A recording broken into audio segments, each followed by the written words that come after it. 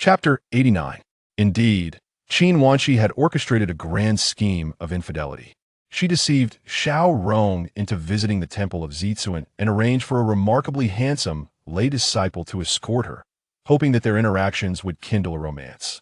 Over time, however, to her surprise, Xiao Rong transformed into a paragon of virtue at that moment.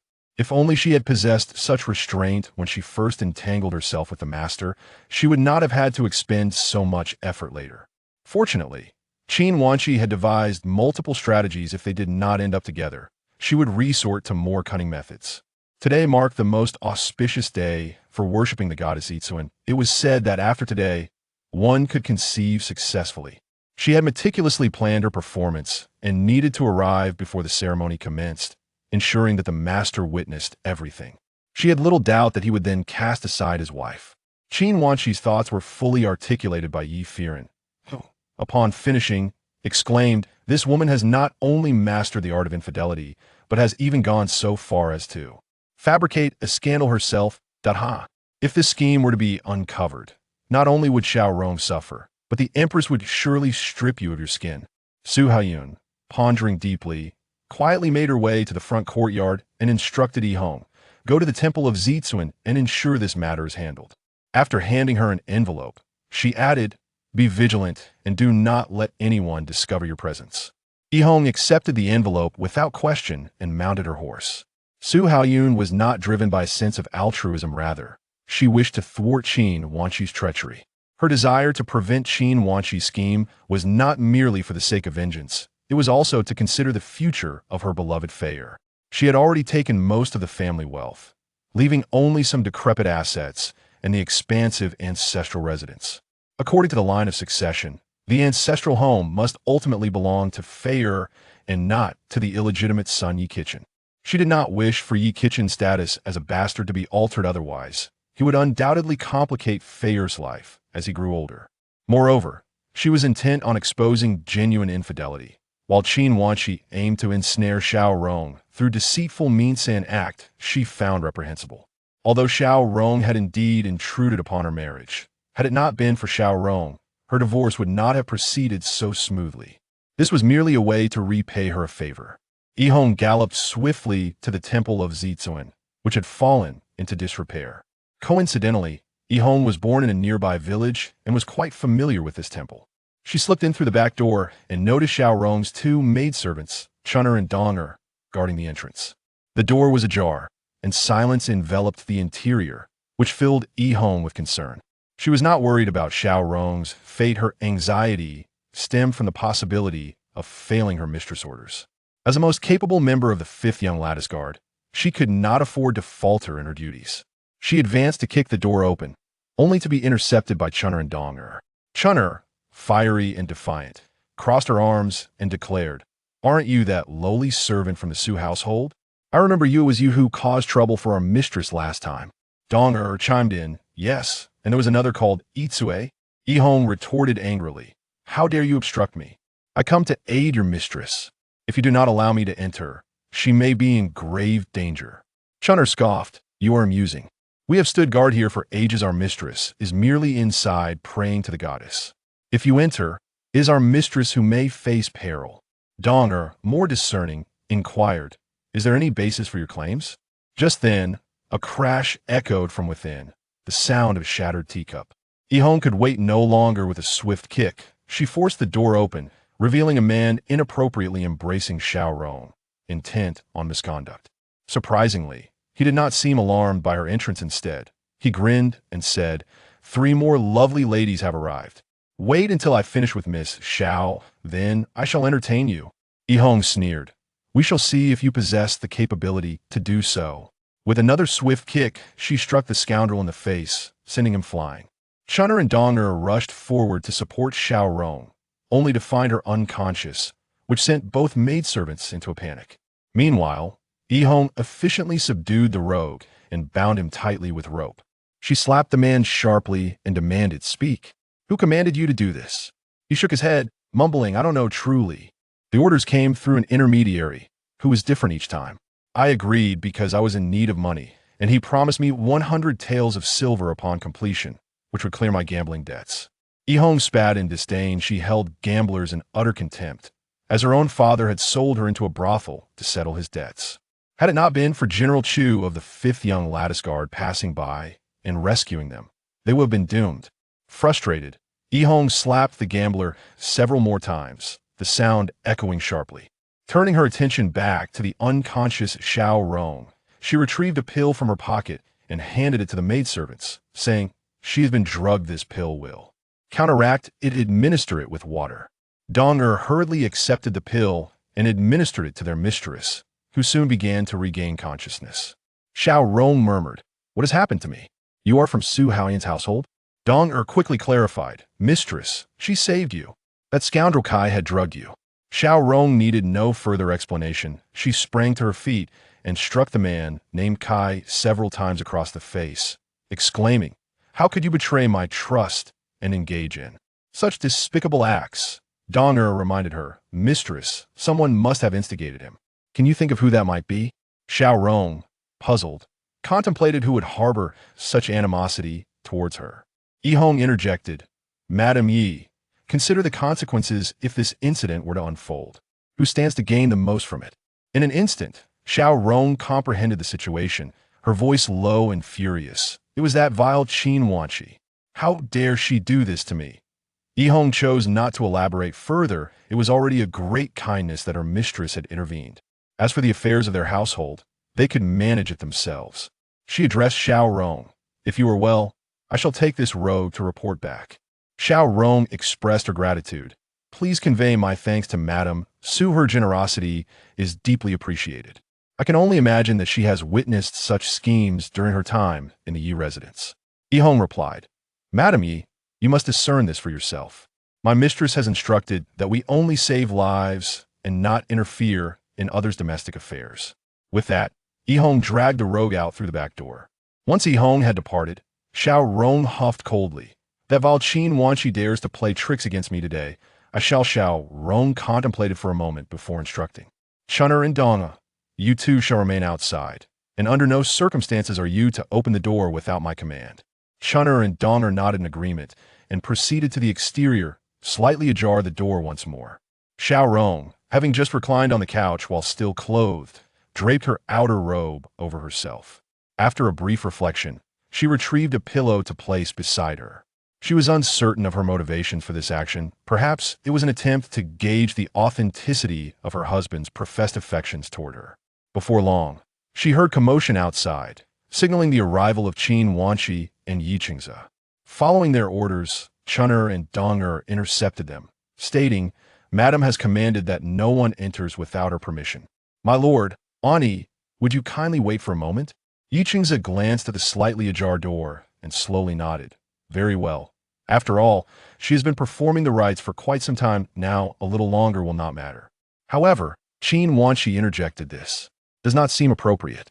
The sky is darkening, and Madam's health may suffer in this damp, dilapidated temple. I believe it would be best to call her out." As she attempted to push the door, Chun'er halted her, reproaching, "What do you mean, Ani Qin? Is it your place to meddle in Madam's affairs? Your actions may seem trivial, but they could jeopardize Madam's important matters. If the rites fail, you might owe her a child." Qin Wanqi, blocked by the two maidservants, grew anxious that time was slipping away and they might miss the opportune moment. Resolutely, she remarked, "Jeopardizing Madam's important matters? Oh, what could that possibly entail? Could it be that there is someone in this room who should not be here?" Chun'er stepped forward to argue. "What do you mean by that, Ani Qin? Our Madam has been seeking blessings for a child for quite some time now, and your words carry weight." Qin Wanqi scoffed. "So you acknowledge it has not been a short while? What pressing matter could compel her to secretly seek blessings in this remote wilderness? I stand by my words and will take responsibility. I have heard rumors of the First Lady's close association with a man, and now she hides away in this room. Could it be that they are engaged in something illicit?" Her bold assertions stemmed from her complete confidence, having received a message from a man through a middleman, confirming his arrival at the temple of Zisiyuanyang. Qin Wanqi glanced at Yi Qingze, who indeed furrowed his brow.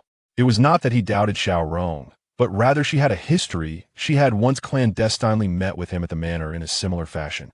Could it be that she had shifted her affections to another? With this troubling thought, Ye Qingzi forcefully pushed past Chun'er and kicked the door open. Qin Wanqi instantly spotted the two figures sprawled on the couch and shouted, "My lord, look! Is this not evidence of an illicit affair?" Ye Qingzi stepped forward and yanked the quilt from Xiao Rong, who feigned shock, clutching the pillow in her arms and retreating to the corner of the bed, her complexion paling. "Who goes there? My lord? How could it be you? Donger, Chun'er, how could you guard the door like this? Did I not say to let my lord wait a moment? Is my lord so impatient that you cannot wait a little longer?" Chapter 90. Ye Qingzi shot a glare at Qin Wanqi before approaching Xiao Rong, gently taking her arm and soothing, "Madam, do not be angry. I was merely distressed by concern for you." "Concerned?" Xiao Rong scoffed. "I believe it is you who has fallen prey to the slander of others." Ye Qingzi hastily denied it. "How could that be? Madam has resided in this temple for over a month. I have been anxious for your well-being. Please, let Chun'er and Donger tidy up, it is getting late." Xiao Rong glanced at Qin Wanqi, whose countenance was marked by disappointment, clearly having seen her plans thwarted. In that moment, Xiao Rong realized that this scheme was indeed the work of that vile woman, Qin Wanqi. She seethed internally, thinking that had she still been a princess, she would not have hesitated to have her sold off without evidence. But she was no longer a princess, merely Ye Qingzi's legitimate wife. Even if she wished to dispose of concubine with offspring, it would not be as simple as that. Qin Wanqi had executed her plot with such finesse, leaving no trace behind. Yet Xiao Rong could not shake the thought that Qin Wanqi was adept at such schemes, suggesting she had perhaps engaged in similar acts before. Moreover, she reflected that Su Shi had been married to the Ye family for 10 years before bearing a child, while Qin Shi had given birth to a son in her first year. Even though she later suffered complications from childbirth, she had conceived again soon after. Both of Ye Qingzi's previous wives appear to be healthy and capable of bearing children. Even Xiao Rong was only 19, and conceiving should not be a challenge. Why, after more than half a year of marriage, had her efforts to conceive yielded no results, leaving her in such a frail state? With clarity dawning upon her, Xiao Rong resolved to take decisive action to restore order within the Yi household. Surprisingly, she did not act rashly. Instead, she slowly nodded and said to Ye Qingzi, "My health has been quite taxing lately. Perhaps you should visit Ani Qin. I have consulted a high monk, and the 7th day of next month is auspicious. If you come to my chamber then, we shall surely conceive a son." Ye Qingzi, without much thought, readily agreed. "Very well, I shall heed madam's wishes." In recent days, Ye Feiran had ceased to follow the happenings of the Ye family, as the weather had turned cooler, making him feel lethargic. Conversely, the fourth prince had been increasingly frequent in his visits, often accompanying his second brother. Ye Feiran could not help but tease, "Aren't you the commander of the Prince Ye's guards? Why do you seem more like the fourth prince's personal escort?" The fourth prince had been granted the title of Jean Prince, with his residence established near the Su Manor, facilitating their frequent visits. Having left the palace to establish his own residence, the fourth prince was overjoyed, reveling in newfound freedom, frequently visiting the Su Manor and training with Su Yuxiat. The martial arts arena that in earlier days, Ye Feiran would have been anxiously seeking a position for the fourth prince from the emperor, but now she was unhurried, advising him instead, "Take your time to relax, play, and experience the world outside. I shall never leave this place, so you must see for me." Conversely, the empress grew anxious, repeatedly urging the emperor to recommend the fourth prince for regency, pressing the Jingwu duke's residence to advocate for the early establishment of a crown prince. As Ye Feiran recalled the plot lines from the original story, he noted how, in just a year's time, the Su Manor had fallen, the Su matriarch had passed, Su Yulon had been reduced to a poverty-stricken teacher, and Luo Prince was often found drunkenly staggering in front of his classroom. He pondered whether the events would unfold differently this time around. With a piece of pastry in hand, Ye Feiran was momentarily lost in thought when the sixth prince took a bite out of the treat. Ye Feiran was taken aback, watching his expression shift as he exclaimed internally, "Ah, you actually bit my pastry. A single bite would have sufficed, yet you took such a large one. Were it not for your status as my favorite brother, I would have surely cried over this." At that moment, the sixth prince was convinced that the child truly could become upset over a bowl of fish and meat noodles. Unbeknownst to the sixth prince, however, The old man had not merely consumed a bowl of fish and meat noodles, he had slaughtered the prize koi he had nurtured for over a decade. To create the dish, that koi was said to be a spirit beast, and he had hoped to raise it to a size suitable for riding. Because he observed that the dolls and others' New Year paintings rode on koi fish, he wondered why he could not have one too.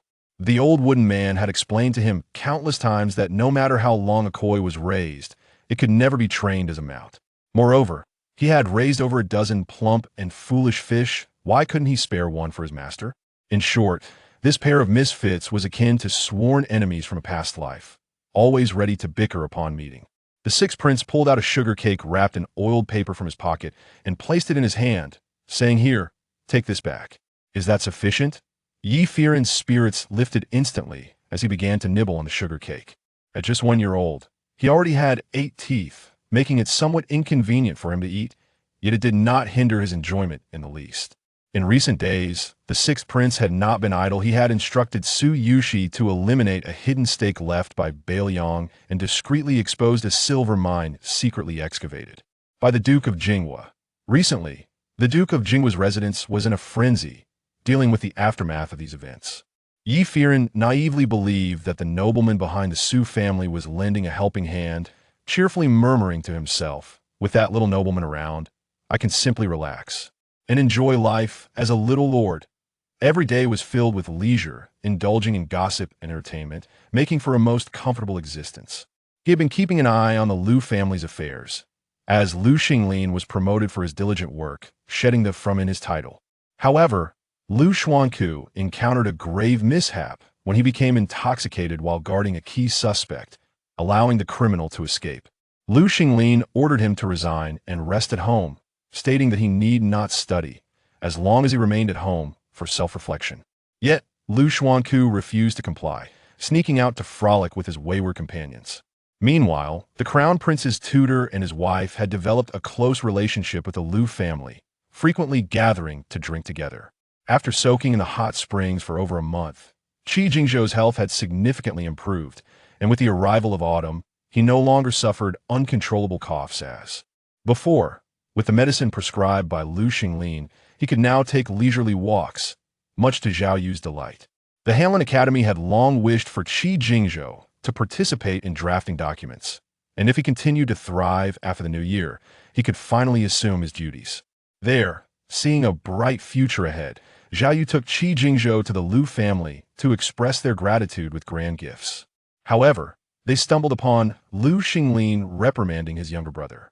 To their surprise, the usually gentle Liu Xinglin wielded a whip with no hesitation against his sibling. The whip, made of unknown material, left red marks upon contact without breaking the skin or causing any serious injury. Yet, judging by Liu Xuanku's cries, it was evident that the pain was considerable. Before they even entered, the sounds of Liu Xuanku's wailing reached them, accompanied by Liu Xinglin's questioning. "Do you acknowledge your mistakes? Do you?" Liu Xuanku cried, "Ah, brother, I know I was wrong. I truly understand my mistake this time." Liu Xinglin retorted, "Very well, then tell me, where did you err?" Liu Xuanku admitted, I should not have disobeyed you, sneaking out to indulge in wine, gambling, and soliciting." Liu Xinglin's anger intensified as he struck Liu Xuanku's bare back with the whip, exclaiming, "You little rascal! Do you think I won't break your legs today? What do the Liu family's regulations say? You have been in the capital for less than 6 months, and you have already learned to indulge in drinking, gambling, and debauchery. Moreover, while on duty, you allowed a criminal to escape. You eat royal provisions and receive salary. And this is how you tarnish the people's perception of the court? I never agreed to you taking on this duty. Now, emboldened by your sister's influence, you misbehave and commit such grievous errors. Not only do you fail to repent, but you also remain unashamed. I see no reason for your continued existence today. I shall send you to meet our ancestors." Liu Xuanku was terrified, kneeling before his brother and grasping his leg, pleading, "Brother, I was wrong. I know I was wrong. Please show mercy. Sister, sister, come save me." His desperate cries did not summon his sister, but instead attracted 2 men. Zhao Yu, laden with gifts, and Qi Jingzhou exchanged glances, with Qi Jingzhou softly remarking, "It seems we have arrived at an inopportune moment." Liu Xinglin, deflated, tossed aside the whip, and sighed. I apologize for the disturbance, esteemed guests. I was merely disciplining my wayward brother. His recent misdeeds have left me with no choice but to resort to family discipline. Zhao Yu and Qi Jingzhou feigned indifference had they not intended to meddle in family matters. They would have left upon hearing the commotion. They feared Lu Xinglin might truly harm his brother in a fit of anger. Though Zhao Yu's temperament might have led him to take more drastic measures with such a brother, Qi Jingzhou, known for his good nature, stepped forward, saying, "A brother must be taught with patience. He is likely still adjusting to life in the capital. Lu Darren, please take care of your health and do not let anger consume you. Instead, let us all enjoy the renowned pear blossom wine of the capital, which we fortuitously acquired today." With guests present, Lu Xinglin graciously obliged and instructed his steward, "Lock this unfilial brother in the ancestral hall for reflection. He shall not emerge until he has thought things through. No food or drink for him." Turning back to Zhao Yu and Qi Jingzhou, he gestured invitingly, "Please, esteemed guests, this way. Prepare the renowned dishes of prickly ash and white angelica." Qi Jingzhou admired the naming conventions of the Lu family, commenting, "Lu Xinglin, Lu Xuanku. I have heard that Lu Gairen's childhood name is Banksia. Today I also hear of prickly ash and white angelica. It seems all names in the Lu residence are related to medicine." Lu Xinglin chuckled bashfully. "Indeed, the Lu family does not employ household servants, only disciples. Even if bought, once they enter the Lu family, they become heirs to our medical knowledge. The head of the family must bestow names, all of which must relate to medicine." As Lu Xinglin welcomed Zhao Yu and Qi Jingzhou to the table, Lu Xuanku had already climbed out the window to escape. He needed to find a way to see his sister otherwise. He was certain he would perish at the hands of his brother. His sister always treated him with care. She would surely not stand idly by. Thus, he ran frantically toward the palace. Chapter 91. At this moment, the palace had not yet been locked, yet it was not a place that a mere ninth-rank official could enter at will. Lu Xuanhu anxiously paced in front of the palace gate. Had it not been for his official title, the guards would have certainly apprehended and detained him. Enduring the pain in his back, he implored the guards at the gate, "I am the brother of Lady Lu, and I visited last time as well." Entering in a sedan chair, "Please, kind sirs, allow me to see my sister." The guards, feeling helpless, replied, "Young Master Lu, even if you are truly the brother of Lady Lu, you still require an entrance token to enter the palace. You have nothing in your possession. How can we make an exception? I suggest you first go to the Ministry of Internal Affairs for a token. At most, they will respond within 3 days." Lu Xuanhu grew frantic. 3 days of waiting? What if my brother? He understood his elder brother's temperament. He was genuinely furious this time. Having caused such a significant disturbance, his brother would undoubtedly prevent him from serving in an official capacity again. All the face he had painstakingly earned in the capital would be utterly ruined. No, he could not resign from this position. He must find a way to seek his sister's assistance. After dinner, Ye Feiran was idly daydreaming when he heard a notification about a new gossip, immediately exhilarated. He lay on his bed and indulged in the news. The sixth prince was laying out rice paper, painting the autumn-flowering crabapple tree outside his window. Adorned with clusters of red crabapple fruit, an enchanting sight after the frost. Winter had arrived, and Ye Feiran was clad in a thick cotton coat, with soft satin silk bedding. His and the sixth prince's chambers were decorated in a warm and elegant manner. The winters in the capital were not overly cold, so there was no need for a charcoal brazier, as it was not yet the season for severe drops in temperature. With his chin resting on his hand while snacking on seeds, Ye Feiran narrated live updates to the sixth prince. Lu Xuanhu has gone to the palace to find his second sister. Does he not realize that as a mere ninth-rank official, how could he possibly enter the palace gate? Oh, is that not Prince Luo? It seems he intends to bring him in, as Ye Feiran had observed. Prince Luo's carriage had stopped at a distance from the palace gate, and upon seeing Lu Xuanhu, he summoned him over. Lu Xuanhu was initially hesitant to approach, but the guard quickly reminded him, "That is the emperor's most favored Prince Luo. You must not be negligent." Lu Xuanhu hurriedly ran over, bowing to Prince Luo, "Greetings, Your Highness." Prince Luo lifted the curtain of the carriage and gestured to Lu Xuanhu with a nod. "There, you may speak with the one you wish to see." The other occupant of the carriage was Su Yulan, who recognized Lu Xuanhu from the times Lu Darin had frequently brought his brother to the Su residence. He inquired, "Young Master Lu, are you planning to enter the palace at this late hour?" Lu Xuanhu acknowledged Su Duran with a nod. Indeed. But the guards refused to let me in. The palace rules are indeed numerous. I merely wish to see my sister, and I must wait 3 days for that. Su Yulan advised, the palace is not like the outside world. One misstep could cost you your head. Young Master Lu should tread carefully. Lu Xuanhu exclaimed, is it truly that serious? Then, I just... Su Yulan waved his hand and turned to Prince Luo, suggesting, why not show some kindness and take him inside? He appears quite anxious. He must have urgent matters to discuss with Lady Lu. Lu Xuanhu's eyes brightened. Your Highness, could you possibly take me in? That would be wonderful. Thank you. Su Yulan felt somewhat speechless, pondering why Lu Duran was so cultured and courteous, while this younger brother seemed utterly oblivious. This was the royal palace, and before him stood a prince. Such rudeness could lead to severe consequences for anyone else. However, Prince Luo understood Su Yulan's intent and nodded. Let the young man in. Should the emperor inquire, I shall take full responsibility for his entrance. Please escort him to Lady Lu's residence in the imperial harem. The guard respectfully replied, yes, Your Highness. After closing the carriage curtain, Prince Luo asked Su Yulan, are you satisfied now? May I inquire why you chose to assist him? Su Yulan contemplated and replied, do you not find Lady Lu somewhat peculiar? Prince Luo, who did not reside in the Su household, was unaware of Ye Feiran's suspicions towards Lady Lu. Furthermore, as a brother-in-law, he was not in a position to interfere in matters of the emperor's harem and simply replied, oh, what seems peculiar? Su Yulan elaborated, I cannot quite articulate it.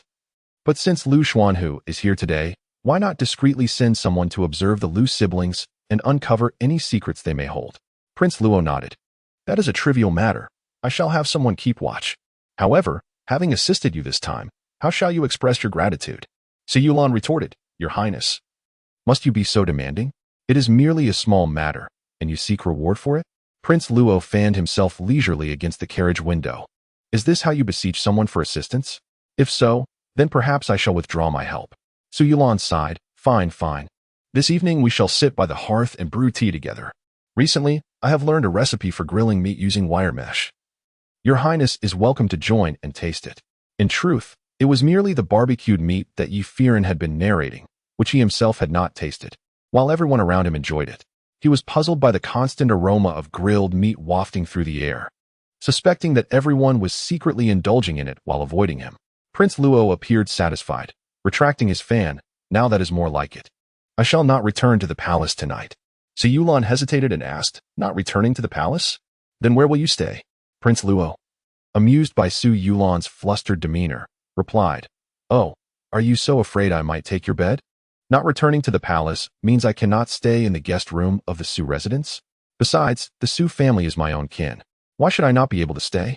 Su Yulan hastily clarified, that is not what I meant.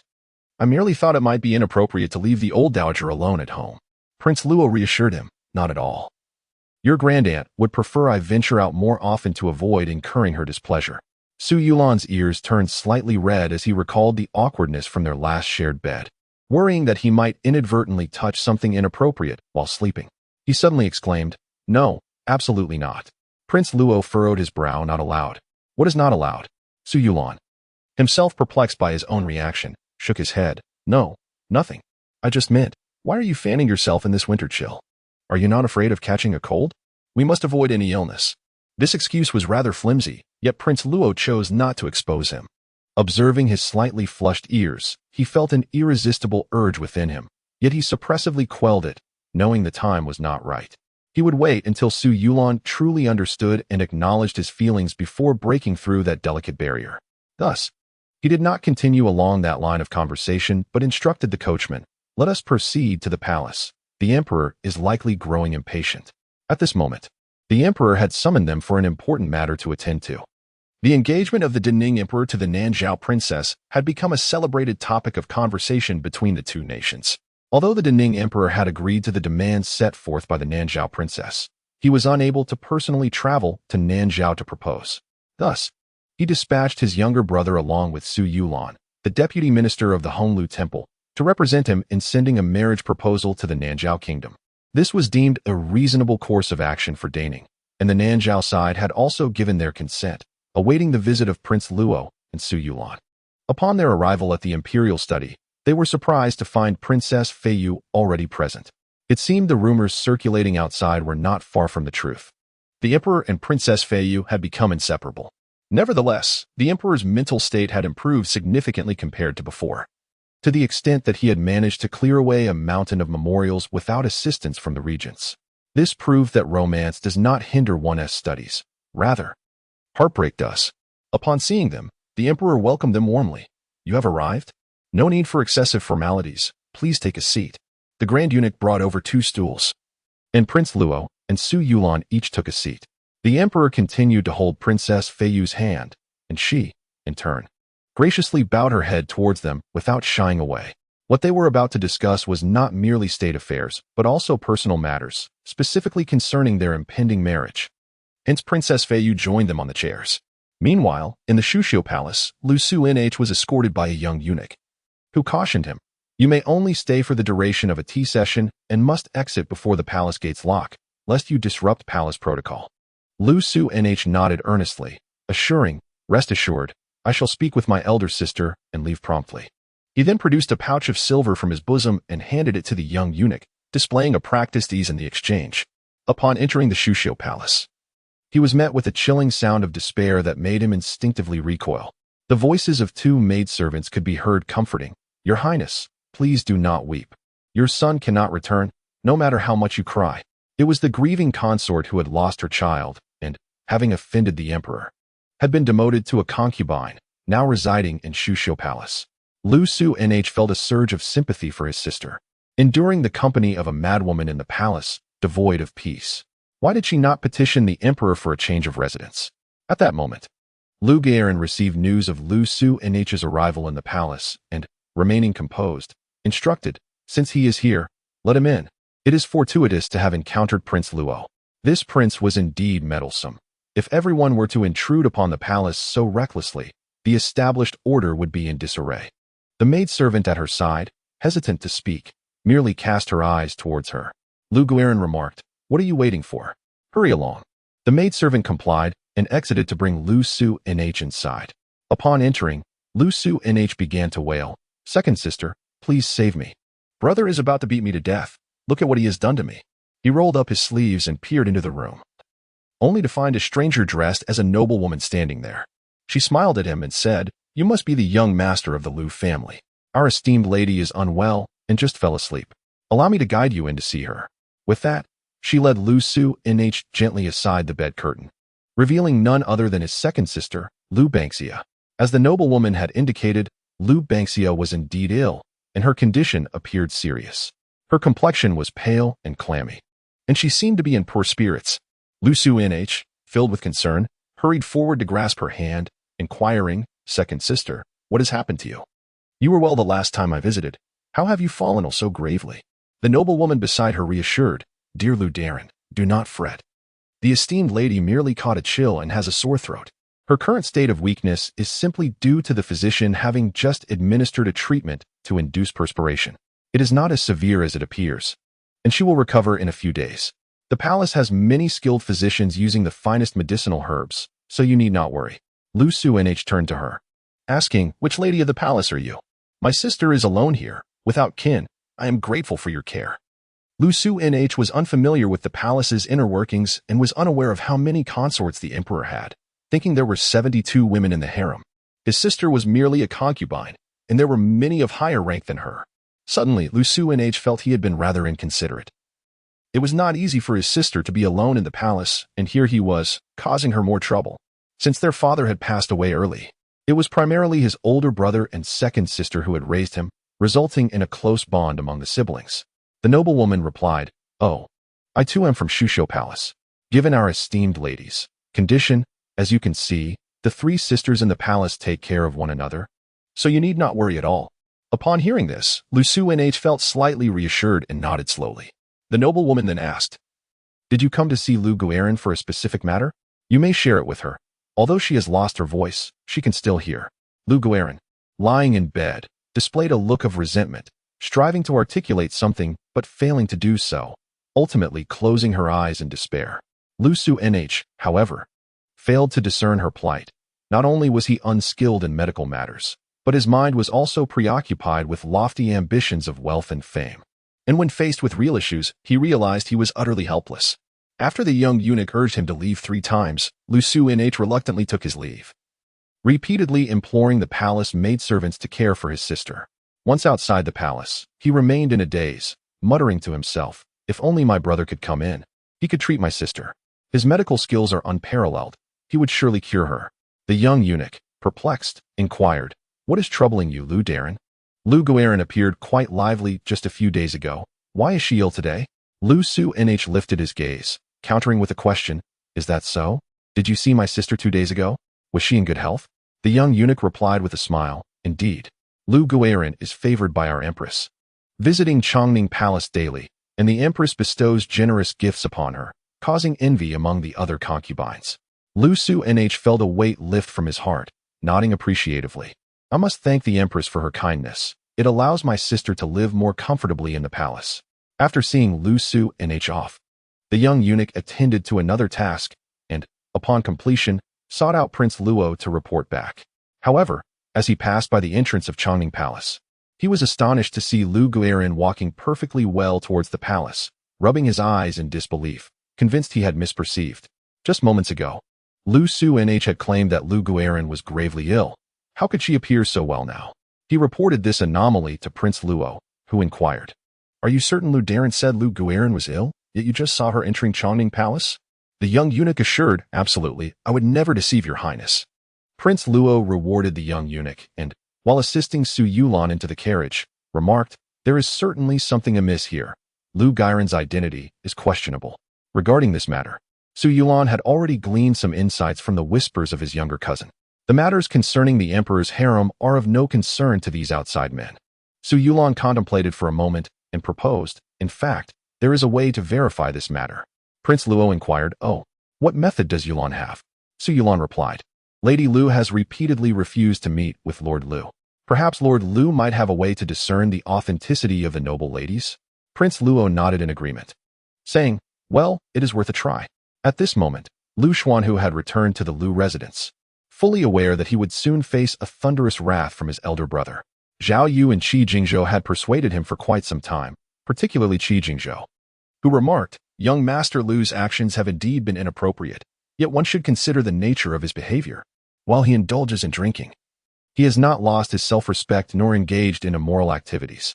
Although he neglects his duties, he has not accepted bribes, nor has he relaxed his vigilance against criminals for the sake of financial gain. Even though he did not ascend to the position of prison supervisor through proper channels, he has not abused his power. His acts of kindness have even garnered praise from the families of impoverished offenders. In my opinion, though Lord Lu must discipline his brother, it should not be done so rashly. I suspect Lord Lu has been quite indulgent with young Master Lu in his youth, having employed the wrong methods before, and now he is using inappropriate means again. Both of you have erred. The two brothers should communicate more. Perhaps sitting down calmly to discuss matters could resolve the current issues." Zhao Yu, mindlessly siding with his wife, nodded in agreement. Indeed, Zhou is right.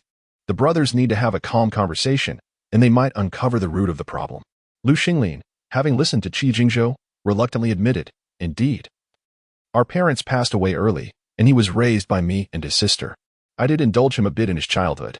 Now, only realizing he has gone astray, it is too late to remedy it, and I wish to make amends. Thank you, Brother Qi, for your advice. I will have a good talk with him." After bidding farewell to Zhao Yu and Qi Jingzhou, Lu Xinglin intended for an honest conversation with his brother. However, Lu Xuanhu knelt before him, weeping as he clutched his elder brother's leg, exclaiming, "Brother, I know I was wrong. I will diligently study medicine from now on. Sister, she is seriously ill. I cannot discern what ails her. All I know is her face is pale, she cannot speak, and she is drenched in cold sweat. They say she was fine just a couple of days ago, and suddenly she fell ill. Brother, I cannot save her. Only you can." Upon hearing this, Lu Xinglin lost all inclination to reprimand his brother and began to worry. "You entered the palace? Did you see your sister with your own eyes? Are you certain that it is indeed your sister?" Lu Xinglin had previously heard Ye Feiran's thoughts and had long harbored doubts regarding his sister's identity. Lu Xuanhu, not understanding his brother's question, simply nodded and said, "Absolutely. Sister has lost so much weight, looking terribly haggard. I cannot believe she was well just days ago and has now become like this. But I cannot tell what illness she has. I feel utterly useless." In that moment, Lu Xinglin could no longer afford to chastise his brother and only wished to rush to the palace to see his sister. His feelings for Lu Bangxia were equal to those for Lu Xuanhu. Both were dear to him. Had it not been for the Internal Affairs Office assigning a selection quota, requiring their county to present a young lady for the palace, he would never have consented to his sister's journey to the capital. Xianan was a small, rustic place that had never produced a beauty. This trip was merely a formality, a means to satisfy the higher authorities. Who among the daughters of ordinary families would wish to undertake such a journey, enduring hardships and humiliation in the capital, where they would be compared unfavorably to the daughters of affluent families and the enchanting maidens of Jiangnan? Thus, Lu Xinglin allowed his sister to undertake the journey, knowing that once she revealed she hailed from Xianan, the Internal Affairs Office would likely dismiss her without a second thought. To prepare for this, Lu Xinglin even took the trouble to procure an elegant outfit for his sister in Jiangnan, assuring her that she was no less than the women of Jiangnan. His sister, with dreams as lofty as the heavens, had always yearned for the outside world. Lu Xinglin advised her, when the officials inquire what you can do, simply say you possess no talents, but you do love to eat. You never miss a meal, yet you do not gain weight. Does that count as a special skill? Lu Bangxia found his jest amusing, finally forgiving her brother, and nodded, rest assured, brother, I will not bring shame to Xian. Little did they know, this farewell would stretch into 3 or 4 years. Lu Bangxia successfully entered the palace, ascending from a mere attendant to the esteemed position of a noble lady. Enduring untold hardships along the way, Lu Xinglin could no longer remain idle. He wished to enter the palace to check on his sister. But why was she refusing to see him? Perhaps he could appeal to the Su family, who now held considerable influence in the court, to assist him in gaining an audience with his sister. After much contemplation, he finally mustered the courage to visit the Su residence with a box of pastries in hand. At that moment, Ye Feiran was frolicking with a multitude of rabbits. Indeed, a multitude of rabbits. The rabbits that Ye Feiran and the 6th prince had hunted previously, including the one named Little Jiajian, had multiplied into a veritable horde. The Su residence was now overrun with rabbits. Initially, Su Haoyun had contemplated giving them away or releasing them into the wild, but one day, he saw Ye Feiran gazing at the rabbits with longing, her thoughts echoing in her mind: spicy rabbit head, roasted rabbit, stewed rabbit meat, braised rabbit legs. Oh dear, I apologize, little rabbits. I simply miss the delicious foods from my hometown, and seeing you all brings tears to my eyes. Ye Feiran wiped away the tears that had spilled over, picked up a little rabbit, and thought, how could I eat a rabbit? They are just too adorable. Consequently, the number of rabbits began to dwindle daily, their birth rate gradually falling behind the rate of their disappearance. Ye Feiran was puzzled, wondering if the household was beset by weasels. Upon looking up, she spotted Lu Xinglin approaching with a large gift box, smiling broadly as he asked, Young Master Su, is your mother at home? Ye Feiran frowned, thinking, what does he want with my mother? A grown man, carrying a large gift box. Is he trying to court her? No way, I do not approve of this match. Lu Xinglin stammered. It's a misunderstanding. Chapter 93. Lu Xinglin could not ascertain whether he was hallucinating. Why did he always hear the thoughts of the young master of the Su family whenever they met? Ye Feiran, being quite the chatterbox, continued to express her thoughts. Oh, so you seek my mother regarding Lady Lu. Alas, I advise you to return. My mother cannot assist you with this matter. While she is a noble lady of high rank and can enter the palace at will, she cannot bring outsiders, especially men, with her. However, you could seek out Prince Luo. If he can help your brother enter, surely he could also assist you in gaining entry to the palace. Lu Xinglin was taken aback, about to inquire further, but found himself unable to voice the question. The mysteries surrounding the Su family in the capital were shrouded in secrecy, and it seemed, indeed, that there were unspoken truths at play. Ye Feiran's thoughts persisted. Why are you still lingering here? Hurry to find Prince Luo. Time is of the essence, or your sister's life may be in jeopardy. As Ye Feiran indicated, the real Lady Lu was gravely ill and might not have long to live. The Lady Lu walking within the palace was not the genuine article, but an impostor, a Northern Liao spy who had willingly entered the harem to undermine Daning. However, this Northern Liao spy is not actually from Northern Liao. She simply wishes to serve their interests. It has been demonstrated that regardless of her true identity, anyone willing to assist Northern Liao becomes a valuable asset. The previous 2 military engagements ended in defeat for the border guards under Shui Gui, primarily due to the intelligence gathered through the false Lady Lu which culminated in a desperate victory after risking the lives of tens of thousands of soldiers. If the false Lady Lu were to remain inactive, it would be one thing, but any action she takes unveils explosive secrets.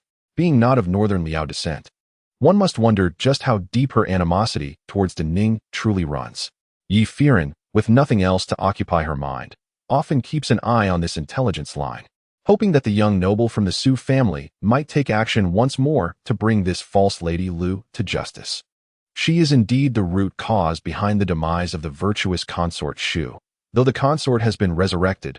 Had it not been for the sixth prince's rebirth, she would have long been laid to rest. Allowing her to remain within the palace will only lead to more young men of De Ning perishing at the borders. Upon hearing Ye Feiran's revelations, Lu Xinglin could no longer contain himself and hurriedly made his way to Prince Luo's residence, gift box in hand. At that moment, Prince Luo was just returning home with Su Yulan. As the carriage came to a halt, he playfully chided Su Yulan, saying, "Laner, you promised to enjoy tea by the hearth with me today. You cannot go back on your word." Su Yulan, feeling a bit helpless, replied, "I did not intend to break my promise. I was merely wondering if your residence has any fine tea. I can send a servant to fetch some fresh milk that Northern Liao sent a few days ago to prepare a rare tea for you to sample." "Milk?" Prince Luo asked, somewhat incredulous. Su Yulan nodded, explaining, "You see, Feiran has been raving about milk tea lately, and coincidentally, the Su family's old military unit in Northern Liao managed to send over a cow known for its prolonged milking period.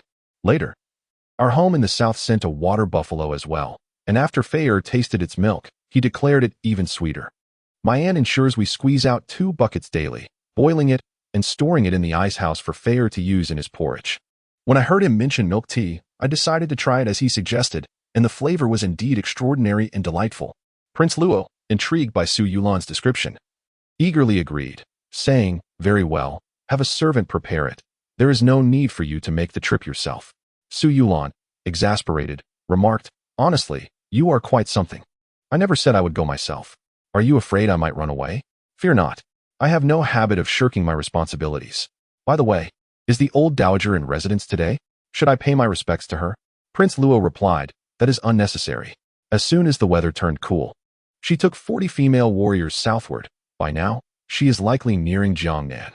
The old dowager cannot remain idle, always traveling to enjoy the scenery. She flies north in summer and south in winter. I often jest that she is like a migratory bird. The old dowager, however, relishes being that migratory bird, confidently asserting that she has traveled more than any other old lady in the world. As they conversed, Prince Luo dismounted from the carriage and extended his hand to assist Su Yulan down. As she stepped out, she lost her balance and was unexpectedly caught in Prince Luo's arms, startling her into pushing him away. Feeling a bit wounded, Prince Luo said, "I am not a ferocious tiger. I would not harm you. Why are you so frightened?" Su Yulan, avoiding his gaze, murmured, "It's nothing. I just pushed you away instinctively. Please do not take it to heart." This instinctive reaction led Prince Luo to understand certain things. He felt that after tonight, it would be time to reach a resolution. In truth, there was little to resolve. Such sentiments arose from within oneself and could only be contained within. He did not perceive himself as one harboring such intentions. Thus, it would be better for him to focus on his duties rather than embark on an uncertain path alongside her. He found himself envying Zhao Yu, who quietly nurtured a close relationship with a sworn brother in his residence, a fortunate circumstance for someone of their disposition. Prince Luo dismissed his thoughts and declared, "Let us go. Today, the residence happens to have freshly prepared pork, beef, and lamb. You may help yourself." Su Yulan nodded, her ears slightly reddening in the twilight, though Prince Luo did not notice. Just as they were about to enter the residence, they heard someone calling from outside. "Minister of the Ministry of Revenue, Lu Xinglin, pays his respects to His Highness." Turning around, Prince Luo saw Lu Xinglin kneeling outside the door, holding a large gift box. Confused, he asked, "Minister of the Ministry of Revenue? What brings you here today?" "I just encountered the young Master Lu, and now the elder Master Lu has come to visit. Please rise. Speak your mind." Lu Xinglin stood up and said, "Yes, Your Highness. I have a request."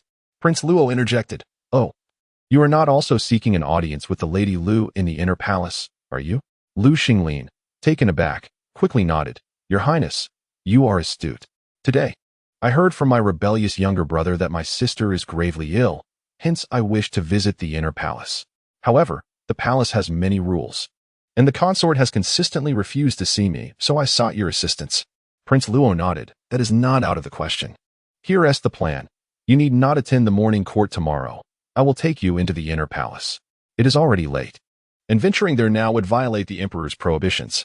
Upon hearing Prince Luo's agreement, Lu Xinglin immediately knelt, bowing his head. Thank you, Your Highness. Your great kindness will be remembered by me for eternity. Prince Luo waved his hand dismissively. It is merely a matter of bringing you into the palace. It is not such a grave occurrence. The night is drawing near. You should return home now. We shall meet at the palace gates at the hour of the dragon tomorrow. Lu Xinglin nodded in acknowledgement, handing over the gift box to Prince Luo's attendant before taking his leave. Once Lu Xinglin had departed, Su Yulan inquired, Your Highness, why did you not invite him to join us for dinner? Prince Luo, appearing rather petty, replied, The tea by the hearth is a prize you lost to me. How could I share it with others?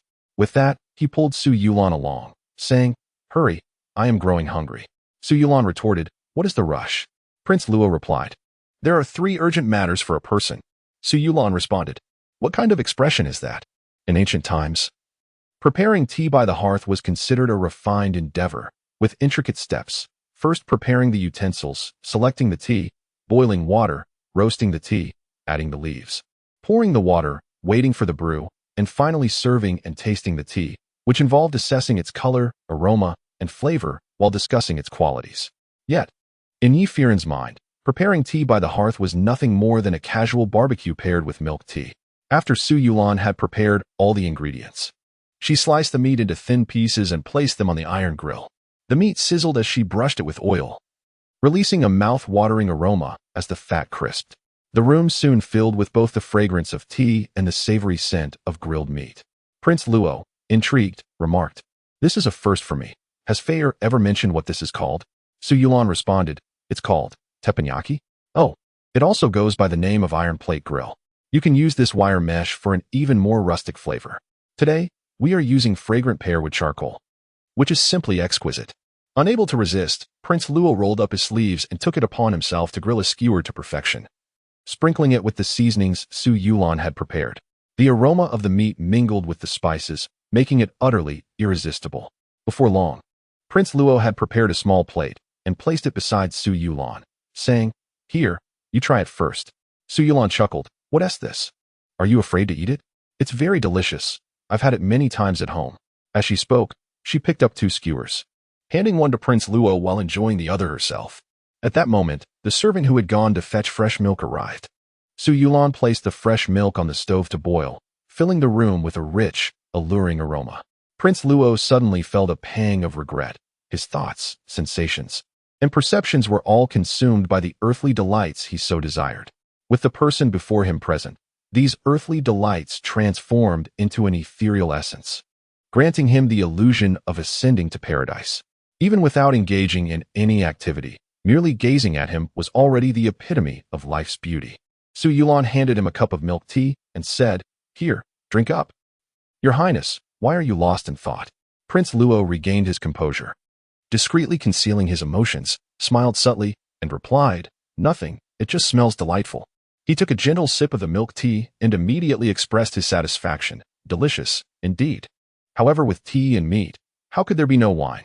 I have a jar of 10-year-old spring wine treasured here. Let us indulge today. Recently, Su Yulan had developed a fondness for wine. Upon hearing Prince Luo mention good wine, he brightened up and exclaimed, Wonderful. I've had 3-year and 7-year aged wines, but never 10-year spring. 10-year aged wine must be exquisite. Prince Luo stood up, turned to instruct the servant to fetch a small jar of wine. As he removed the clay seal, an enticing fragrance wafted through the air. He poured a cup for each of them and cautioned, Drink sparingly. This wine is strong, and a child shouldn't indulge too much. Su Yulan, displeased, retorted, But I am now a 4th-rank official. The emperor has just appointed me as the vice minister of the Honglu Temple. How can you still call me a child? Your Highness, you are only 7 years my senior, and I am already 20. Prince Luo felt a moment of disorientation, thinking to himself, Has it truly been 20 years already? He raised his wine cup and tapped it against Su Yulan's, smiling radiantly, and declared, Then let us toast to our 20-year-old Lan. Su Yulan stared into Prince Luo's eyes, momentarily entranced, his heart racing uncontrollably. Yet due to their relationship, He had to forcibly pull himself back. He lifted his cup and chuckled. Your Highness, I am 20 now. I can be given a name. Chapter 94. Prince Luo opened his mouth and asked, You wish for me to name you? Su Yulon replied, The elders in my family give names. As you are of my generation, you are technically my uncle. What is there to object to? Upon hearing the term uncle, Prince Luo sighed inwardly and said, Very well, let me think it over. Su Yulon placed the grilled meat skewers beside Prince Luo and raised his cup for a toast. It seems snow is about to fall. This year's snow comes early. Prince Luo looked up at the overcast sky outside, nodded, and remarked, Quite good. Auspicious snow heralds a bountiful year. Su Yulon advised, Drink sparingly. Do not forget you must accompany Lord Lu into the palace tomorrow. Prince Luo poured himself another cup, responding, It won't delay me. My tolerance for alcohol has long been cultivated. Su Yulon scoffed. Was it honed in the brothels and taverns? The first snowflake fell softly with the western wind, drifting into Prince Luo's wine cup, enhancing the already exquisite flavor of the wine. Prince Luo chuckled, leaning closer to Su Yulon. Indeed, I have mastered more than just my capacity for wine. Would Lan'er like to know other things? Su Yulon's face flushed instantly, and he stepped back, only to be pulled back by Prince Luo. Didn't you say you are already 20? At 20, other young masters already have 3 wives and 4 concubines, calling them father. And look at you. Our Su family lacks offspring. How shall we address the issue of heirs? Su Yulon unexpectedly replied. Father said that all the Su family soldiers are Su family sons. Even if she and I do not marry and have children, our family will not suffer the shame of extinction. Prince Luo was momentarily taken aback, and after a pause, he asked, Did your father truly say that? Su Yulon responded, He has mentioned it more than once. My mother agrees as well. They believe that as long as we have Feiran in the future, it will suffice. He is more than capable of leading the Su family. He is also a descendant of ours. Prince Luo nodded slowly. That is fundamentally a different concept. You cannot blame your parents for your lack of understanding. Su Yulon protested. Where am I lacking in understanding? One does not have to engage in that sort of activity to be considered enlightened. What young man hasn't he indulged in self-pleasure before he could finish? Su Yulon fell silent, his face burning to his ears. After a moment, he downed his cup of wine and muttered, Inappropriate discourse, inappropriate discourse. Prince Luo, however, wore a playful expression and poured him another cup, saying, There's nothing wrong with discussing it. I frequented the brothels at 15 or 16. I have learned all there is to know. Though he had never acted upon it, the sights and sounds he had encountered were diverse. Back then, it was a matter of necessity, but the impact had been profound. He pondered that had he not met a few charming young men in the brothels and witnessed several performances about male romances, perhaps his heart would not have bent in such a way. Moreover, he found himself inexplicably attracted to Su Yulon, who was nominally his nephew. Su Yulon, intrigued, asked as he drank the wine poured by Prince Luo, What do you mean by things one should not know? Prince Luo sighed. Just some private matters that are not suitable for a child to hear. Having studied the classics for over a decade, Su Yulon understood that while they instilled moral values, they could not suppress one's inherent nature. Furthermore, sages themselves married and had children, emphasizing the natural desires of life. At that moment, Su Yulon felt somewhat intoxicated. His gaze wandered, and his thoughts slipped from the control of years of teachings. He reached out and tugged at Prince Luo's sleeve. Good prince, tell me, what are these things that one should not know? Prince Luo, slightly tipsy yet still somewhat clear-headed, saw his interest and decided to tease him further, saying, You wish to know? Then I shall share with you. In the quiet courtyard, snow fell silently, the charcoal fire crackled, and the aroma of wine intoxicated the senses, while the scent of meat whetted the appetite. In truth, Prince Luo did not divulge anything overly explicit. He merely recounted how, to evade those who sought to elevate him, he pretended to revel in the company of courtesans and drink. Embracing beauty was unnecessary to mention, to further provoke disdain for his supposed debauchery. He intentionally requested the popular male performers of the time. There was a renowned male courtesan named Rushin, whose charm was evident in his name. Rushin had once performed a song that garnered a fortune, donating all the proceeds to the war-torn northern populace. It was this song that earned Rushin fame and a reputation for chivalry. Yet, he remained chaste, selling only his art, discussing romance without indulging in scandal. Prince Luo thought to himself, how could someone so aloof be merely a brothel performer? He was determined to test the waters and generously paid for a performance from Rushin. At that time, A private performance by Rushin cost 500 taels, a staggering sum in the brothel. Unexpectedly, the Prime Minister, in a bid to rescue him from a precarious situation, arrived with a contingent of soldiers, claiming that he must intervene at this moment, insisting that Prince Luo would surely be grateful in the future. Prince Luo thought to himself, I truly appreciate it, but I neither wish to be an emperor nor to associate with you all. Ensuring my mother's peace is my utmost desire. Thus, he conspired with Rushin and the courtesan of the time to stage a grand performance, akin to a dragon dancing with a phoenix. It was during this period that Prince Luo realized the true nature of male endeavors. Su Yulan, taken aback, continued to drink cup after cup, foolishly inquiring, with the male courtesan on the left and the female courtesan on the right, did the prince truly remain unmoved? Prince Luo shook his head, saying at that time, I was quite troubled.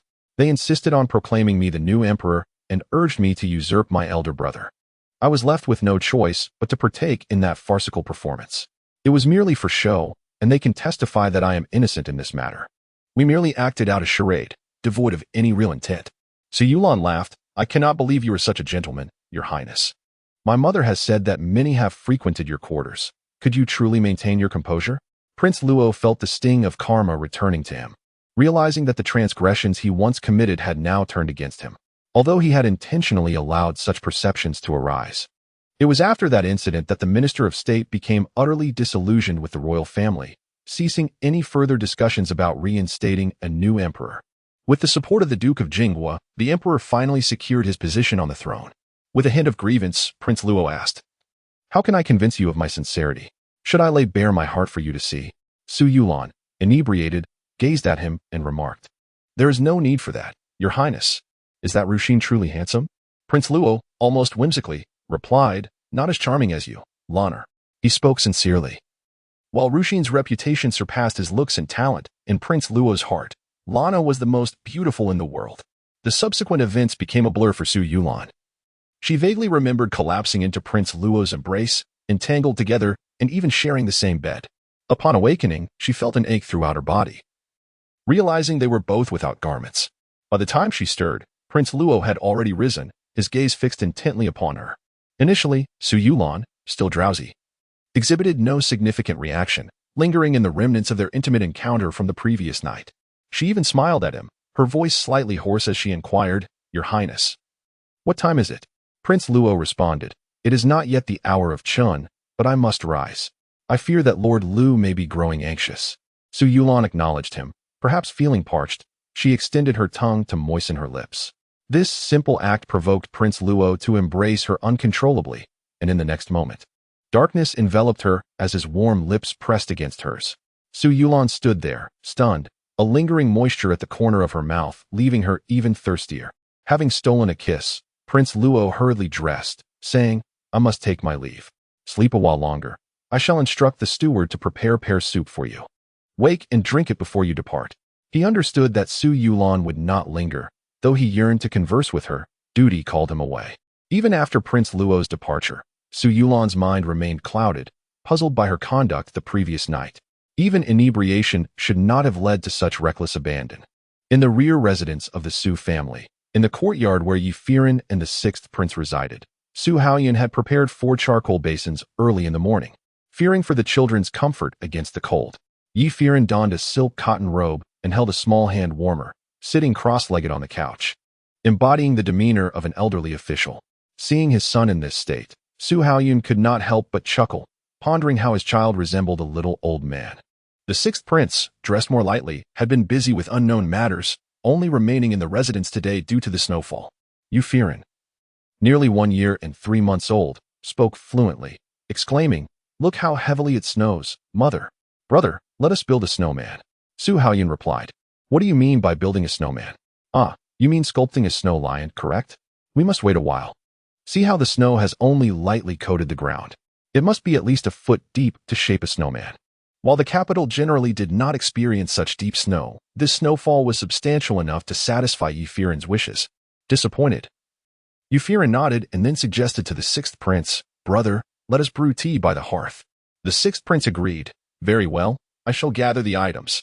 Wait here for me. He suspected that Ye Feiran, unable to venture out due to the snow, was feeling bored. Unbeknownst to them, these tranquil days were fleeting. Soon, The Su army would march north to resist Liao, with the countdown to Liao's unilateral abrogation of the peace treaty underway. As Ye Feiran took advantage of the sixth prince's absence to browse the palace's gossip, she discovered that Prince Luo had brought Lord Lu into the palace. Upon entering, Lord Lu promptly headed to the Imperial Palace of Reserve, but found himself waiting outside for an extended period, yet Lady Lu did not summon him inside. Growing increasingly impatient, Lady Lu, though reluctant to admit Lord Lu, felt compelled to arrange matters to prevent future repercussions. With a tight grip on the neck of the woman on the couch, she coldly commanded, "You know what to do. If you want your brother to live well, you must follow my instructions. Otherwise, you know my methods. I cannot protect this card anymore. If it comes to that, both Lu Xinglin and Lu Xuanhu will accompany me to the grave." Chapter 95. According to her plan, she initially intended to complete her mission regarding the northern Liao before executing a cunning switcheroo, simultaneously eliminating concubine Yu and Princess Feiyu, thus achieving success and retiring. However, the emperor had not called upon her at all, leaving her with no opportunity to strike. Therefore, ensuring that the Emperor of Daming meets his end was her best option. She must guarantee that the candidate for the throne favored by Northern Liao ascends, at the very least. She needed to confirm that the fourth prince was established as the crown prince. Yet, recent developments had been spiraling out of her control, particularly with the arrival of Princess Feiyu, which shattered her plans. In recent days, the Lu brothers had been incessantly visiting the palace, adding to her agitation. Meanwhile, the real Lu Bangxia, lying in bed, was filled with worry, hoarsely asking, "You have replaced me in the palace and acquired everything you desired. Why not spare the Lu family? Moreover, you could have kept them safe in Xianan, so why bring them to the capital? My second brother may be simple-minded, but my eldest brother is clever. How can you be certain you can deceive him?" The false Lady Lu sneered, "Your family should have been exterminated long ago. Allowing you to live this long has been a mercy. Do you know what my original plan was? I would assist the Empress in toppling everyone she wished to eliminate, including Consort Zhang, concubine Yu, and that newly arrived Princess Feiyu. Then, when the truth comes to light, I, as a noble, would naturally lose my position. Moreover, the Lu family is guilty of heinous crimes. Your entire clan must pay the price. Oh, by the way, these concubines are merely appetizers. That foolish sixth prince is the true target of my machinations." Lu Bangxia, confused, inquired, "What has the Lu family done to deserve such relentless pursuit of their destruction?" The false Lady Lu's gaze hardened, "Because all those from the Lu family deserve to die.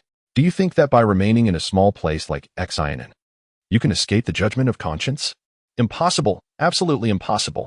Especially Lu Rume. She deserves death, and your entire family deserves death." Upon hearing the name Lu Rubai, Lu Bangxia felt a wave of confusion and spoke, "The name you mentioned belongs to my aunt. How do you know her? She has long since left the Lu family, following her husband to the western regions. Why do you harbor such animosity towards her? What connection do you have with my aunt?" The false noblewoman let out a derisive laugh. "Husband? What a fine husband indeed. He abandoned his wife and children for Lu Rubai, living a carefree life with her. It is your Lu family that is responsible for the demise of my parents, leaving me destitute and my homeland in ruins." Lu Bangxia, only half comprehending, responded, "So, you feigned closeness to me just as I was about to enter the capital and deliberately caused me to fall gravely ill before the grand selection. I feared that not participating would tarnish my brother's reputation, so I allowed you to take my nameplate to represent me. Who would have thought your intentions were so sinister? Seeking not only the title of Lu Guerin, but also the lives of everyone in my family?" The noblewoman shook her finger. "No, not just your Lu family, but every single person in Daning.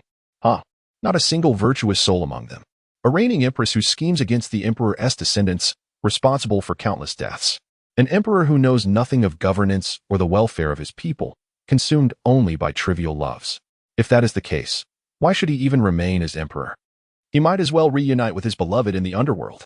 Lu Bangxia gazed at her in disbelief. "Who exactly are you? Why such hatred for Daning and the Lu family?" The noblewoman produced a silver needle and gently pricked it against Lu Bangxia's throat, saying, "You need not concern yourself with my identity or my hatred for the Lu family. Just lie here quietly and refrain from speaking. Perhaps, once I accomplish my desires, I may even grant you a chance at survival." Lu Bangxia, rendered speechless, cast a sorrowful glance at the noblewoman before slowly lowering her gaze. She had been confined in this lightless place for 4 long years, and perhaps one day she would no longer endure. Yet some lives are remarkably resilient. And despite the passage of time, she persisted. Was it possible that the heavens had kept her alive for this very moment, to reunite with her brother and younger sibling? At last, the noblewoman's personal maid ushered in Lu Xinglin. Upon entering, Lu Xinglin immediately spotted his pale sister lying in bed. Her frail form so thin that it seemed a gust of wind could carry her away. The woman beside her appeared quite familiar with her, smiling as she remarked, "This must be Lord Lu. How fortuitous that little Lord Lu was just here yesterday, and today big Lord Lu has come as well. You two brothers should unite." However, Lu Xinglin's focus was solely on Lu Bangxia. Frowning, he hurried to her bedside, carrying a medicine box, and began to assess her condition. What happened? How did she become so ill? The woman beside them interjected, "It's merely a chill. Lord Lu need not worry." Yet Lu Xinglin was acutely aware of the situation. He did not need to feel her pulse to know that this was no mere cold. Lu Bangxia's emaciated state could not have resulted from just a year or two of illness. Her condition had clearly deteriorated over the course of at least 3 years. This implied that she had been suffering since entering the palace, while a different Lu Bangxia roamed freely outside, receiving numerous favors from the empress. There was no doubt left in Lu Xinglin's mind. The Lu Guiran he encountered outside was not his sister, while his true sister was hidden away in the Shuxiu Palace. Barely clinging to life, he checked her pulse and retrieved a pill from his pocket, administering it to her. Perhaps it was a psychological effect, but he noticed Lu Bangxia's complexion beginning to improve. The noblewoman was undoubtedly concerned that Lu Xinglin might restore Lu Bangxia's health, yet she had prepared for this. For the needle she had pricked Lu Bangxia with had damaged her vocal cords, rendering her unable to speak regardless of Lu Xinglin's treatment. However, she had underestimated Lu Xinglin's medical skills. After just a few needles, Lu Bangxia seemed to be revived, sitting up and grasping Lu Xinglin's hand. Tears streaming down her face as she managed to emit a few sounds. Huh. The noblewoman grew anxious and interjected, "I didn't expect Lord Lu to possess such remarkable medical skills that the noblewoman's condition would improve so rapidly. Unfortunately, this is the harem, and Lord Lu cannot linger for long. There are rules regarding visits, and no man may stay longer than the time it takes to burn a stick of incense. Please do not take offense. Even if the national uncle were to come, he would only be permitted to stay for a short while." This was indeed true. The harem was managed by the Internal Affairs Department, with orders issued by the empress wielding the phoenix seal. However, such mundane matters were typically overseen by the chief eunuch. If a man overstayed, a young eunuch would be dispatched to urge him along, and the incident would be recorded, ensuring that the emperor would be aware of it during the next review. The palace management was stringent, and Lu Xinglin did not wish to cause trouble for his sister. Yet he could not abandon her in her current state. After a moment's thought, he nodded, "I will open her meridians and depart swiftly." Saying this, he pressed several acupoints on Lu Bangxia, discreetly slipping a vial of medicine into her hand as he pressed on her wrist. Lu Bangxia understood her brother's intent, quietly concealing the vial in her sleeve and nodding in acknowledgement. As Lu Xinglin exited the Shuxiu Palace, the noblewoman finally dropped her facade. Turning to Lu Bangxia with a cold expression, "You are perceptive. Do not think that just because your brother visited, you can leave here. Do not even entertain such thoughts. I have endured years of darkness. Your 4 years are nothing. Your Lu family still owes me much." Lu Bangxia could not articulate a response. Yet she looked at the noblewoman and managed a faint smile. The noblewoman was taken aback, furrowing her brow as she demanded, "What are you laughing at? Are you mocking me? Speak." But Lu Bangxia, her voice rendered mute, could only gaze at her with pity before slowly closing her eyes, falling silent. As Ye Feiran observed this unfolding drama, he was struck by a realization. The noblewoman had revealed her true face the entire time, without the guise of a human mask or a change of appearance. She was indeed bold and skilled, for from the beginning, it was she who participated in the selection and traversed the palace. Lu Bangxia had never truly been involved. The only potential exposure of her identity lay with the Lu brothers, but the difficulty for men to enter the palace safeguarded her. Moreover, she only sought to meet the naive Lu Xuangu, which further ensured her anonymity. As for Zhang Shufei, having only seen a childhood Lu Bangxia, it was understandable that she could not recognize the true Lu Guiran. Ye Feiran admired the noblewoman's strategic prowess. Had it not been for Princess Feiyu entering the palace, she would have likely completed all her objectives by now. For in the original story, following Zhang Shufei's death, the emperor's health deteriorated and never recovered. Moreover, Yu Guifei also met her demise under the noblewoman's machinations, and the fourth prince seamlessly became the empress's adopted son. The sixth prince was rendered useless, confined within the Shushio palace and rarely allowed to step outside. As for the Su family, by this time, they had met their deserved fates, with their forces reduced to disarray, only waiting for the arrival of spring next year, when the emperor's health deteriorates further. The fourth prince shall be appointed as the crown prince. At that time, the famed Lady Lu can gracefully withdraw, perhaps even using this situation to coerce the empress, instilling fear in her, thereby exposing her past transgressions and leading to the downfall of the entire Lu clan. The more Ye Feiran contemplated, the more a chill crept down his spine. Lady Lu's maneuver was a masterstroke in the intricate game of power. He found it hard to fathom how a mere woman could stir such tempests within the imperial court. What appeared to be trivial disputes in the inner chambers ultimately led to the downfall of the entire Dening dynasty. The continuation of this tale requires no elaboration from Ye Feiran, as it is evident that under the governance of the fourth prince, who lacks the talent for ruling, Dening gradually approached its demise. Ye Feiran sighed heavily, and through the window, he caught sight of two figures standing in the corridor, Prince Luo and Su Yulan. Chapter 96. Ye Feiran's curiosity was piqued, thinking that after all this time indulging in gossip, this was his first opportunity to witness such a scene up close. How could he not cherish this moment? With that thought, he swiftly descended from the window, stepping lightly on the creaking snow atop the rockery, and stealthily concealed himself behind a boulder, a mere 2 meters away from Su Yulan and Prince Luo. He overheard Prince Luo's voice, laced with teasing, deliberately lowered as he said, "Are you trying to hide from me? Knowing I was coming, you found an excuse to visit Feiran in the sixth prince's courtyard. Do you think I would devour you or something?" As he stepped closer, Su Yulan instinctively took a step back, her cheeks tinged with embarrassment as she replied, "I am not hiding from you. I merely came to see Feiran." Prince Luo remarked, "You tend to avert your gaze when you lie. Have you even realized that?" Su Yulan's shoulders slumped in defeat, her tone softening. "What do you want from me?" Prince Luo replied, "Ziyu." Su Yulan, perplexed, asked what? Prince Luo explained, "The name I bestowed upon you last night, Ziyu. Does it not sound pleasant?" To Su Yulan's surprise, he had remembered a casual remark she made the previous night. Though she was reluctant to face him at that moment, a warmth spread within her as she questioned, her voice dry. "What does it mean?" Prince Luo articulated. "A modest gentleman, whose words bring laughter and beauty, also carries the connotation of a sage's words. In the Analects, Confucius is often referred to as Zi, representing his teachings." He added, "He always maintained that one should not speak of impropriety, which prompted me to think of the name Ziyu." To her dismay, Su Yulan shyly responded, "You flatter me. I am unworthy." Prince Luo insisted, "You are worthy. If you are not, then who in this world could possibly deserve such a name? You are not merely a rare talent, but also a paragon among the scholars of the capital. How could you claim otherwise?" Su Yulan's face flushed to her ears, and recalling the events of the previous night made her uneasy. She stammered, "A gentleman would not engage in such behavior." Prince Luo grasped her hand and leaned closer, whispering in her ear, "What behavior?" At this moment, Ye Feiran's ears perked up, wondering if they were about to. He held his breath, continuing to listen intently. Su Yulan, exasperated, retorted, "What do you mean? I should not have stayed at the prince's residence last night, nor should I have consumed so much wine. I apologize for neglecting the teachings I have studied for so many years." Prince Luo, somewhat hurt, replied, "Is being with me truly so detestable?" Su Yulan hesitated, finally articulating, "No, not at all." Prince Luo's tone remained tinged with frustration. "Then why do you evade me so?" Su Yulan blurted, "You are my uncle." The moment those words escaped her lips, silence enveloped them. After a brief pause, she continued, This cannot be. How can we explain this to my parents and the matriarch of the Su family? We cannot." Prince Luo, at a loss for words, responded, "What have we done? It was merely a fleeting moment. Look at how alarmed you are."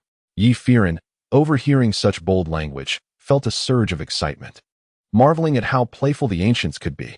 Su Yulan was equally taken aback by his audacious words. She quickly covered his mouth, exclaiming, "Goodness, can you lower your voice?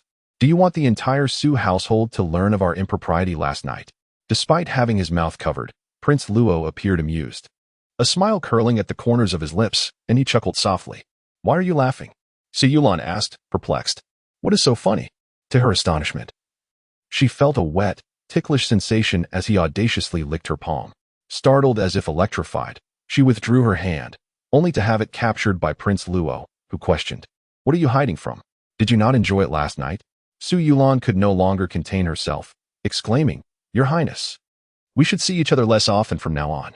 If my parents find out, it would be disastrous for everyone. Prince Luo, however, was resolute, raising his voice slightly. Why should we see each other less? What is wrong with that? If you are unwilling to tell them, I shall. Do not forget. They initially wished to betroth Dying to me, but I did not desire her. I want you. In an instant, Su Yulan felt as if her mind had exploded. She could hardly believe that her first heartfelt confession came from her cousin. Noticing her stunned expression, Prince Luo continued, Afraid to hear it? I shall speak it anyway. I had almost given up, but last night, you were the one who kissed me first and inquired about those romantic tales. I have never been involved with the frivolous courtesans of the brothels, nor have I had any male companions. My heart has only been stirred for you. And though I cannot pinpoint when it began, my love for you is sincere. Su Yulan, Ziyu, I adore you, did you hear me? Unbeknownst to Prince Luo, Su Yulan was on the verge of a meltdown. Her heart raced as if it might leap from her throat, rendering her incapable of responding. Ye Feiran, however, was thoroughly entertained, relishing the sweetest gossip he had ever encountered. After a moment, Su Yulan finally managed to regain her composure, gazing up at Prince Luo with wide eyes. Asking, Are you serious? Prince Luo met her gaze, nodding earnestly, Of course. I decided last night. Someone as wonderful as you deserves to be cherished. Feeling uncertain, Su Yulan murmured, What makes me so special? I have never heard anyone speak of me in such a manner. She had heard others comment on her being merely a bookworm, devoid of charm, a rather dull individual. Thus, at 20 years of age, despite the Su family's esteemed reputation, few suitors had come to seek her hand. Wrapping his arms around her, Prince Luo declared, Your worth is known to me alone. Others do not possess such fortune. Still hesitant, Su Yulan stammered, But I. She struggled to accept it.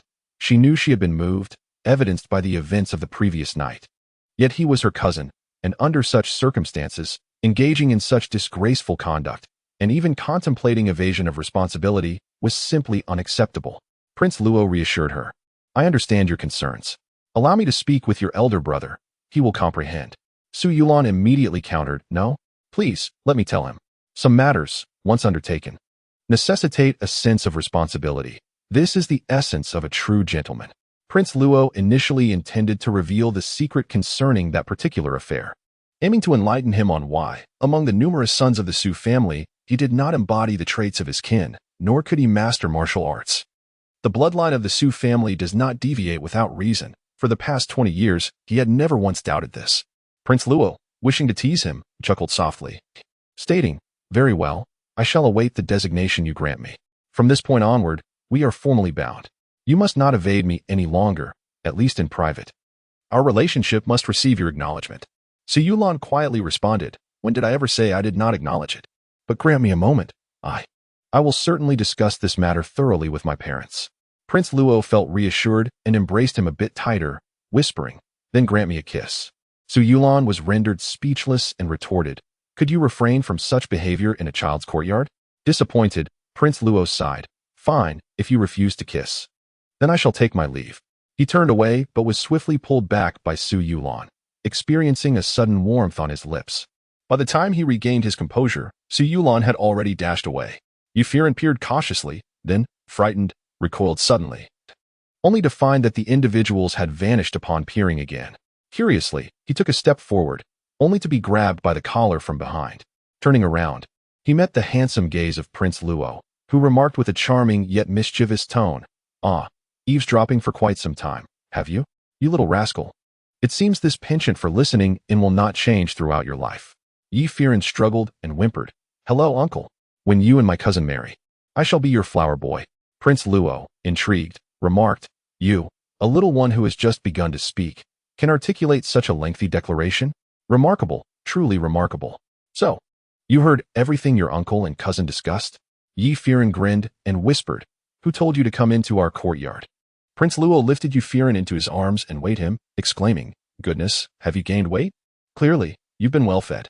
Ye Feiran thought to himself, I earn every pound through my own efforts. What does it matter if I've gained a few? Prince Luo, in a cheerful mood, quietly instructed Ye Feiran, It is settled then. When your cousin and I wed, you must serve as our flower boy. Ye Feiran nodded, extending his pinky promise to an outside observer. The two appeared nearly of the same age. One seemed youthful, while the other possessed a childlike spirit.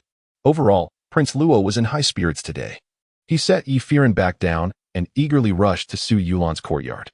Perhaps due to his recent official acknowledgement, a flicker of excitement ignited within him, urging him to be in Su Yulan's presence at all times. However, Su Yulan found himself exasperated, warning him against frivolity.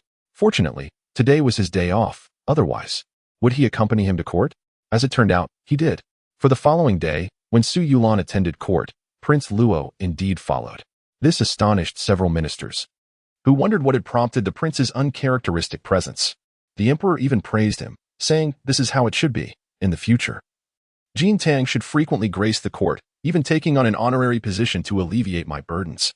Unexpectedly, Xiao Jinang did not refuse but smiled and replied, Your Majesty, it seems you imply that I have not previously assisted you, yet I am always at your service. Only Su Yulan felt as though he were sitting on pins and needles, thinking, what brings this ancestor here? Could he not remain peacefully at home? So much so that when the emperor addressed him, he did not hear, needing Xiao Jintang to remind him, casting a glance filled with unspoken meaning. After court, Su Yulan fled faster than a rabbit, but was intercepted by Xiao Jintang, who said, Ziyu, we agreed you would not avoid me. Su Yulan thought, if it weren't for your overwhelming presence, would I even consider evading you? Fortunately, he had not yet spoken when Lord Lu anxiously approached them, immediately bowing deeply to Prince Luo and stating, Your Highness, I have a matter of utmost urgency to discuss. Chapter 97. Upon observing this, Su Yulan sought to slip away but was pulled back by Prince Luo, who insisted, Lord Su should listen as well. Perhaps he can offer some advice. Lord Lu possessed an inexplicable trust in the Su family. Merely glancing at Su Yulan, he gestured to Prince Luo. May we speak privately? After a moment's contemplation, Prince Luo replied, Very well. Lord Lu, why not come to my residence for a conversation? I have a fine pot of tea that you might enjoy. Lu Xingli nodded, his heart racing. However, considering his sister's years of suffering, he knew they needed to proceed cautiously. The three of them went to Prince Luo's estate, where he instructed the steward to brew tea. Once seated, he inquired, What urgent matter brings you to me, Lord Lu? Lord Lu knelt, lifting the hem of his robe, and pleaded, I implore your highness to save my sister. Prince Luo maintained an air of calm, fanning himself in the winter chill, which even made Su Yulan feel cold. Su Yulan nudged his foot, and with a smile, Prince Luo finally spoke. What do you mean, Lord Lu? Is Lady Lu not well? I heard she visited the Empress yesterday for tea. She appeared to be in good health. Lord Lu responded, Your Highness, I must inform you that the person in the palace is likely not my sister. I visited her yesterday and she was gravely ill. Unable to speak or walk, how could she have gone to the Empress for tea? Thus, I suspect that the Lady Lu in the palace is an impostor. Prince Luo chuckled. Lord Lu claims that Lady Lu is an impostor, yet you possess no evidence. As I understand it, the imperial household selects noblewomen to become consorts, first verifying their identities and then sending their portraits to the palace for preliminary selection by the emperor and empress. Lady Lu passed all these procedures without issue, due to her beauty and virtue, which is why she was selected. You assert she is an impostor, but do you have proof of her identity? Lord Lu paused, taken aback, before responding, I only know that the Lady Lu in the palace cannot possibly be my sister. As for who participated in the selection, I truly do not know.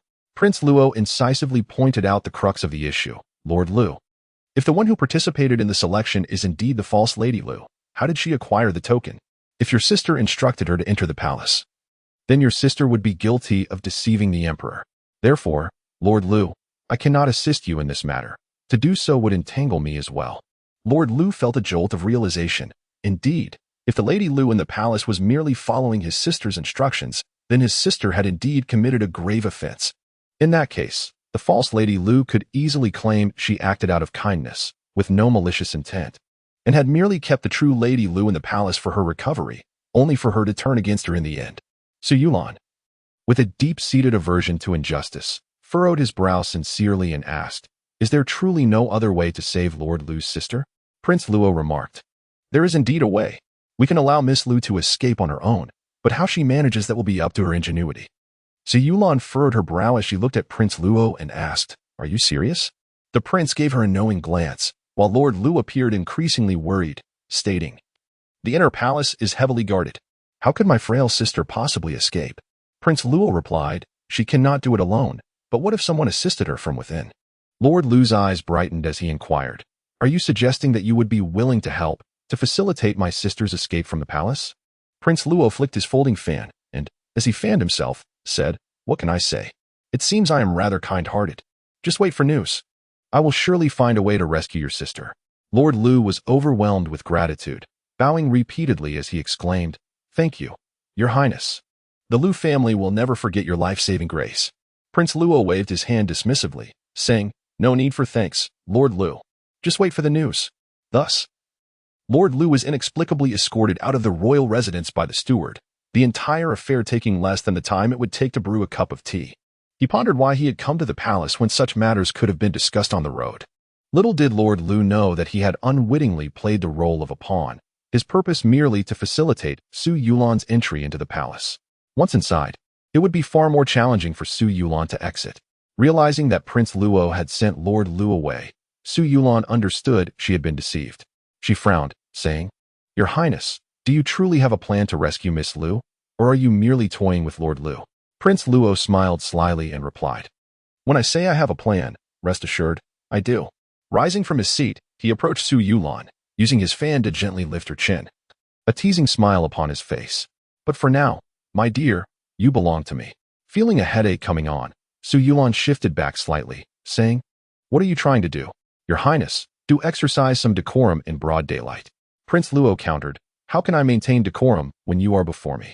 Ever since that night you collapsed in my arms, thoughts of you have consumed my every moment, while eating, walking, and especially while sleeping. When will you grant me a title that proclaims you as mine? Su Yulan felt a sense of regret wash over him, lamenting how he had become entangled with this frivolous prince. He gazed at the fan and muttered, what exactly do you desire? Prince Luo retrieved the fan and took hold of his hand, saying, I desire nothing more than to draw closer to you. Given that we have mutual affections, we must engage in the tender pursuits befitting lovers. With a sigh, Su Yulan replied, Your Highness, is that all that occupies your mind? Prince Luo laughed, spinning around and lifting Su Yulan into his arms, seating himself in a chair while cradling Su Yulan in his embrace. He placed a gentle kiss on her earlobe and said, what else should I think of? My dear, I am fond of you. Faced with Prince Luo's constant declarations of affection, Su Yulan felt a mixture of helplessness and a budding excitement. It was a sensation he had never experienced before, an exhilarating blend of fear and anticipation. With a slight flush to his ears, he boldly wrapped his arms around Prince Luo's neck and whispered, Your Highness, may I call you Jintang? Prince Luo eagerly replied, of course. You may call me by my name. If you desire, you may even call me Brother Jintang. Unable to contain himself any longer, Su Yulan suddenly sprang up, stammering, Your Highness, I should return now. He turned to leave, but Prince Luo caught his wrist and asked, what troubles you now? Su Yulan, feeling overwhelmed, said, Your Highness, I should not call you brother. I should call you uncle. Such thoughts are best left unexamined. The moment I consider that you are indeed my uncle, Prince Luo sighed, are you still preoccupied with this matter? Are you so concerned with propriety? Besides, we are cousins, not direct relatives. While direct relationships defy convention, cousins have never been a matter of concern. Moreover, he left the rest of his thought unspoken. Su Yulan interjected, it is not solely about that. We are both men.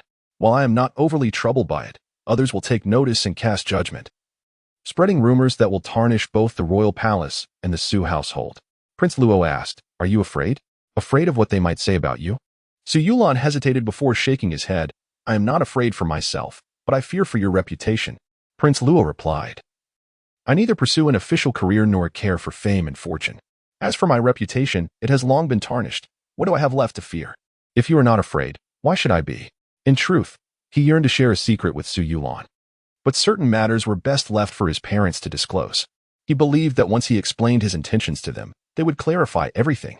Yet, true to his nature, Prince Luo preferred to delay, reveling in their secret romance.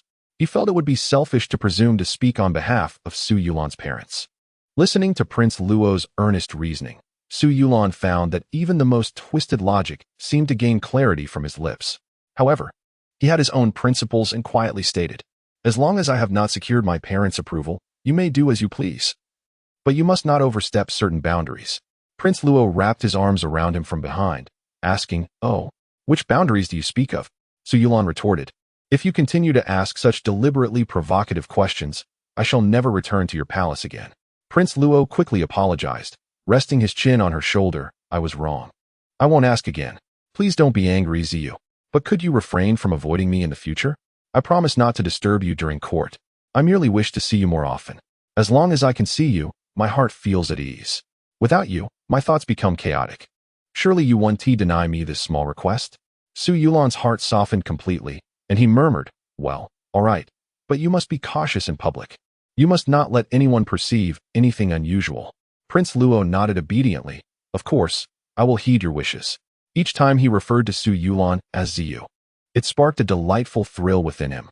For 20 years he had adhered to certain conventions, and now those rules felt utterly shattered. Yet, one often errs in matters of the heart. He believed he had been loyal and filial enough, and a slight transgression in romantic affairs should not be overly consequential. Thus, he slowly closed his eyes and called out, Your Highness. Jin Tang. Their breaths quickened, followed by a tender embrace and an innocent exploration, a kiss filled with unrestrained passion. Ye Feiran was utterly delighted by the sweetness of Su Yulan and Prince Luo's blossoming relationship, inadvertently uncovering a secret in the process. Indeed, Su Yulan was not the biological child of the Su family, which meant he shared no blood ties with Prince Luo. This revelation was entangled in a long-standing case that everyone wished to avoid discussing. Moreover, Su Yulan actually had some distant blood relation to Lady Su, which accounted for their resemblance. Upon his birth, Lady Su had taken him in, coincidentally having just given birth to her first child, Su Daying. At first glance, the two children resembled twins. After reading this captivating tale, Ye Feiran grew curious, wondering, no wonder Prince Luo is unconcerned with blood relations. It turns out they share no such ties at all. Chapter 98. Although Su Yulan is a talented individual, he demonstrates considerable clumsiness when it comes to matters of the heart. It seems that Prince Luo's aspirations to ascend may still require a waiting period. Ye Feiran, with a mischievous smile, mused to himself, whoever claimed that ancient people were conservative. In my view, they were rather open-minded. Apart from the Song and Qing dynasties, it appears that individuals from other eras were not particularly bound by rigid doctrines, particularly in this alternate realm of Daning. The existence of organizations like the Fifth Young Ladies' Army further underscores the progressive nature of Daning. The sixth prince had just returned from outside, a sheen of perspiration glistening on his nose. Curiously, he inquired, Feiran, where did you venture today? You seem to have gathered quite a bit of dust. Ye Feiran looked down at the damp mud on his knees and chuckled. Brother, allow me to share a secret with you. My cousin and the prince, they shared a kiss. Although Ye Feiran's words came forth rapidly, his young age rendered many of his pronunciations unclear. Nevertheless, the sixth prince understood him perfectly, finding amusement in the revelation. Unable to suppress a soft chuckle, he asked, Did you witness this with your own eyes? Ye Feiran nodded vigorously. I was hiding behind the rockery, and the prince even caught sight of me. He tugged at my collar, and his strength was immense, lifting me effortlessly. The sixth prince couldn't help but laugh more, as he handed Ye Feiran a fresh pair of trousers to change into. Next time, be cautious and ensure you are not discovered again. Ye Feiran tilted his head in curiosity, pondering how peculiar. He seems unfazed. The prince and my cousin are together. His reaction is far from what I anticipated. After assisting him with the trousers, the sixth prince playfully pinched his chubby little feet, saying, I had already suspected their relationship was extraordinary. Now that you are aware, keep this knowledge to yourself and do not divulge it to uncle and aunt. It is best they handle it themselves. Ye Feiran slowly formed a question mark in his mind. Your words imply that I am a gossip monger. Am I truly that curious? The sixth prince retorted, Yet you were the first to inform me after learning of it. Indeed, you are not a gossip monger, but a little busybody. As winter set in, the chill intensified day by day, particularly after a light snowfall. Ye Feiran checked the outdoor temperature within the system and discovered it had plummeted to nearly -10 degrees. The capital's geographical positioning is relatively southern, akin to Nanjing on their world map, making such temperatures rather frigid. However, the snow merely blanketed the ground lightly, thwarting Ye Feiran's hopes of constructing a snowman. Nevertheless, if he truly desired to engage with the ice and snow, he could journey to the higher elevations of the northwest ice lake, where the fourth prince would also spend the winter. That region, come winter, is blanketed with an abundance of snow, effectively sealing the lake in ice, making it ideal for winter sports. Ye Feiran, both lazy and sensitive to the cold, preferred to snuggle indoors during winter. In his past life, he had to brave the cold for work, rising early and returning late. Now, having attained a life of comfort without the need to awaken at dawn, he felt compelled to reclaim the joys he had previously missed. As the 7th day of the 12th month approached, heralding the new year, Ye Feiran observed a lull in the gossip surrounding his family. Fortunately, the lively atmosphere in the Ye family's inner courtyard allowed him to indulge heartily in the latest news. After the previous incident, Xiaorong harbored a lingering grudge against Qin Wanqi but had resolutely chosen to endure in silence, biding her time to expose Qin's true nature. Xiaorong felt that she had never been so patient in her life, having nearly succumbed to her frustrations several times. Even during her marriage alliance with Beiliang, the Beiliang heir treated her with utmost respect, ensuring all her needs were met and providing a household devoid of concubines. Despite his occasional roughness in intimate matters, he treated her well.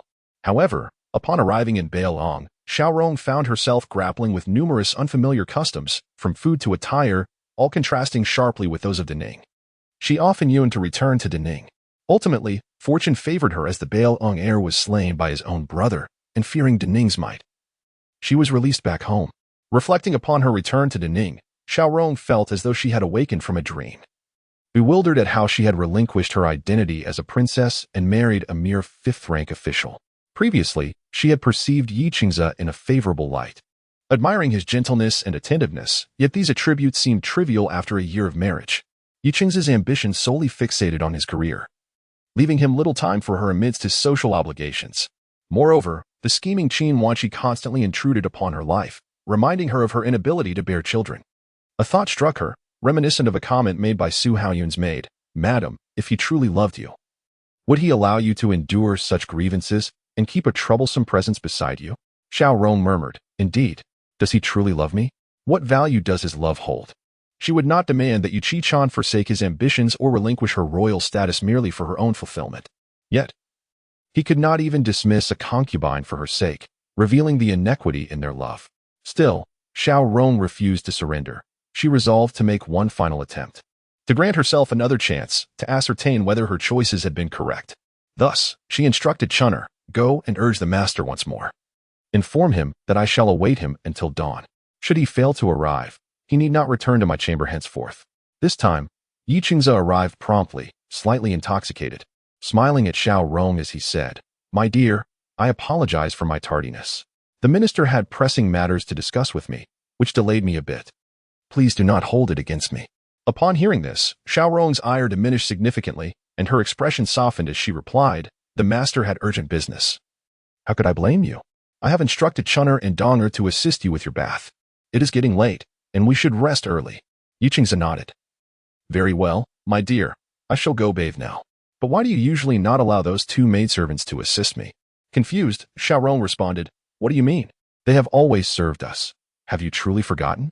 Ye Qingze chuckled. "All right, let Hong'er and Chui'er assist instead. As long as you are pleased, my dear, it matters not." Xiaorong's heart skipped a beat as she asked, "Master, what did you just say?" Ye Qingze, somewhat dazed from drink, waved his hand dismissively. "Nothing. Hic.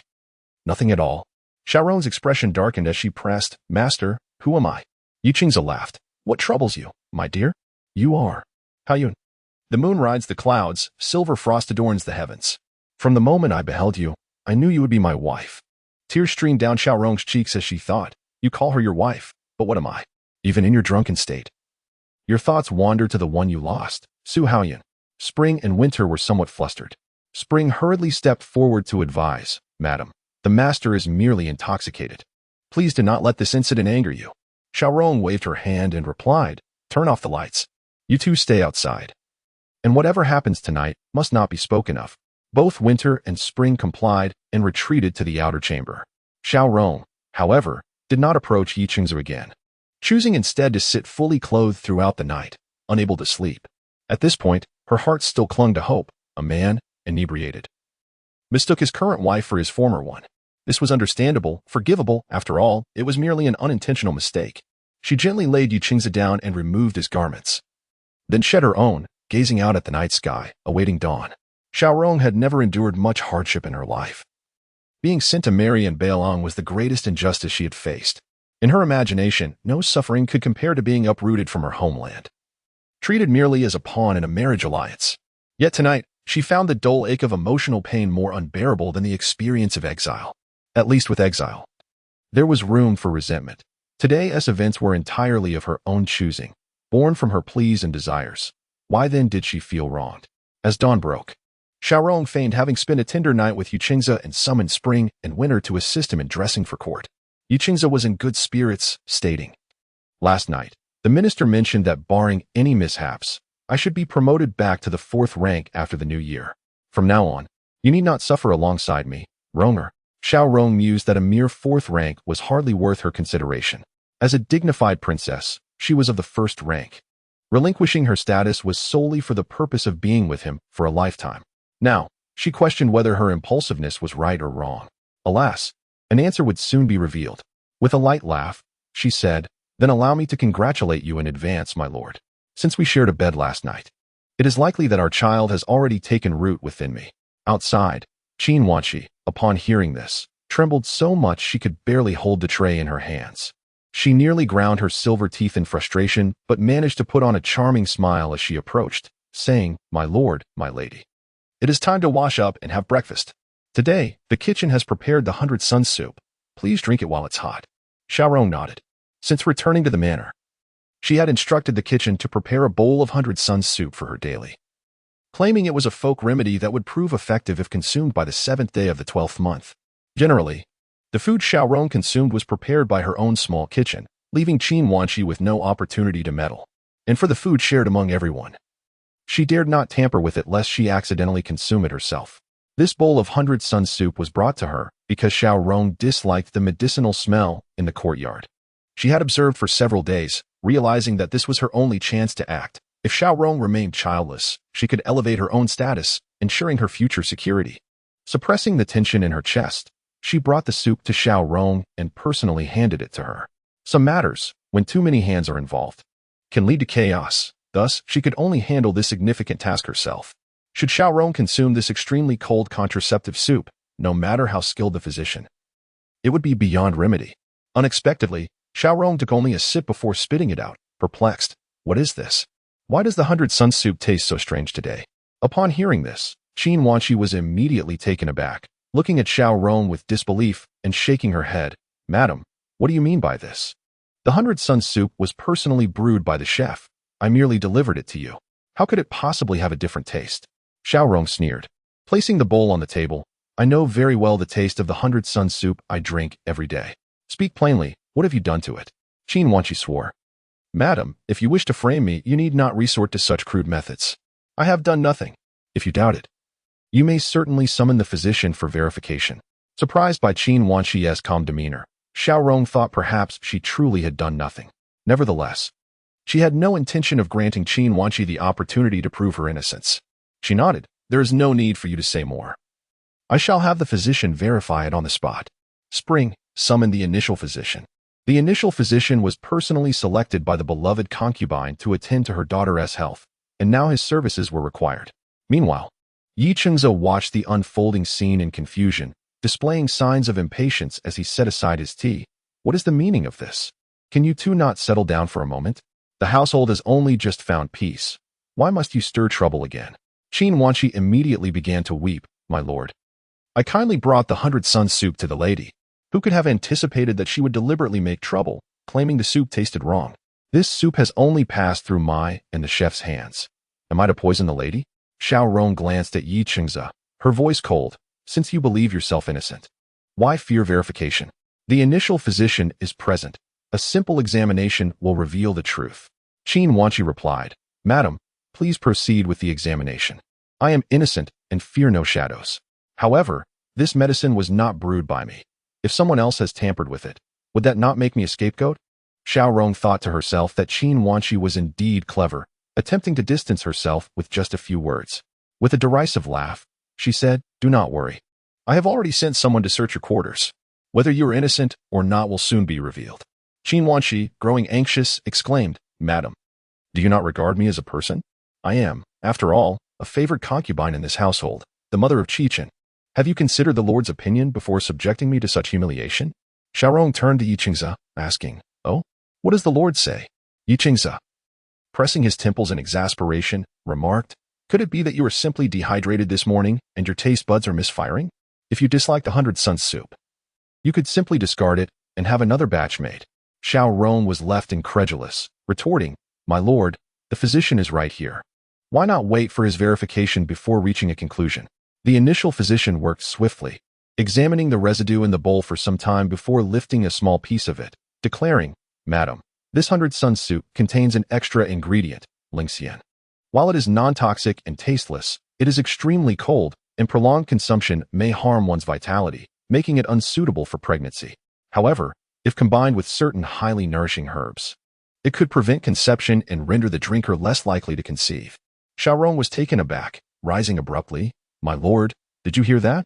She knew today was a crucial day for us in our quest for a child, yet she offered me such a frigid concoction. What malice is this?" Yi Qingze, equally astonished, turned to Qin Wanshi, inquiring, "Waner, did you truly do this?" Qin Wanshi swore vehemently, "Absolutely not. I would never do such a thing. My lord, you must see that it was the chef who brewed the medicine. It requires a full hour to prepare. How could I possibly have poisoned the lady beforehand when I was still asleep? The maids in my courtyard can testify to this. Madam, you are fabricating charges against me." At that moment, Winter arrived with 2 maids, throwing a bundle of herbs at Qin Wanshi's feet, stating, "Madam, we found these in Qin's quarters." Xiao Rong looked at the lingxian among the herbs, declaring, "The evidence is irrefutable. How will you argue your way out of this?" To everyone's astonishment, Qin Wanshi steadfastly refused to admit her guilt, exclaiming, "This item was discovered by the lady of the house. I never imagined that the lady would go to such lengths to frame me, even resorting to such despicable acts. Truly impressive." Xiao Rong was infuriated. She turned to Yi Qingze and inquired, "My lord, what is your stance on this matter?" Qin Wanshi, weeping like a wilting flower, knelt before him and pleaded, "My lord, Wana is innocent and upright. If I say I did not do it, then I did not. You must not take the lady's word at face value. For the sake of Qi Chun, you should stand up for Waner." Xiao Rong, facing off against Qin Wanshi, was struck by her cunning. No wonder even the formidable Su Haoyan had fallen for her schemes. Such a woman was indeed a formidable adversary. Yet, she could not accept it. She longed to ascertain whether she or Qin Wanshi held a more significant place in Yi Qingze's heart. To her surprise, Yi Qingze rose, donned his official hat, and declared while striding towards the door, "Let us do this. Confine Aunt Qin for now. I must attend court. We can discuss this further later. The Ministry of Revenue has urgent matters today, so do not escalate this further, lest it interfere with my official duties. Madam, as the primary wife, do not lose face over trivialities." Xiaorong was taken aback. She had not expected Yi Qingze to utter such words. She wanted to halt him, but found herself questioning her own position to do so. After all, he already had a remarkably talented son. Her inability to bear children seemed inconsequential. Even if Su Haoyun had given birth to Ye Feiran, Yi Qingze was hardly in need of more sons. It was only after Yi Qingze had departed for some time that Xiao Rong, feeling lost, muttered, "Confine Aunt Qin. Without my command, no one is to let her out." Qin Wanshi regarded her with a cold smile and retorted, "You are truly calculating. You know I did not poison your baizi soup." Xiao Rong glanced at the baizi soup and then at the cup of tea beside it, suddenly realizing, "You poisoned the tea?" Qin Wanshi approached, shattering the teacup with a swift motion, and declared, "Madam, one must speak with evidence." With that, she strutted away, asserting, "I shall confine myself. There is no need for your grand interference." Watching Qin Wanshi's departing figure, Xiao Rong felt an overwhelming urge to strike her down. In the past, who would have dared to act so brazenly before her? Tears streamed down her face as she said to Chun'er, "Chun'er, I must enter the palace to see the Empress Mother." Chun'er hesitated. "My lady, have you forgotten? The Emperor has revoked your tokens. To enter the palace, you must submit a request to the Ministry of Internal Affairs 3 days in advance." Xiao Rong finally broke down, crying, "What am I doing? Why abandon my rightful place as a princess to play the role of a mere official's wife, and to be bullied by a concubine like Qin Wanshi? I. The pampered princess wept for an entire afternoon until Winter approached and advised gently, "Madam, I have submitted a request to the Ministry of Internal Affairs. Coincidentally, Xiao Chunzi from the ministry is my fellow townsman and has promised to place your request at the top of the list. You should be able to meet the Empress Mother tomorrow. Please do not cry. It would be detrimental to your health." Xiao Rong, feeling utterly wronged, asked, "Has my lord returned?" Winter shook her head, Perhaps he is occupied with official matters. Xiao Rong replied, official matters? Is it not just indulging in wine? A mere fifth-rank official, yet he appears busier than my father. My father still finds time to see me once a month. How many times has he seen me this month? Is it truly due to official duties, or is he avoiding me? Is he afraid that if he sees me, I will compel him to deal with Aunt Qin? Winter could no longer contain herself, and said, My lady, you have been raised in luxury. How can you possibly contend with Aunt Qin, who has clawed her way up from the bottom? To speak bluntly, she has nothing to lose and can afford to be shameless. She knows you cannot tarnish the royal family's reputation. Even Su Haoyun did not confront her directly, reluctantly accepting her as a concubine. With your pure heart, how can you compete with her? In truth, Xiaorong's heart had been deeply wounded by Yi Qingze. The fact that he remained indifferent to the revelation of Qin Wanqi poisoning her medicinal soup had created an insurmountable rift between them. Yet, she felt a pang of resentment. Why should she concede her position and allow Qin Wanqi to have her way? Despondently, Xiaorong lamented, What should I do? Am I to endure Qin Wanqi's tyranny for the rest of my life? Winter contemplated for a moment and suggested, My lady, every person has their own burdens. I believe you should not rush. Tomorrow, go see the Empress Mother as planned. I intend to personally visit the home of Lord Yi in Jiangnan. I am sure I will uncover some clues. Xiaorong, feeling a glimmer of hope, grasped Winter's hand and said, Thank you, Winter. But the journey to Jiangnan is long. Do you have confidence? Winter seemed to hold back some information but smiled and replied, During my time in the Yi residence, I have indeed gathered some intelligence. You may rest assured, I will uncover the truth about Qin Wanqi. Xiaorong nodded solemnly. At this point, she wished for nothing more than a simpler life ahead. In the Su residence, in Su Haoyun's courtyard, Yi Hong bowed and reported, Madam, I have already conveyed the information to the girl named Winter. She appears quite astute and composed. I believe she will not mishandle the situation. Su Haoyun nodded. I had not anticipated that Xiaorong would prove so inept, unable to deal with Qin Wanqi. Currently, Yi Qingze has few allies. The support of the Liang family through the Empress is his most advantageous resource. I hear that recently, Lord Zhu from the Empress's family is paving the way for him, and he is expected to receive a promotion after the new year. With such backing, why does she not seize the opportunity? Even if she discreetly dealt with the Qin family, Yi Qingze would not dare retaliate. Instead, he would likely grow wary of her cleverness, proceeding with greater caution. Perhaps she is still too young.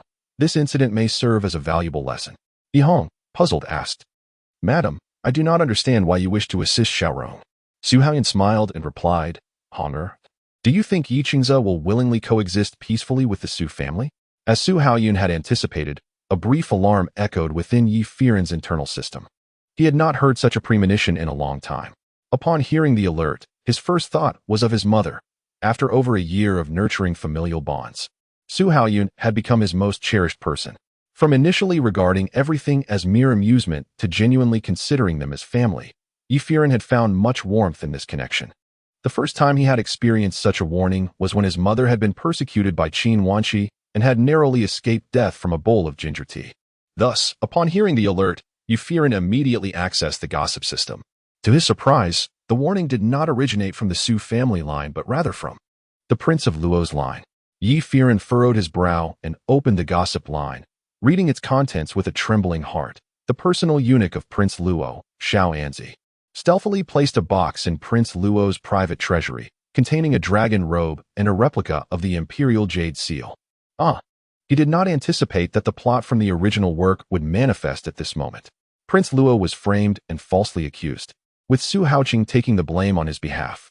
However, the Su family possessed a token of immunity from death, which Su Haoqing chose not to utilize, hoping that his own demise would absolve his descendants of their living sins.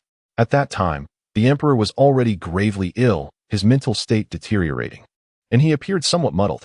This was not solely due to the death of concubine Shu, but also because of the tragic demise of the elderly Lady Su and his disappointment in those around him. Prince Luo was unaware that Su Haoqing had taken the blame for him. He was imprisoned and consumed by a desire for death, only to later hear of Su Haoqing's self-sacrifice.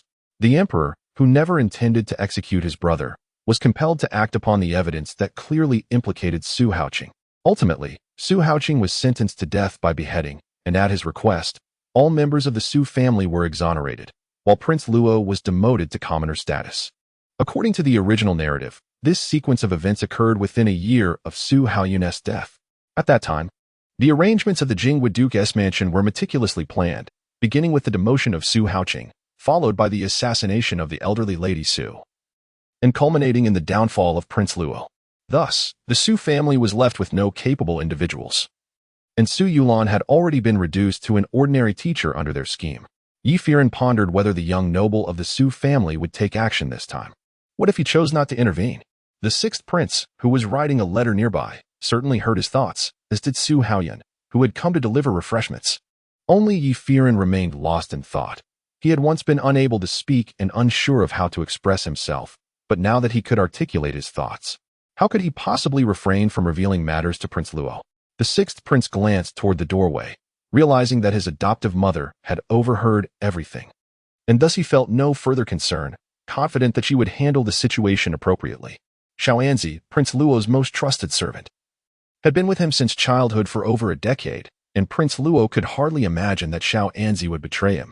The very servant who had once shielded him from harm and risked his life for him was now committing such treachery. Su Haoyun, with a composed expression, gently knocked on the door before entering with a tray of refreshments, wearing a warm smile as she addressed the two boys. Please enjoy some snacks. I specially invited the master chef from the pastry shop today. Isn't my little glutton feeling hungry? Ye Feiran's eyes instantly brightened. While contemplating how to send a message to Prince Luo, he was also salivating at the sight of the pastries. Ultimately, he could not resist his bodily instincts and thought, after all, there is still time regarding Prince Luo's affairs. For now, I should fill my stomach. With that, he beamed up at her and exclaimed, Wow, thank you, mother. You are the best. You always think of us first when there are delicious treats. Feiran loves you most. Su Haoyun couldn't help but chuckle. Feiran is truly well-behaved, but is it really me you love the most? Just yesterday, you declared your love for your elder brother, the sixth prince, and today it has shifted to me? The sixth prince also laughed. Aren't you familiar with him? He is quite the fence-sitter. Whoever treats him well becomes his favorite, and he forgets them shortly after. Ye Feiran, clutching a piece of pastry, retorted, That's not true. Clearly, I love both of you the most. Everyone else is a secondary love. You two are my top priority. Hearing his childish yet earnest voice, both the sixth prince and Su Haoyun were utterly charmed, especially the serious manner in which he spoke, a delightful little boy expressing profound adult-like wisdom. Only heightened their affection for him. Su Haoyun replied, All right, mother knows that both she and your elder brother love you the most. As long as you have us, you can live happily as a little master for the rest of your life. With his mouth full of food, Ye Feiran resembled an adorable little hamster, his heart brimming with joy. I'm so happy, so fortunate. I truly adore this life. It must not be disrupted by any ill-intentioned individuals. No. I must personally inform Prince Luo about the situation. The sixth prince and Su Haoyun exchanged helpless glances, unsure of how this little fellow intended to convey the matter to Prince Luo. However, Su Haoyun planned to visit Prince Luo's residence herself. She could not alert anyone and needed to quell the situation before it escalated. After all, the dragon robe and jade seal were no trifles. Hoarding such items constituted a grave crime punishable by extermination of an entire family. Contemplating this, Su Haoyun, under the cover of night, rode to Prince Luo's residence. She did not use the front entrance, but rather the secret passage left for her and the fifth young lady by the elderly Lady Su. She possessed one key, while the other was with the leader of the fifth young lady's faction. She initially intended to go straight to the storeroom to retrieve the items, but decided it was prudent to inform Prince Luo first. Thus, she resolved to visit his courtyard to explain the entire situation.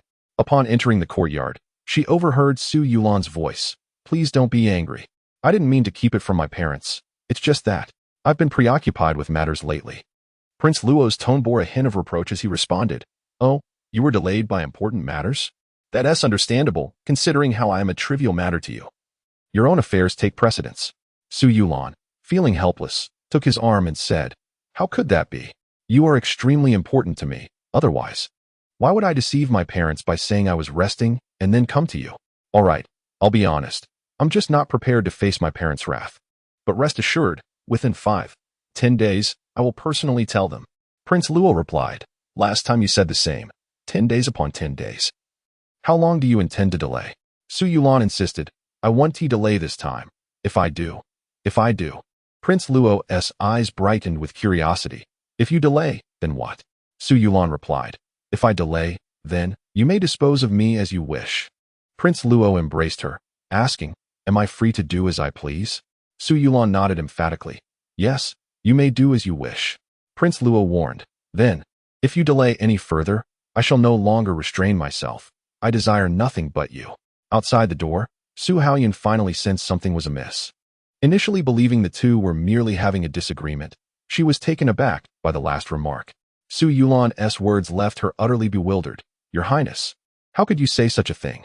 Did we not agree that until my parents are informed, you could do as you please, but must not cross that line? I acknowledge my fault this time, and I apologize. I shall call you. Brother Jintang, please do not remain angry. Su Haoyan was speechless. What was with the younger generation these days? Brother Jintang? What sort of nonsense was that? One was a dignified prince, and the other a top scholar. Had they forgotten their scholarly decorum? To her astonishment, Prince Luo's next words were even more shocking as he held Su Yulan close and whispered, That title of brother has rendered me weak. I wish to devour you right now.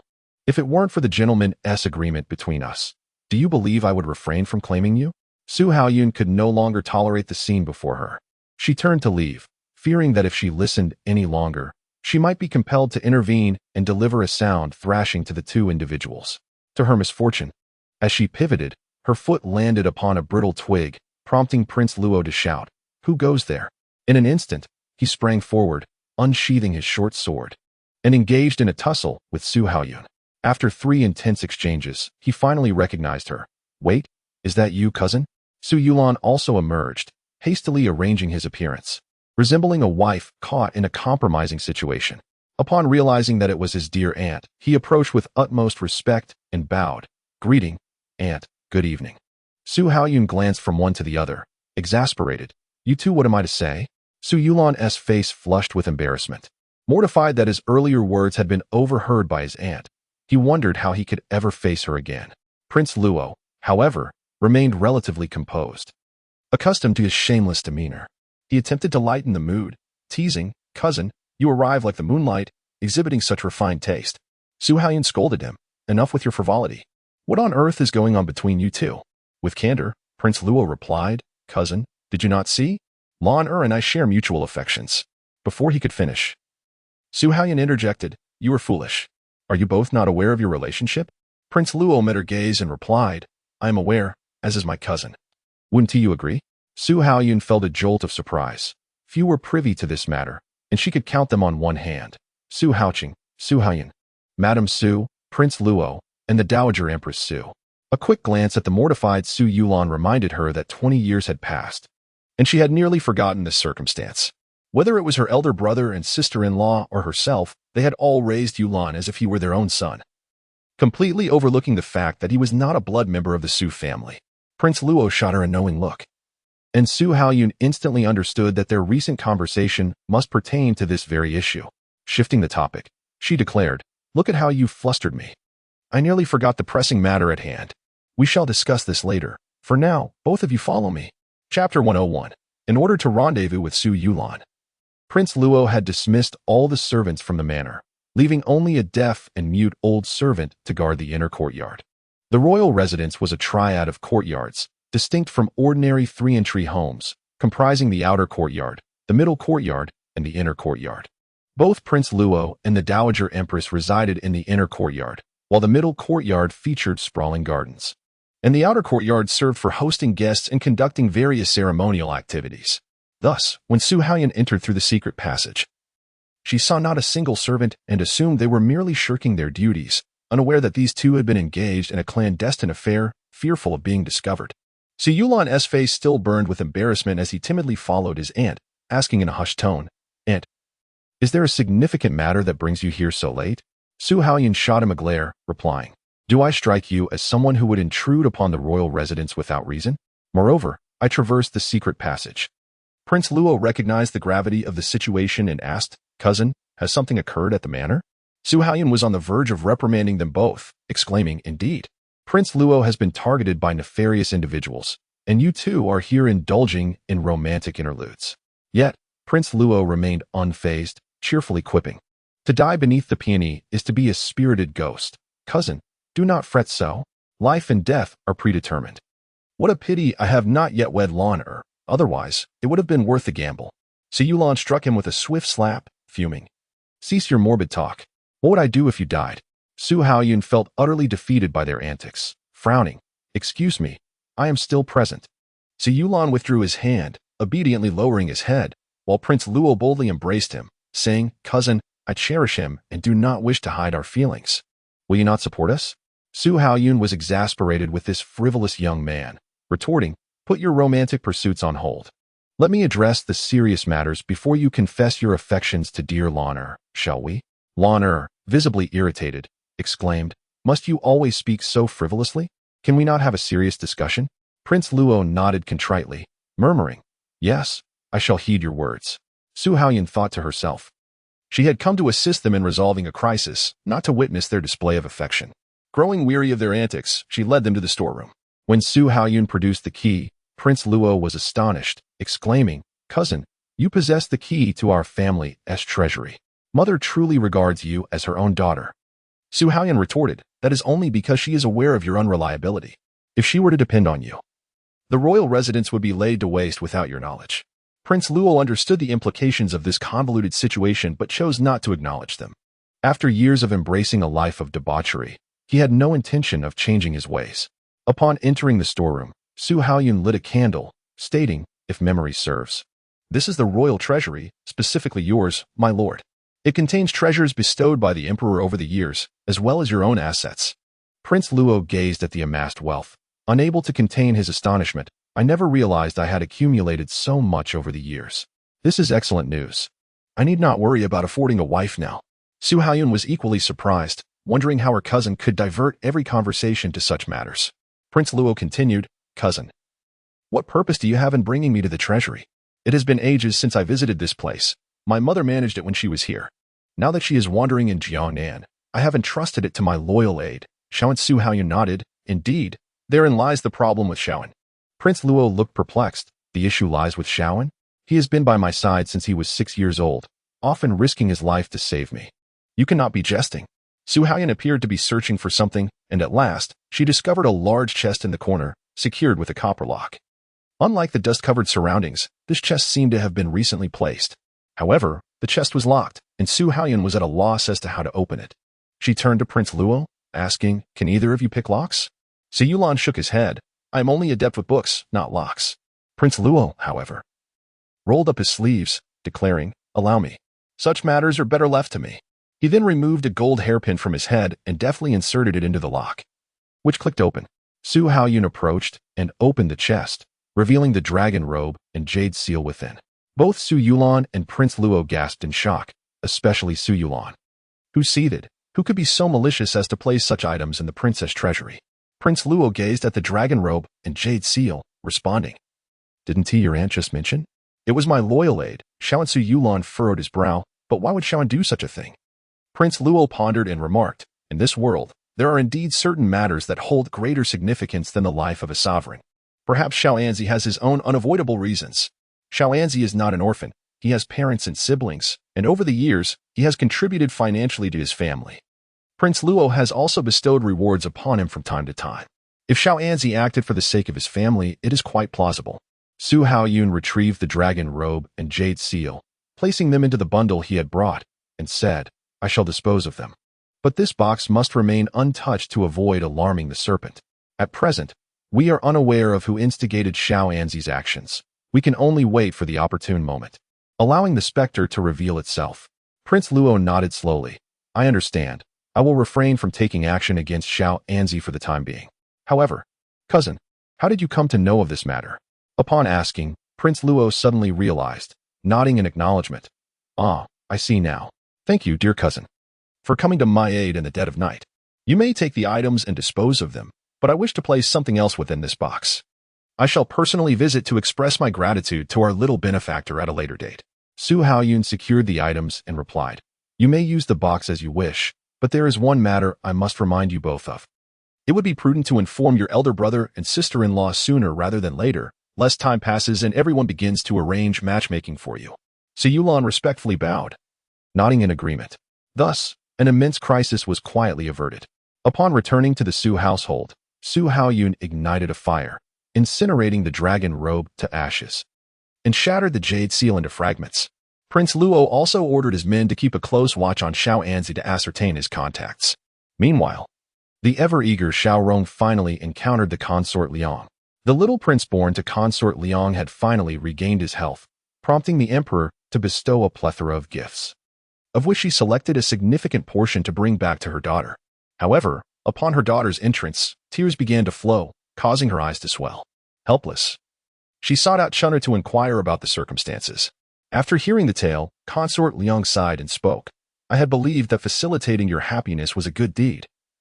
Yet it appears you, like your mother, have not been able to secure a man's genuine affection in this lifetime. Xiao Rong ceased her tears, lifting her head to ask, What do you mean, mother? Is not father kind to you? Your palace lacks for nothing, and you treat both me and my brother well. I believe father is quite good. Consort Liang offered a wry smile, replying, Indeed, your father is generous to all.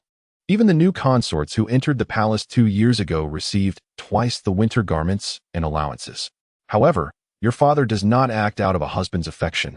Rather, it is akin to the relationship between a master and an employee. He is the employer, and we are his subordinates. He treats his employees equally, providing ample allowances. Bearing children is regarded as our merit, and those who contribute receive additional rewards. Yet, this may not necessarily be a misfortune. As long as one does not covet true love, one can live a prosperous life within the palace. Xiao Rong inquired, And what of Consort Zhang? Consort Liang responded, Consort Zhang is an entirely different matter. That is the emperor's true affection. But as you can see, what fate awaits true affection? In this palace, those who survive are typically individuals like your mother, unambitious and shrewd. This was the first time Xiao Rong had heard the term shrewd from her mother, prompting Consort Liang to feel that her daughter was growing up and that it was time to share certain truths. Do you know? The emperor has begun to dismiss the harem for the sake of Princess Feiyu. He has halted the selection of new consorts and even permitted 2 palace maids to return home to visit their families. Even the somewhat deranged Xian consort has been sent to his separate residence for recuperation. Xiao Rong expressed her astonishment. Does father not fear the gossip that may arise from such actions? What are your thoughts on this, mother? Do you wish to leave the palace as well? Consort Liang shook her head. Those of us brought into the palace are here to exchange our family's prestige. As long as I remain in the palace, I am the esteemed Consort Liang, and your maternal family is recognized as royal kin. Moreover, the emperor treats us concubines well. Even the family of the deranged Xian consort has received idle positions. Your uncle has attained the rank of left Sima, and after your maternal grandfather's retirement, he may rise to the 2nd grade. Should your brother be conferred a princely title, your uncle's future will be even brighter. So why would I wish to leave? Xiao Rong nodded in understanding, and seeing her daughter's naive expression, Consort Liang continued. Therefore, Ronger, when you discover that a man's heart does not belong to you, any amount of longing is in vain. You must assess his conscience. If he possesses a sense of morality, you may still endure. If he lacks such conscience, you must reflect carefully. The resolute departure of Su Haoyan indicates much about Yu Qing's character. What your mother can impart is limited. Yet I wish to emphasize this. Always consider your own interests in all matters. Consort Liang, knowing precisely what she desired, intended only to fulfill her responsibilities, not wishing to emulate the empress, who demands everything, ultimately resulting in her confinement within the harem.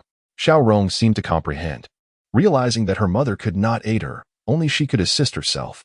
On the 20th day of the 12th month, another snowfall graced the land, and after half a month, Donger finally returned.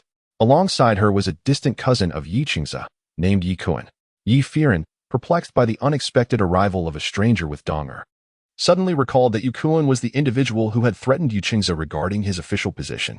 Chapter 102. Ye Feiran was taken aback, contemplating whether the secret of the young master being a false heir would be exposed. Unable to suppress his excitement and trembling hands, he rubbed his palms together, musing, I wonder how Xiao Rong will maneuver against Qin Wanqi once she learns the secret. Will she confront her directly, or use this knowledge as leverage? Ye Feiran followed the thread of gossip and discovered that Xiao Rong had secretly met with her distant cousin. Originally, under Ye Qing's arrangement, Ye Kuan had been dispatched to a prosperous town in Jiangnan to oversee financial matters, a position that was quite lucrative. For an ordinary person, this would suffice to lead a comfortable life, perhaps even marrying a beautiful wife and concubine, achieving a modest yet satisfying existence. However, Ye Feiran was a gambling addict and soon squandered all the money he had extorted from the Ye family, subsequently turning his sights on the treasury. He was caught during a grain trafficking incident, although he was not severely punished due to Ye Qing's influence. He was given 20 blows and imprisoned for 6 months before being released. Consequently, he became a drifter on the streets, surviving through deceit, but due to being watched. He could not venture to the capital to seek out Ye Qing's and was forced to remain in the area. When Dong found him, he had not eaten for 3 days. Upon hearing her explanation, he immediately began to curse Ye Qing's and Qin Wanqi. That pair of scoundrels has been carrying on an affair back home, and the whole village knows. That woman was sent back pregnant, yet gave birth to a stillborn. This must be their retribution. Dong was taken aback, asking, a stillborn? How could that be? What then of the current young master of the Ye family? Ye Feiran let out a low growl. That woman secretly buried the child in the backyard, and I happened to see it. She begged me not to speak of it. What could I do? When a beauty pleads with me, I naturally cannot refuse, can I? His expression hinted that Ye Feiran had indeed been involved with concubine Qin in the past.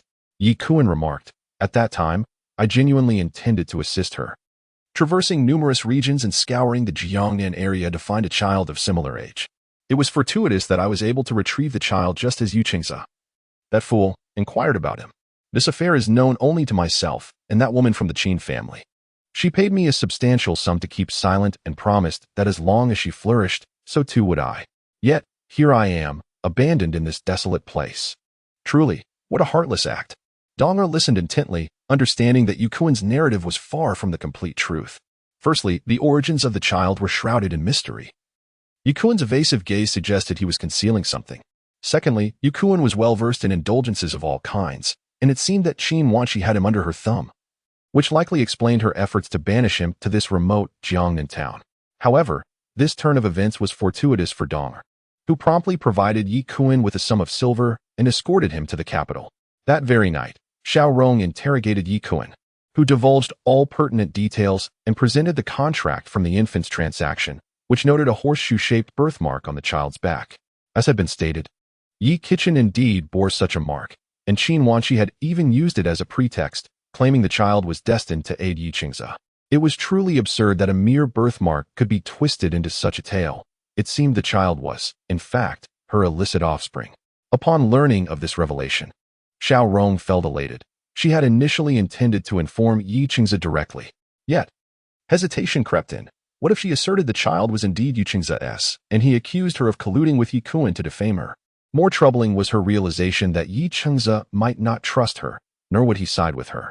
Why was this so? From every angle, she believed Ye Qing's should protect her. Firstly, he relied on her maternal lineage, which offered substantial resources. Secondly, she was of royal descent. Despite renouncing her title, she still had a mother and brother, her brother destined to be a prince. With such formidable connections, it was inconceivable that Ye Qing's would remain indifferent. Yet, he appeared to disregard her entirely, indicating he had greater interests at stake. Upon returning from Ye Feiran, Xiaorong instructed Dong, my dear, investigate further. Discover whether the master has formidable allies or if he harbors other plans that could yield him immense benefits. Dong felt greatly troubled as an ordinary palace maid. Her skills were limited to service, and she lacked the means to uncover such secrets. The only reason she had previously unveiled the truth about the Ye family's illegitimate child was due to Yi Hong's discreet guidance and provision of the address.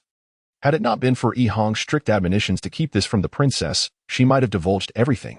Xiaorong inquired, Dong, what troubles you? Why do you remain silent?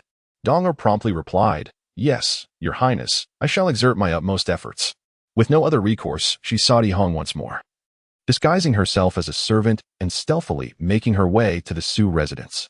Yi Hong and Yi Chui were the chief maids of the esteemed Madame Su Haoyun, with Yi Hong managing the business dealings inherited from the Yi family, while Yi Chui dealt with various challenges. Yi Chui's gentle disposition made her adept at navigating the world of merchants, whereas Yi Hong's bold and meticulous nature suited her for investigations. Dong waited all day at the back gate of the Su residence until finally spotting Yi Hong returning on horseback. She rushed forward, exclaiming, Sister Yi Hong, I have long admired you and wish to speak with you privately. Laughter erupted from Yi Hong's attendants, and she blushed furiously, chiding, What are you laughing at? Go about your business. I will handle this matter. Once dismounted, Donger pulled Yi Hong aside, anxiously stating, "Sister Yihong, it is I, Dong." Yihong looked surprised. "Dong? What brings you here? Did you not travel to Jiangnan? Did you fail to find the person I mentioned?" Donger shook her head. "No, I found him. And I uncovered a monumental secret. Surely you are aware of this matter? It is why Madame Su hastily sought a divorce from Lord Yi and took most of the Yi family's wealth. Madame Su is truly cunning. I admire her. However, my mistress is now embroiled in this predicament, and I am at a loss as to what to do." Yihong held a favorable impression of Donger. She was a loyal servant, and loyalty was revered in this world. Compared to Donger, Chun'er, though equally devoted to the princess, was somewhat indulgent and lacking in discernment. Thus, when passing on information, Yihong chose Donger, knowing only she could discreetly bring Yi Kuan back to Xiaorong without raising suspicion. Yihong asked, "What is it that you wish to know?" Donger sighed, "You know well that the Yi family has a troublesome concubine who is difficult to deal with. Last time, my mistress nearly fell victim to her schemes, and it was you who kindly rescued her. My mistress wishes to dismiss this concubine, but..." Yihong immediately understood. "You possess evidence but fear to present it, worried that Yi Chengze may still side with Qin the concubine, correct?" Donger sheepishly nodded. "You are so astute. No wonder Madame Yi values you so highly. I shall not hide the truth. Recently, the master has grown quite distant from my mistress. And it has only been a year since their marriage. How could he neglect her so?" Yihong smiled. "Donger, you are so clever. Yet you fail to grasp the nature of men. There are indeed many who can remain faithful, but the majority cannot. What is more alarming is when a man lacks principles. Why not follow Yi Chengze discreetly? You may uncover some delightful surprises." Donger understood immediately. Without time to express her gratitude, Yihong vanished from sight. Thus, for several days, Donger discreetly trailed behind Yi Chengze's carriage, disguised as a servant. Initially, he attended court and dined with officials at taverns. On the fourth day, she witnessed him enter a narrow alley. Greeted by a young woman in simple attire, her name was Qin Ruo. Qin Ruo, a member of the Qin family, was associated with the concubine. Realizing the truth, Xiaorong's heart sank. She recognized that her unreciprocated devotion had been in vain. At this juncture, Donger could have ceased her pursuit, yet she remained unconvinced. Sensing that there was more to the story, could it truly be that Lord Yi allowed a mere concubine to discern his preferences and brought his young cousin to entertain him, risking the princess's ire? Eventually, Donger uncovered the entire truth. She disguised herself as a waiter at a tea house where Yi Chengze and several officials convened secretly, eavesdropping on their plans. Trembling with fear, she hurried back to inform the princess, who, upon hearing the news, collapsed in shock. He dares to undertake such actions? If this succeeds, it is one thing, but if it fails, it is a crime of treason that could annihilate his entire clan. How could he be so audacious? Donger anxiously said, "Indeed. My lady, what do you suggest we do? And about Qin Ruo, I have heard." Xiaorong inquired, "What have you heard?" Donger replied, "I have heard that the courtyard where Qin Ruo resides frequently receives physicians. I secretly took some of her medicinal dregs. They are all herbs for stabilizing pregnancy and nourishing vitality. My lady." Xiaorong, feeling despondent, sank onto the bed. Her tears seemingly exhausted from the night when despair had overwhelmed her. Donger, in a state of urgency, urged, "My lady, you must make a decision. If you still hold the title of princess, there might be a chance for clemency. But now that you are a commoner, this could be a grave accusation of treason, and you could be executed alongside it." Xiaorong was in a daze. She understood that Yi Chengze intended to use this matter as a bargaining chip against the Duke of Jing's estate. Yet, how could he be so certain that the Duke's estate would emerge victorious, especially with the current rivalry with the Su family? Closing her eyes, Xiaorong murmured, "Dong, we cannot align ourselves with Yi Chengze in this matter. I am merely a pawn in his game, and it is evident that I hold little significance in his heart. No wonder he has never cared whether I am with child. He has already fathered illegitimate offspring with other women. Indeed, concubine Qin is merely a repeat of his past misdeeds. Donger, please, save me. I do not wish to perish in the Yi family's courtyard." Xiaorong had come to a complete realization. She understood that unless she met her end at Qin Wanqi's hands, she truly could not compete with her. In Chapter 103, she finally comprehended why Su Haoyun had gone to great lengths to expose her and Yi Chengze's affair.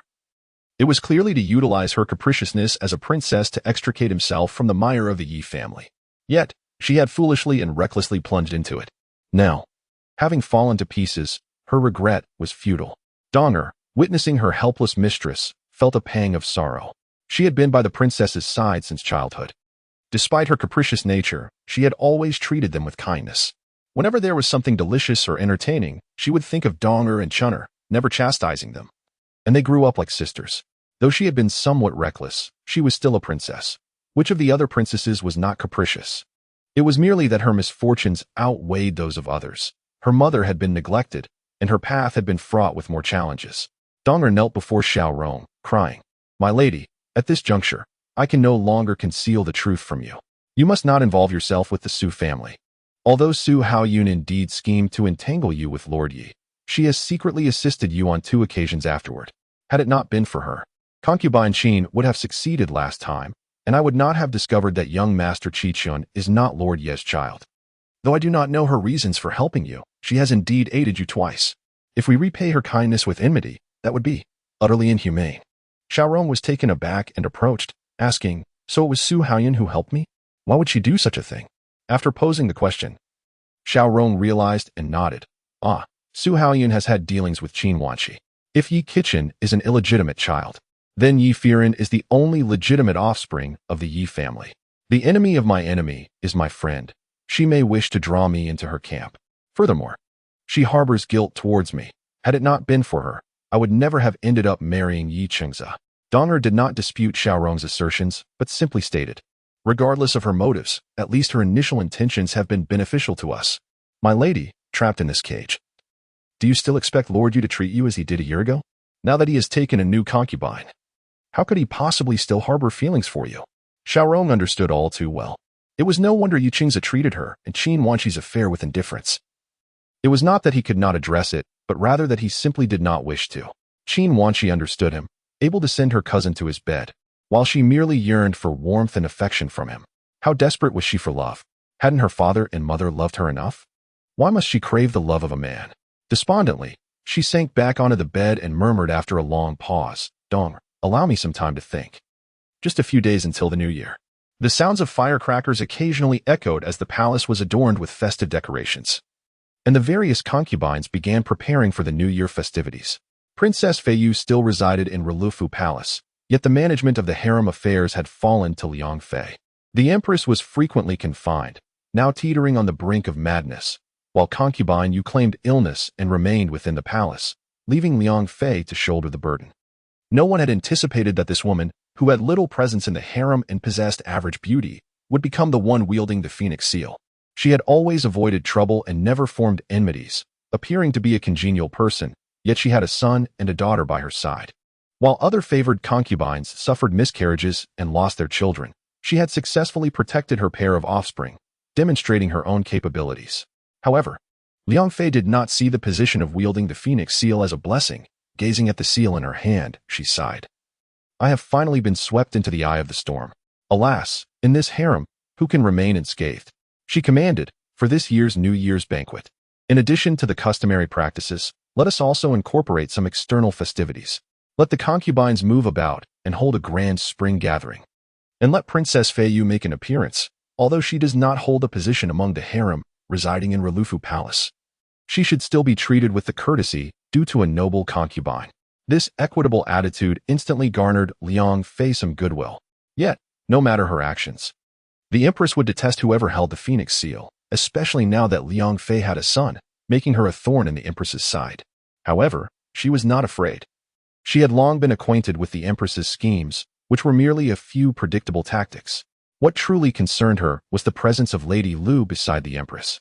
Liang Fei indeed possessed cunning, as she had witnessed all the struggles within the palace over the years, allowing her to conceal herself among the chaos. She believed it was primarily due to her good fortune. Having only been favored twice throughout her life, she had been blessed with a son and a daughter, which could be deemed a reward from the heavens. The palace bustled with excitement, and Lady Lu had no choice but to take a few close maids to visit the various palaces, perhaps due to the recent tranquility. Even the Lu brothers had not entered the palace, which allowed her to let her guard down, thus giving Lu Bangxia the opportunity to find a way out from the dark chamber where she had been confined. The 4 years of living in darkness had drained Lu Bangxia of nearly all her vitality, yet the medicine provided by her brother had saved her life. Familiar with herbal medicine, she took the medicine according to the prescribed days, and after half a month, she had regained much of her strength. However, she still feigned a half-alive appearance, allowing Lady Lu to relax her vigilance, which resulted in a maid being assigned to guard her, while Lady Lu took the other three to visit the various palaces. Once Lady Lu departed, Lu Bangxia knocked painfully on the door of the dark chamber, to which the maid outside coldly replied, "I advise you to behave yourself and not to play any tricks. This is the royal palace. Do you think you can escape?" Lu Bangxia hoarsely replied, "Dear sister, could you kindly bring me the chamber pot? This dark chamber is damp and shadowy, and I am experiencing some diarrhea." The palace maid harbored no suspicions. She merely set down the pastries she had been holding with evident impatience and remarked, "There are truly too many matters to attend to. I fail to understand why the noblewoman insists on keeping you in the palace. You are merely a maid who has committed an offense. Surely, it would suffice to deal with you." With that, she stepped outside to fetch a chamber pot, opening the hidden compartment to hand it to her. In that fleeting moment, Lu Bangxia seized the silver needle concealed within the medicine vial and swiftly plunged it into the maid's acupoint atop her head. The maid collapsed limply, and Lu Bangxia hastily donned her garments. From her bosom, she retrieved a note, a map that had been discreetly slipped to her by one of the noble consort's maids a few days prior, indicating the direction she must follow to be escorted out of the palace. Although Lu Bangxia felt a twinge of doubt, this was the only opportunity she had encountered in years. At last, seizing the moment when the Shuxiu Palace was sparsely populated, she stumbled through the back door and, following the map's instructions, reached the rear of the garden behind the artificial hill, where a narrow path led toward the East Palace. Just as she was about to proceed further, a figure abruptly yanked her into a crevice against the wall. Lu Bangxia gasped in fright, but the individual swiftly covered her mouth and whispered, "Do not scream. I am here to take you away. From now on, follow my lead. I will take you to meet Lu Xingling." Lu Bangxia fell silent, nodding gently, though her body trembled uncontrollably. The figure released her mouth. It was a rather unremarkable young eunuch who nodded at her and said, "Follow me." The young eunuch led her through a small dog hole that connected to the East Palace, which was effectively half outside the palace. He did not guide her through the main entrance, but rather exited through the dog hole, bringing her to a narrow alley where a carriage awaited. Upon seeing the carriage, the eunuch sighed in relief and pointed towards it, saying, "Hurry, you must go. I need to return. If I linger too long, I shall be discovered." Lu Bangxia, her voice hoarse, expressed her gratitude. "Thank you for saving my life. May I know your name, sir?" The young eunuch replied, "There is no need for you to know my name. I am simply carrying out someone else's request. You must leave quickly to avoid trouble." Lu Bangxia nodded, turning to board the carriage. Once inside, she burst into tears, and there, before her, stood Lu Xingling. She threw herself into his embrace, sobbing, "Brother, I finally see you." Lu Xingling held her tightly, feeling her frail frame, as if she were nothing but skin and bones, easily lifted in his arms. With a heart full of concern, he gently caressed the emaciated Lu Bangxia, whispering, "Sister, you have suffered." Perhaps seeing her brother allowed Lu Bangxia to finally relax, and she fainted away, alarming Lu Xingling, who hurriedly took her back to a secluded residence. He knew she could not return to the Lu household. For one, Lu Zuangku was an unpredictable threat. Once the carriage had distanced itself, Prince Luo and Su Yulan emerged from the shadows of the narrow alley. Su Yulan inquired, "What is your plan following her rescue?" Prince Luo nodded, "Our Su family has endured for many years. It is time to cleanse the court and the realm." The jubilant streets of the capital filled Su Yulan with a sense of foreboding calm, as if a storm were impending. Prince Luo took her hand and said, "You should return now. I have matters to attend to at the Genie Pavilion." Su Yulan asked, "The Genie Pavilion? Are you ordering garments? But isn't it the Internal Affairs Department that handles the royal attire? Why must the prince personally visit the Genie Pavilion?" Prince Luo chuckled softly, replying in a lowered voice, "Well, certain personal garments must be custom-made at the Genie Pavilion." Misunderstanding his words, Su Yulan's face flushed with embarrassment as she stammered, "Oh, then, you should go. By the way, I won't come to find you tonight. There is a family banquet. If you have time, do join us." Without grandmother Su, it would be quite lonely for you to spend the new year alone. Prince Luo hesitated, saying, "Well, I have other matters to attend to tonight." "No worries. You all eat first. After all, I must also pay New Year visits to my cousins on the first day." Su Yulan nodded and turned to leave, while Prince Luo retrieved a rough sketch from his pocket, admiring it with satisfaction. This will be quite a surprise. I hope my Lana will not be upset." On the first day of the Lunar New Year, 1 year and 4-month-old Ye Feiran sat at the dining table. The previous year, he had been too young to grasp the significance of the festivities. However, this year, he finally felt the weight of ancient traditions surrounding the spring festival. Preparations had begun on the 8th day of the 12th month, with the celebration continuing until the 15th day of the first month. As Ye Feiran gazed at the sumptuous array of dishes before him, he salivated, musing to himself, "Why do these dishes seem so familiar? Isn't that sizzling lamb? And isn't that the sour soup beef roll?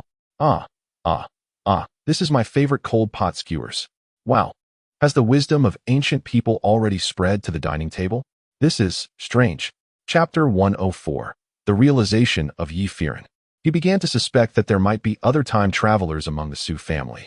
Could it be that he was not the only one who had crossed over to this world? His heart raced at the thought. If there were indeed other time travelers, he would no longer be alone. He would have compatriots. Ye Feiran's thoughts echoed loudly. Now I understand why that little noble from the Sioux family can resolve everything, transforming dangers into safety. Could it be that he has read that book as well? I wonder who that little noble is. Could it possibly be the sixth prince? But he doesn't seem like it. The sixth prince appears to be a native. The members of the Sioux family overheard his thoughts and struggled to contain their amusement, realizing that this little fellow had unwittingly provided them with an easy explanation for the peculiar dishes. During dinner, Sioux Houching raised his glass, addressing everyone. "Let us first toast to the little noble of the Sioux family. Without him, our family might have already fallen apart amid this conflict. Cheers to our little noble. May he remain a little lord for life."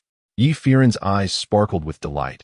He mused, so the little noble's wish is to remain a little lord forever? How wonderful.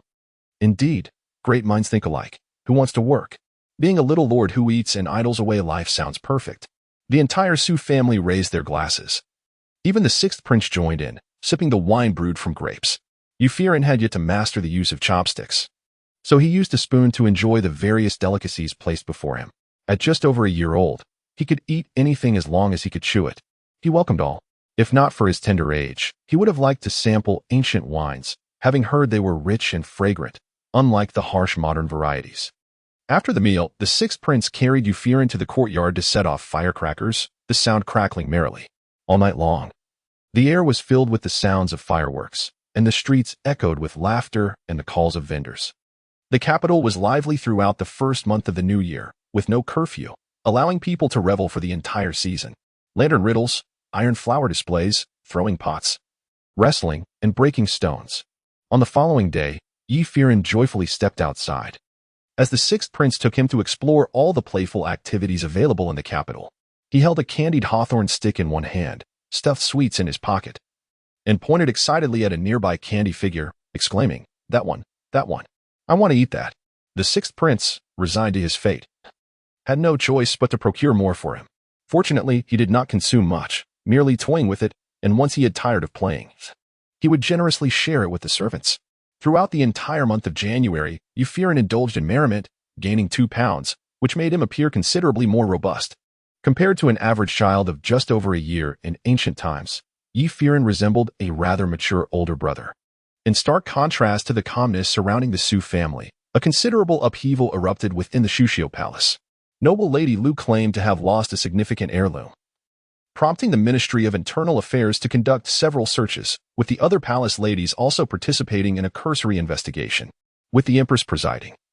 Others were hesitant to voice their opinions, yet no substantial evidence was uncovered, resulting in Noble Lady Lu falling ill from distress. However, it was not mere illness that ailed her. She covertly slipped out of the palace to investigate the Lu family, only to return disheartened after finding no one. Upon her return, she vented her frustration by shattering porcelain, vowing, "Lu Banxia, just you wait. I will ensure your family faces dire consequences." Meanwhile, Lu Banxia, residing in a separate estate, had already recovered significantly and recounted the events to her brother, Lu Xingling. He promptly informed Prince Luo, advising him to remain vigilant regarding Noble Lady Lu, as she might undertake actions detrimental to the state. Prince Luo pondered that all necessary measures had already been taken. At this juncture, it was too late for caution. Instead, he considered a strategic counterplay to uncover the forces orchestrating her actions. Seizing the opportunity during the second day of the Lunar New Year to visit friends, Su Yulon discreetly arranged a meeting with Prince Luo, discussing the situation. "Is Miss Lu safe? Have you stationed someone to guard her?" she inquired. Leaning lazily against a couch, fanning himself, Prince Luo replied, "Rest assured, I shall ensure this matter is handled flawlessly, leaving no room for them to exploit any gaps. There are certain things I prefer not to undertake. Yet if I decide to act, I shall leave no mistakes." Su Yulan believed him wholeheartedly. After all, it was improbable that only a single individual, Shaoan, had betrayed him over the years. Nodding, she found herself pulled into Prince Luo's embrace, his arms encircling her waist. "Are you worried about me?" he teased. Su Yulan stumbled slightly, falling against his chest. Their romantic bond had eased over time, and she nestled closer, murmuring, "Of course I am worried about you. I can scarcely envision what I would become without you. In these days, I have envisioned countless futures, none of which exist without you. Jintang, I realize that I—" Prince Luo ceased fanning himself, lifting his body slightly as his voice resonated in Su Yulan's ears. "What is it you realize?" Su Yulan's cheeks flushed. Yet she bravely confessed, "I believe I have developed feelings for you, profound ones at that." Delighted by her admission, Prince Luo playfully pushed her onto the couch. Gazing down at her, "Yulan, do you speak truthfully? Is that not an unnecessary question? If I were not sincere, why would I have engaged in this ambiguous relationship with you for so long? Naturally, it is because I hold you dear that I am willing to be close." Prince Luo chuckled softly, refraining from further words, instead leaning in to kiss her lips. Each intimate encounter with Prince Luo left Su Yulan blushing profusely, her heart racing as if it might leap from her throat. Yet, mustering her courage, she wrapped her arms around his neck, responding to his kiss with warmth. This marked the first time Su Yulan reciprocated his kiss, causing Prince Luo to struggle to contain his emotions, even his breathing becoming heavier and more erratic. It was not until Su Yulan, feeling slightly overwhelmed, gently pushed against his chest that he sighed in resignation. "Yulan, do not move. You know my inner desires. I promise to uphold our gentleman's agreement, but every touch I share with you requires immense restraint against my yearning. If I do not undress you, may I simply remain like this? Is that acceptable?" Should Ye Feiran have been eavesdropping, he would surely mock Prince Luo's words. "I shall merely graze, not intrude." Yet, at that moment, Su Yulan found herself unable to refuse Prince Luo's plea. Even though embarrassment urged her to find a hiding place, she simply nodded, her cheeks aflame, whispering, "You must not move. If you dare to, I shall ignore you henceforth." Prince Luo responded with a low hum, tightening his grip around her fingers, enveloping her completely. Su Yulan's mind buzzed, as if in an explosion of thoughts. After what felt like an eternity, Prince Luo gently kissed the corner of her lips, filled with tenderness, and murmured, "Yulan, I truly like you." Perhaps the atmosphere in the room was too comfortable, for Su Yulan eventually fell asleep. Upon awakening, she found Prince Luo had recently bathed and donned fresh attire, his hair still damp. Lazily wrapping herself in the thin blanket, she inquired, "What time is it? How long have I slept?" "Not long, less than an hour. I informed my cousins that you had overindulged in wine and would be staying here tonight," Prince Luo replied. Su Yulan wrestled with her inner thoughts, but ultimately decided to remain lying down. Over the years, she had continuously learned, evolved, and transformed into a more refined individual. Now, pausing momentarily, she realized that even a brief respite would not alter her world. In fact, it might even clarify her mind. During these days of rest, she had frequently visited Prince Luo, who took her on various enjoyable outings and treated her to delectable meals. Occasionally, guilt would gnaw at her for being spoiled. Yet she felt immense joy. True happiness in life was scarce, and being with him was simply delightful. Observing her languid demeanor, Prince Luo approached her, asking, "Why is our esteemed youth of the capital so lethargic today?" Su Yulan dismissed his jest. "I am no exemplary figure. Who among the role models marries and establishes a family? A bad example would be more fitting." Prince Luo chuckled. "What do role models have to do with marriage? How many young men attain a fourth-rank position by the age of 20? None, I presume." Currently, Su Yulan held the position of Deputy Minister of the Ministry of Rights, recognized as a promising successor in diplomatic affairs. She replied lazily, "You elevated me without the emperor's consent. Should he find out, you would be punished." Prince Luo retorted, "Do you not know that when officials return home, they rarely bring their subordinates?" Amused by his words, Su Yulan thought that while the world cherished face, she herself was indifferent to such matters, striving solely in the realm of knowledge and intellect. Wrapping herself further in the blanket, she gestured for Prince Luo to sit beside her, resting her head on his lap as she murmured softly, "My lord, I do not wish to rise. Prince Luo half embraced her, smiling. Very well. If you wish to remain in bed, we shall dine here. I can feed you. Su Yulan felt akin to a bewitching siren, distracting the emperor from his morning court sessions. Yet fortunately, Prince Luo was merely a carefree rogue who could indulge in such whims with her. However, they both understood that this tranquility was merely fleeting. A storm was inevitably on the horizon. Thankfully, they managed to enjoy a peaceful end to the Lunar New Year. And on the 2nd day of February, the day of the dragon raising its head, Ye Feiran once again clamored to witness the dragon dance lanterns. After the New Year, Su Haiyan was preoccupied with business and lacked the time to accompany him. The 6th prince, indulging him, took him out. The square where the dragon dance lanterns were performed was located along the street of the Prince of Luo's residence. And every year on the 2nd day of the 2nd month, the emperor would parade through the capital to celebrate with the people. During this time, citizens would line the streets, eagerly awaiting the emperor's appearance, making it the liveliest day of the year in the capital. Ye Feiran also enjoyed the festivities, and their carriage came to a halt at the intersection of the emperor's route. The emperor would soon pass by in his grand chariot, waving to the citizens on either side. As they awaited his arrival, a sudden cry rang out from the crowd. Oh no! The Prince of Luo's residence is on fire. Chaos erupted among the throngs of people, and the guards quickly drew their swords to protect the emperor. Noticing the commotion, the emperor inquired, "What is happening? What has transpired ahead?" The Grand Eunuch hurried forward to gather information and swiftly returned, reporting, "Your Majesty, it is said that the Prince of Luo's residence is ablaze." The emperor's eyes widened in alarm. What? The Prince of Luo's residence is on fire? Concerned for his brother, he waved his hand and commanded, "Quickly, go and check. The prince has a habit of sleeping in. You must go with me to extinguish the flames." The Grand Eunuch issued a sharp order. "Hurry to the Prince of Luo's residence." The entourage, bustling with urgency, turned towards the residence, followed by a crowd of curious onlookers. Ye Feiran and the 6th prince also spotted the thick smoke billowing from the Prince of Luo's residence. While Ye Feiran understood the situation and was not overly worried, he was intrigued by the unfolding events. He tugged at the 6th prince's sleeve, saying, "Brother, let us also go and see." The 6th prince nodded. "We can only observe from a distance. Getting too close could be dangerous. There are too many eyes, and it is wise to exercise caution." Ye Feiran understood that the guards armed with swords were not only surrounding the emperor, but also stationed on the rooftops of nearby buildings. Under normal circumstances, the 6th prince could have taken Ye Feiran to the rooftops to watch the spectacle, but today was different. They parked their carriage at a safe distance of several dozen meters from the Prince of Luo's residence, where they could see several ministers rushing into the estate. Ye Feiran chuckled to himself, thinking, these individuals are quite eager. Perhaps they are all vying for favor with the emperor? Oh, my father is among the first to rush in. How remarkable. At such a moment, he is surprisingly nimble. I cannot fathom why he must heed Ye Kitchen's every word.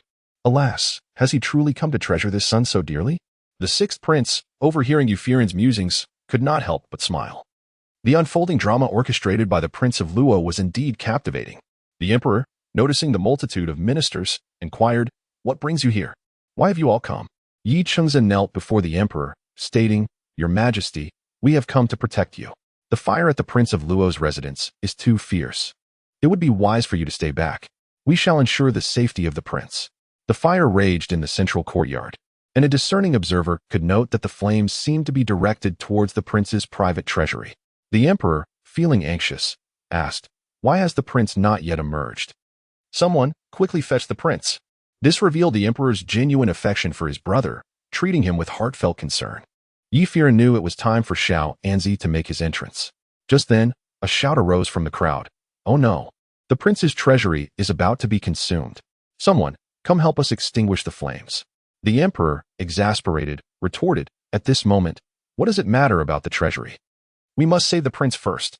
Xiao Anzi trembled as he replied, "Your Majesty, you may not be aware, but the prince holds this treasury in high regard.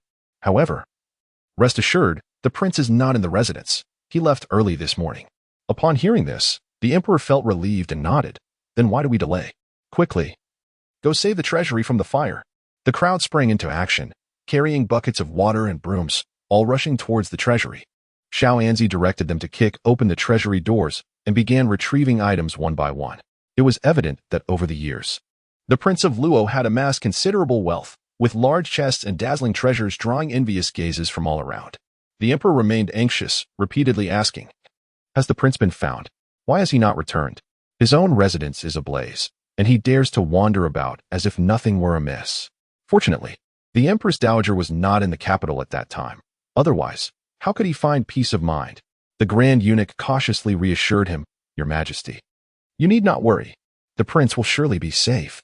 Meanwhile, at a distant tavern, Su Yulon questioned the Prince of Luo, "Will you not make your appearance? Without you, this drama cannot continue." The Prince of Luo chuckled lightly. "What is the hurry? Let them perform for a while longer. It is not yet my time to take the stage." The two watched from afar as the flustered crowd in the prince's residence resembled ants on a hot pan, unable to contain their laughter at the earnestness of the performance.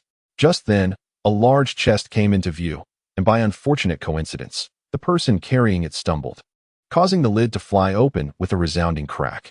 The Prince of Luo pointed with his fan, commenting, "This performance is lacking. Look how awkwardly it has unfolded. Far too deliberate."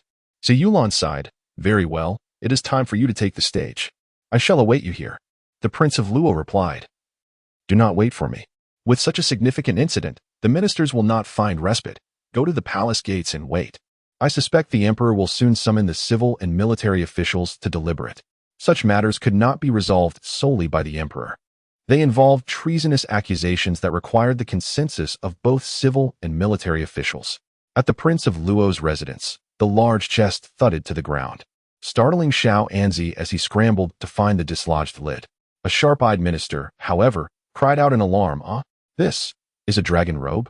The crowd's attention was immediately drawn to the commotion, and the ministers who had come to assist in extinguishing the fire gathered around. Upon seeing the dragon robe within the chest, all present were rendered speechless, with Xiao Anzi curling into a ball, attempting to cover the chest, only to be thwarted by Yi Chengze, who kicked it aside and turned to the emperor, stating, "Your Majesty, look at this." The emperor frowned and approached for a closer look, indeed spotting a gleaming golden dragon head, alongside a box whose contents were unmistakable. The grand eunuch swiftly declared, "Quickly, secure the evidence and bring it to the court. Summon Prince Luo to attend." As the emperor's chief eunuch, the grand eunuch possessed such authority, and even the emperor could not intervene. With numerous eyes upon them, he had no choice but to allow the grand eunuch to proceed with the formalities. Once seated in the grand hall, with the Prince of Luo standing below, and the ministers summoned to the court, the emperor slowly inquired, "Is there perhaps a misunderstanding here?"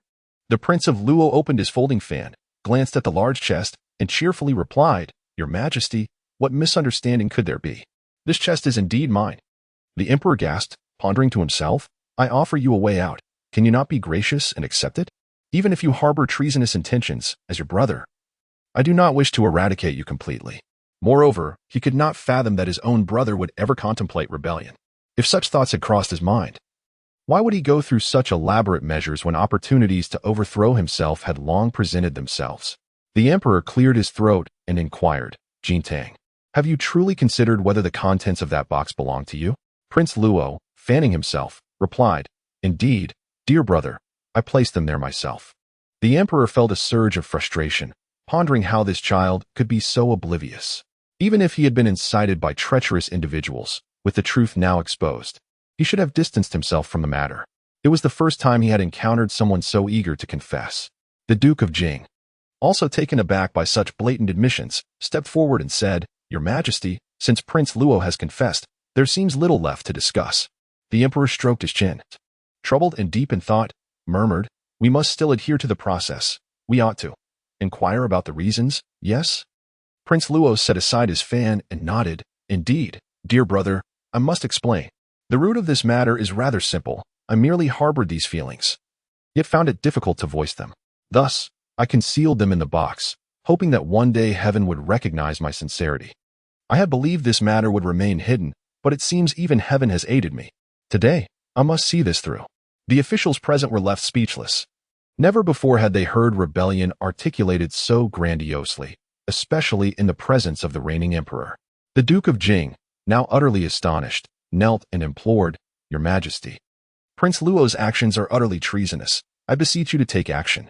Yet, Prince Luo remained unfazed, responding humbly, "I accept my punishment, for such thoughts are indeed improper. However, I ask my brother for a chance to clarify. I understand this may seem unfathomable, But the Crown Prince's tutor should be able to comprehend my plight, correct? Lord Zhao?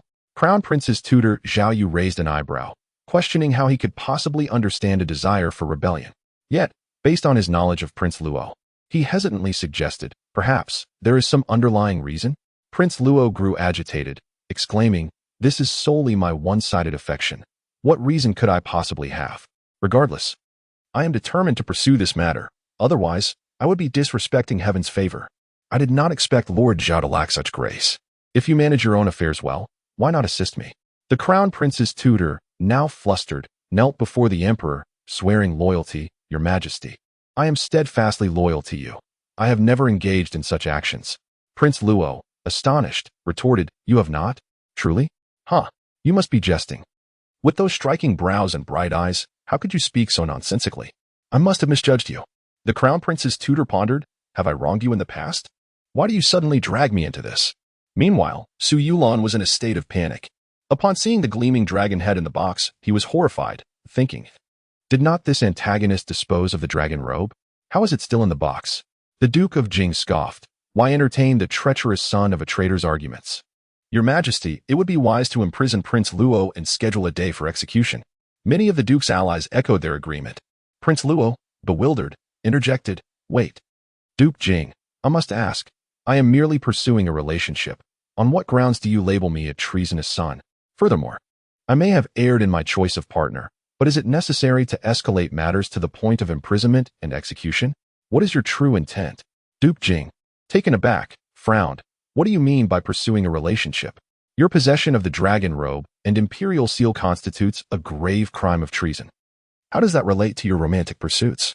Prince Luo, now amused, approached and pushed aside the eunuch lifting the box, revealing the dragon robe, imperial seal. "Look closely. Is this truly a dragon robe?" Upon lifting the garment, its true nature was revealed, a golden robe adorned with four-clawed dragons. Not a dragon robe, but rather a ceremonial python robe. In that moment, silence fell over the court. The officials were rendered speechless. Conversely, both the emperor and Su Yulan exhaled in relief, as did the Crown Prince's tutor, who now understood Prince Luo's intentions. It became clear that Prince Luo did not intend rebellion. Rather, like himself, he fell in love with another man. While this was indeed a significant matter for a prince, it hardly constituted treason. The emperor, amused, gazed at the python robe and remarked, "Ah, is this not the ceremonial attire for royal weddings? Prince Luo, have you found a beloved?" According to the laws of daiming, the ceremonial python robe was typically green, with only the wedding attire permitted to be golden. Thus, this garment was not in violation of any regulations. Yet, beneath the court, Prince Luo, feeling wronged, covered his face and wept, "Dear brother, I am innocent. Not only did I suffer a devastating fire at my residence early this morning, but I have also been unjustly accused of being a traitorous son. I refuse to believe those who rushed into my home to extinguish the flames were genuinely there to help me. Clearly, they had ulterior motives, perhaps to witness the supposed rebellion I was plotting. I am afraid they will be sorely disappointed. All I wish for is to marry a beloved. No, rather, to wed a cherished partner and live peacefully." Upon hearing Prince Luo's words, Su Yulan coughed up blood in shock. The Crown Prince's tutor's eyes widened in disbelief. Realizing the astonishing truth, Prince Luo, tall and imposing, was indeed the submissive partner? He wondered which noble family had produced such a remarkable figure and resolved to make an acquaintance. The court buzzed with murmurs, officials speculating that Prince Luo had lost his mind to utter such declarations in front of everyone.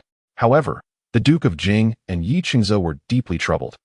Pondering the implications of the ceremonial attire, which clearly resembled a dragon robe, now transformed into a python robe. Did Zheng Anzi no longer care for his family?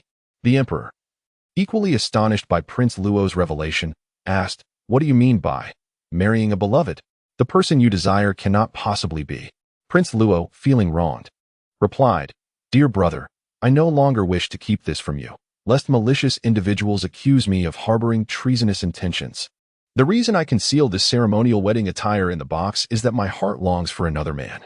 I understand society may not accept this, which is why I have kept it hidden for years, not wanting anyone to know.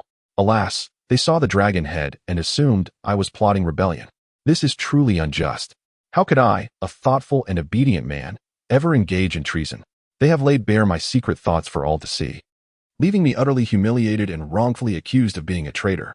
I implore you, dear brother, to vindicate me, if my innocence is not restored today." With that, Prince Luo knelt, declaring, "I shall remain here until I rise again." Su Yulan was utterly perplexed, pondering how she had been unaware of this facet of his character. Not only the court officials, but even the emperor found themselves at a loss for words. After a prolonged silence, the emperor finally said, "Prince, please rise. I did not say you could not take charge." However, the Prince of Luo remained obstinate, defiantly declaring, "I refuse. Whoever has wronged me today better step forward, otherwise I will not let this matter rest." As the situation escalated towards uncontrollable chaos, Duke Jing discreetly signaled to Ye Qingzi. In truth, the moment the Prince of Luo revealed the dragon robe, Ye Qingzi realized he was once again in a precarious predicament, now feeling a deep sense of despair. It was evident that Duke Jing intended to preserve his own position at the expense of others. He had led the charge into the prince's residence and had been the first to identify the dragon robe, inciting the claim of treason against the prince. Despite his reluctance, he had no choice but to step forward, kneeling and bowing his head. "I was only concerned, and in my haste, I failed to see clearly, thus wronging Prince Luo. I beg the emperor to punish me." With that, he removed his black cap and placed it on the ground, bowing his head once more. The gravity of the situation demanded that the emperor take decisive action to placate the prince's ire, and unfortunately, that sacrifice had to be his own. Indeed, the emperor coldly huffed, "You claim you did not see clearly, and yet you nearly caused a grave error. If I had remained indifferent and not afforded Prince Luo the chance to defend himself, would he not have already suffered a dire fate? Yi, you are a long-serving minister. How could you commit such a blunder?" Ye Qingzi humbly accepted his fault. "I acknowledge my mistake, and I sincerely apologize to Prince Luo. All blame rests with me." His sense of duty compelled him to act thus. Otherwise, not only would the emperor's authority be undermined, but even Duke Jing would seek retribution against him. Seeing his earnest admission, the emperor acquiesced. "Very well. Yi, you shall temporarily relinquish your position and return home to reflect." Ye Qingzi bowed thrice, exclaiming, "I, Ye Qingzi, thank your majesty for your grace." Upon finishing, he rose, and several eunuchs stepped forward to remove his official robe. Ye Qingzi bowed once more to the emperor before departing the court. It was evident to all that Ye Qingzi would find it increasingly difficult to regain favor. His repeated demotions would likely define his future. However, he still had a princess for a wife, and should she choose to advocate for him, there might still be a glimmer of hope, contingent upon her willingness to take the risk. Reflecting on the princess's past fervor for him, it was conceivable she might forge a path for his redemption. In the court, the Prince of Luo, seeing the emperor's handling of Ye Qingzi, felt his spirits lift. Although he still bore a sense of grievance, the emperor had provided him a way to save face, and he knew he must concede. Rising, he addressed the emperor. "Thank you, your majesty, for your mediation. I am profoundly grateful." The emperor breathed a sigh of relief, thinking to himself that this brother was relatively easy to appease. Had it been someone else, they would have undoubtedly sought to uncover the mastermind behind the incident. It was clear to everyone that the true instigator was none other than Duke Jing. The emperor had long wished to remove Duke Jing, yet his faction had grown too powerful, posing a significant challenge to eliminate. At least the immediate crisis had been averted, and the emperor smiled, addressing the Prince of Luo. "Jintang, I understand today has been distressing for you. Please take a look into my private treasury and choose whatever you desire to move to your own quarters. Today's turmoil must have caused you considerable loss. Assess the damage, and I shall compensate you." Upon hearing this, the Prince of Luo's mood brightened, thinking that he would regain his capital, and he gratefully expressed his thanks to the emperor. The emperor continued, "However, I am curious, which young man has captured your affection?" Laughter erupted among the officials, as if they were all reveling in the prince's predicament. Yet, who was the Prince of Luo? He had long since become impervious to shame. Rather than feeling embarrassed by their jests, he took it as an embellishment to his romantic endeavors. He did not answer the emperor's query, but instead hesitated, saying, "Your Majesty, to be candid, it is not that I wish to withhold the information, but I am bound by an agreement with him. Until he informs his parents, I cannot disclose his identity. Though he has delayed this for quite some time, a gentleman's word is paramount, and I must honor our pact," never revealing his name before that. The emperor was left speechless, remarking, "You are quite forthright, but do you not feel you are being toyed with by this young man? If your feelings were genuine, Why would he keep you waiting? The Prince of Luo replied with exasperation, I too ponder this. Yet what can I do when I am so deeply enamored? I have no choice but to wait. Nearby, Su Yulon was rendered speechless, gazing at the prince with indignation, contemplating how she would deal with him after court. However, the emperor interjected, there are many admirable young men in the world, Jintang. If you truly prefer a man, do not hesitate to seek another. There is no need to cling desperately to this one. Su Yulon was even more speechless, thinking, Your Majesty, how can you so casually disrupt this romance? But the Prince of Luo firmly rejected the suggestion. That cannot be, Your Majesty. I have sworn an oath. From the vast waters, I seek only this one cup. Even if you were to abandon me, I would willingly accept it. The officials were at a loss for words. The illustrious Prince of Luo, having squandered over 20 years, had finally decided to settle down, only to fall for a scoundrel, which was truly lamentable. After court, discussions ran rampant. What could the Prince of Luo be thinking? For the sake of a man, TSK. Indeed, why must it be so? As a prince, what kind of woman could he not marry? What sort of man would not wish to be with him? Perhaps the previous incident had left him with a psychological scar regarding women. It appeared that the Prince of Luo was indeed a romantic, deeply devoted to this scoundrel. The officials pondered the futility of such deep affection, wondering if this relationship could endure. What do you think, young Master Su? Young Master Su Yulon replied, perhaps. It might be so. With a heavy heart, he wished to hear no more, retreating to the Su residence in dismay. Upon returning, he was unable to escape the gossip, realizing for the first time just how prevalent the Su family's penchant for scandal was. He overheard his father whispering to his mother, My dear, did you know? Our Prince of Luo has been ensnared by a scoundrel. This man has kept the prince hanging for years, and now he still offers him no commitment. Today, the prince's wedding attire was confiscated from the treasury and mistaken for a dragon robe, almost leading to accusations of treason. Oh, what a scandal! Mrs. Su gasped. Is that so? The Prince of Luo is truly unfortunate. That man is despicable. How could he torment such a fine person for so long? Su Haoqing exclaimed, Indeed. He claims he cannot tell his parents, likely fearing their reprimand. But the prince is a dignified royal. Now, this affair has become common knowledge throughout the capital, while that scoundrel continues to feign ignorance. How infuriating. Mrs. Su shook her head in disbelief. It is indeed infuriating. Unable to bear it any longer, Su Yulon interjected as he stepped inside. Father, mother, do you truly believe the scoundrel spoken of by the Prince of Luo is worthy of your ire? Su Haoqing and Madame Su spoke in unison. Of course. Madame Su continued. In matters of affection, honesty is of utmost importance. What ulterior motives lie behind concealing one's feelings? He surely wishes to evade responsibility, deceiving Prince Luo in matters of the heart. Unexpectedly, Su Yulon knelt before Su Haoqing and Madame Su with a thud. His face flushed as he exclaimed, Mother, I am the scoundrel you speak of. A gasp arose, as if the very roof of the Su residence might be lifted off. Chapter 107. In front of the ancestral hall of the Su family, Su Yulon knelt on a mat, his body erect. Su father wielded a whip, striking it several times. Yet not once did it land upon Su Yulon. Madame Su stood resolutely beside him, insisting, he understands his mistake. You must not strike him further. Lanner is not like Sheer. A few strikes won't hurt him. He is a scholar, and if you were to injure him, I cannot accept that. Su Yushi, who had come to witness the spectacle, interjected, Mother, we are all flesh and blood. Why favor one over the other? Realizing his wrongdoing, Su Yulon spoke, Mother, please allow father to punish me. I recognize my error.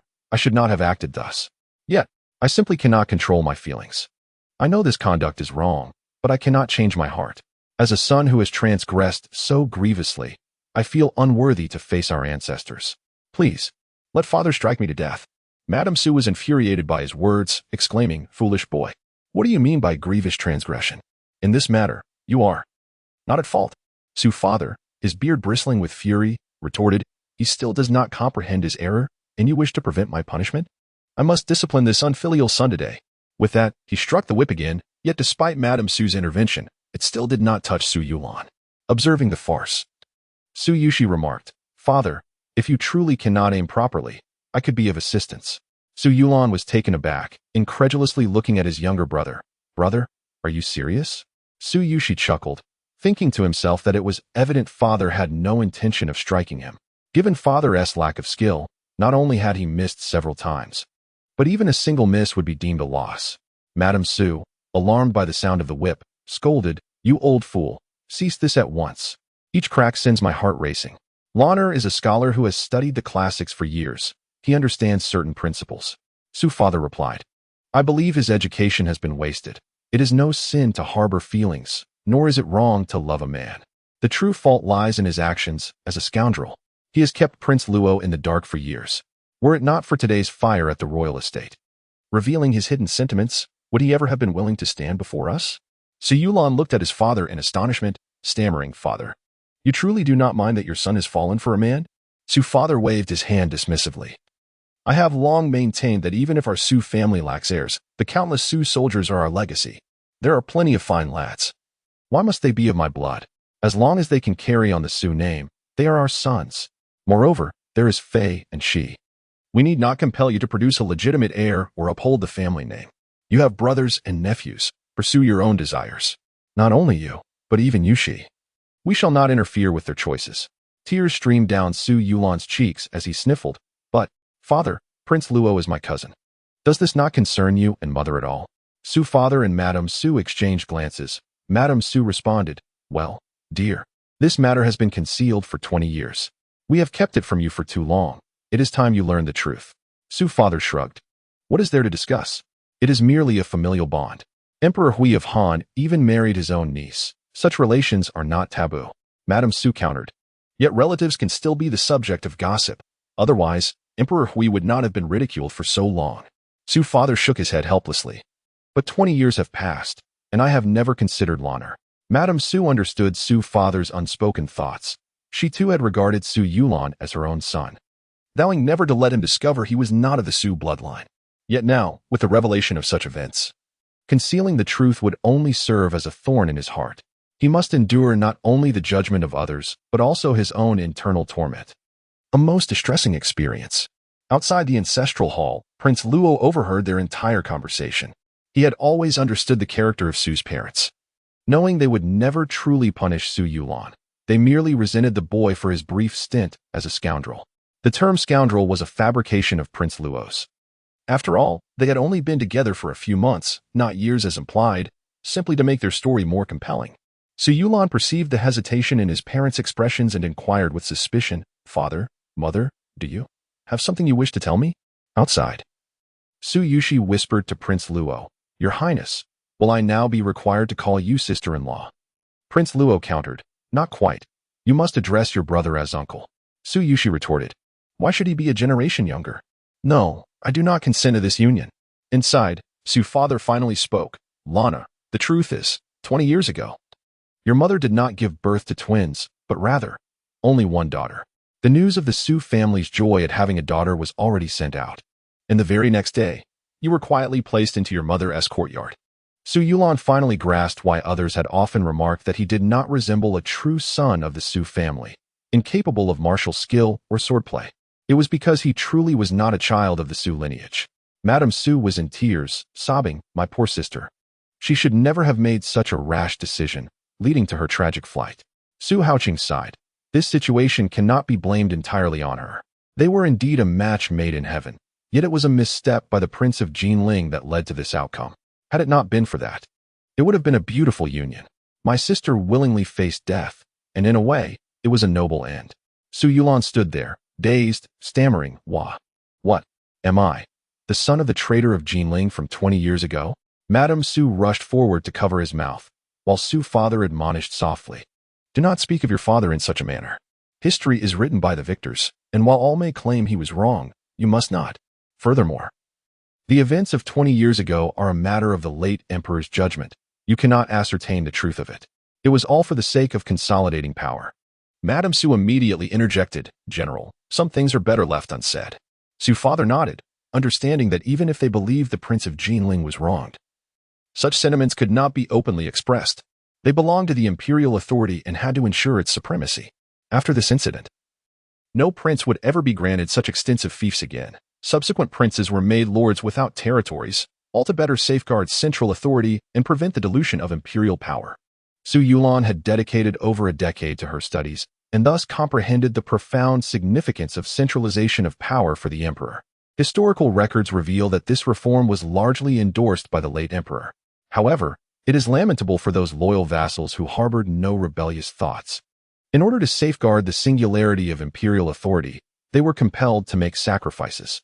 Some willingly surrendered their powers, while others became the scapegoats, serving as a deterrent to the other lords.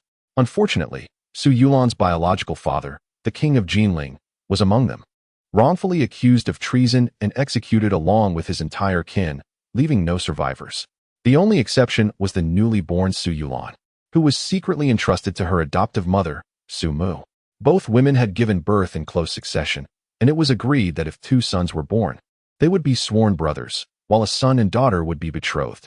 Thus, Su Mu adopted Su Yulan, rendering her an integral member of the Su family. Fortunately, Su Yulan bore a striking resemblance to her mother, and as Su Mu closely resembled her sister, it became plausible that Su Yulan bore some likeness to Su Mu. This deception held for 2 decades, allowing Su Yulan to live securely under the protection of the Su family. Had it not been for the affair between Su Yulan and Prince Luo, this secret might have remained hidden indefinitely. At this moment, tears streamed down Su Yulan's face as she looked towards her parents, her voice trembling. "Father, mother, you nurtured me into adulthood, instilling in me the wisdom of education. You are my only parents in this lifetime. While I am grateful to my biological parents for giving me life, without you, I might have become a wandering soul. I shall repay your kindness in this life, and as for the gratitude owed to my biological parents, that can only be settled in the next." Su Mu wept as she embraced her, saying, "Lan'er, there is no need for you to repay our nurturing. You, dying, and Sheer are all treasures to us, our heart's delight. Our only wish is to see you happy in this life. We revealed this matter merely to lighten the burden on your heart. You may freely be with Prince Luo, without concern for blood ties, as there is none. As for the opinions of others, they are inconsequential. You may easily disregard their existence. Always remember, regardless of your choices, your parents will stand by you." Su Yulan nodded earnestly, reflecting on her immense fortune to have such parents. At that moment, Prince Luo entered the room, his eyes also glistening with tears. Cousin, thank you," he spoke. "I shall treat Lan'er with utmost care, and shall not disappoint the love you bear for her." Su father and Su mother bowed respectfully to Prince Luo, simultaneously addressing him. "Your Highness." Prince Luo, with a gesture of humility, replied, "There is no need for such formalities between us. We are now family. I shall inform my elder brother and formalize our bond as sworn brothers." In ancient times, sworn brothers was a term for same-sex partners, akin to Zhao Yu and Qi Jingzhou, who were exemplary models of such relationships in the capital. Today, Qi Jingzhou's health had greatly improved, and he served in the Ministry of Works, leading a content life with his partner. Su father reproached Su Yulan. "This child has been unreasonable for years. He has not communicated with us, truly putting the prince in an awkward position." Su mother added, "Indeed. Thankfully, the prince is a man, otherwise, with several children already born. Lan'er has truly acted inappropriately." Prince Luo interjected, "Are you, perhaps, misunderstanding something? I am the one pursuing." Although the journey to this moment had been tumultuous, the outcome was exceedingly favorable. Su Yulan and Prince Luo successfully came out, gaining the support of Su Haoqing and his wife. Fortunately, Su Haoqing was not one to prioritize heirs, or else this couple would have faced considerable challenges. Nevertheless, Su Yulan was penalized to kneel at the ancestral hall for an entire night due to the misdeeds of a scoundrel, with Prince Luo also bearing the consequences. When Su Yulan noticed Prince Luo kneeling beside him, he inquired, "Why are you here? I am the one being punished. You need not accompany me." Prince Luo maintained a steadfast posture, replying, "It was my careless words in the court that led to your punishment. It would be unjust of me not to stand by you." Su Yulan responded, "That is irrelevant. My parents stated that my punishment stems from my lack of honesty. They are correct. I indeed erred in not informing them immediately after realizing my feelings for you, for that is the mark of a true man." Prince Luo declared, "Then I shall kneel with you. I kneel before the ancestors of the Su family to earn their acceptance and recognition. You should not bear this burden alone." Su Yulan refrained from further protest, realizing that they had shared both joy and hardship. Meanwhile, Su Haoqing and his wife returned to the main hall, both sighing heavily. Just then, Su Haoyan entered from outside and exchanged glances with them. The trio subsequently closed the door, and Su Haoyan asked, "How did it go? Is everything settled?" Su Haoqing and his wife nodded. "Yes, They are currently kneeling at the ancestral hall. Su Haoyun smirked lightly. How did they both end up punished together? Su mother explained. Initially, only Lan'er was to be punished, but Prince Luo likely felt uneasy and joined him. Su Haoqing affirmed. They exhibit a bond stronger than gold. It seems Lan'er has not chosen poorly. Su Haoyun nodded. That is good. We three must keep this matter from their knowledge. My early warning was merely to prepare you. The choices of the children must be borne by them alone. Marriages, whether between a man and a woman or two men, can vary, after all. There are many like me. However, most women endure in silence, maintaining appearances while assisting their husbands in hiding the truth. Same-sex marriages can also be fulfilling. Look at Master Zhao and his sworn brother. Their relationship is admirable. Therefore, we must not impede their choices. Let us respect their decisions. Su Haoqing and his wife concurred with their sister's sentiments, thus revealing the truth to Su Yulan, administering a small punishment to ultimately support their love. Ye Feiran, who had secretly observed the entire exchange, was astounded. He had not anticipated that his mother would be so cunning, informing his uncle and aunt beforehand. With a conflicted expression, he remarked, so they were merely performing for my cousin. The Su family truly is a troupe of actors. The sixth prince, caught off guard by Ye Feiran's comment, couldn't help but chuckle. Ye Feiran, puzzled, inquired silently, why are you laughing? The sixth prince feigned ignorance, continuing to read with a smile. Ye Feiran's thoughts again questioned. What was so amusing about that?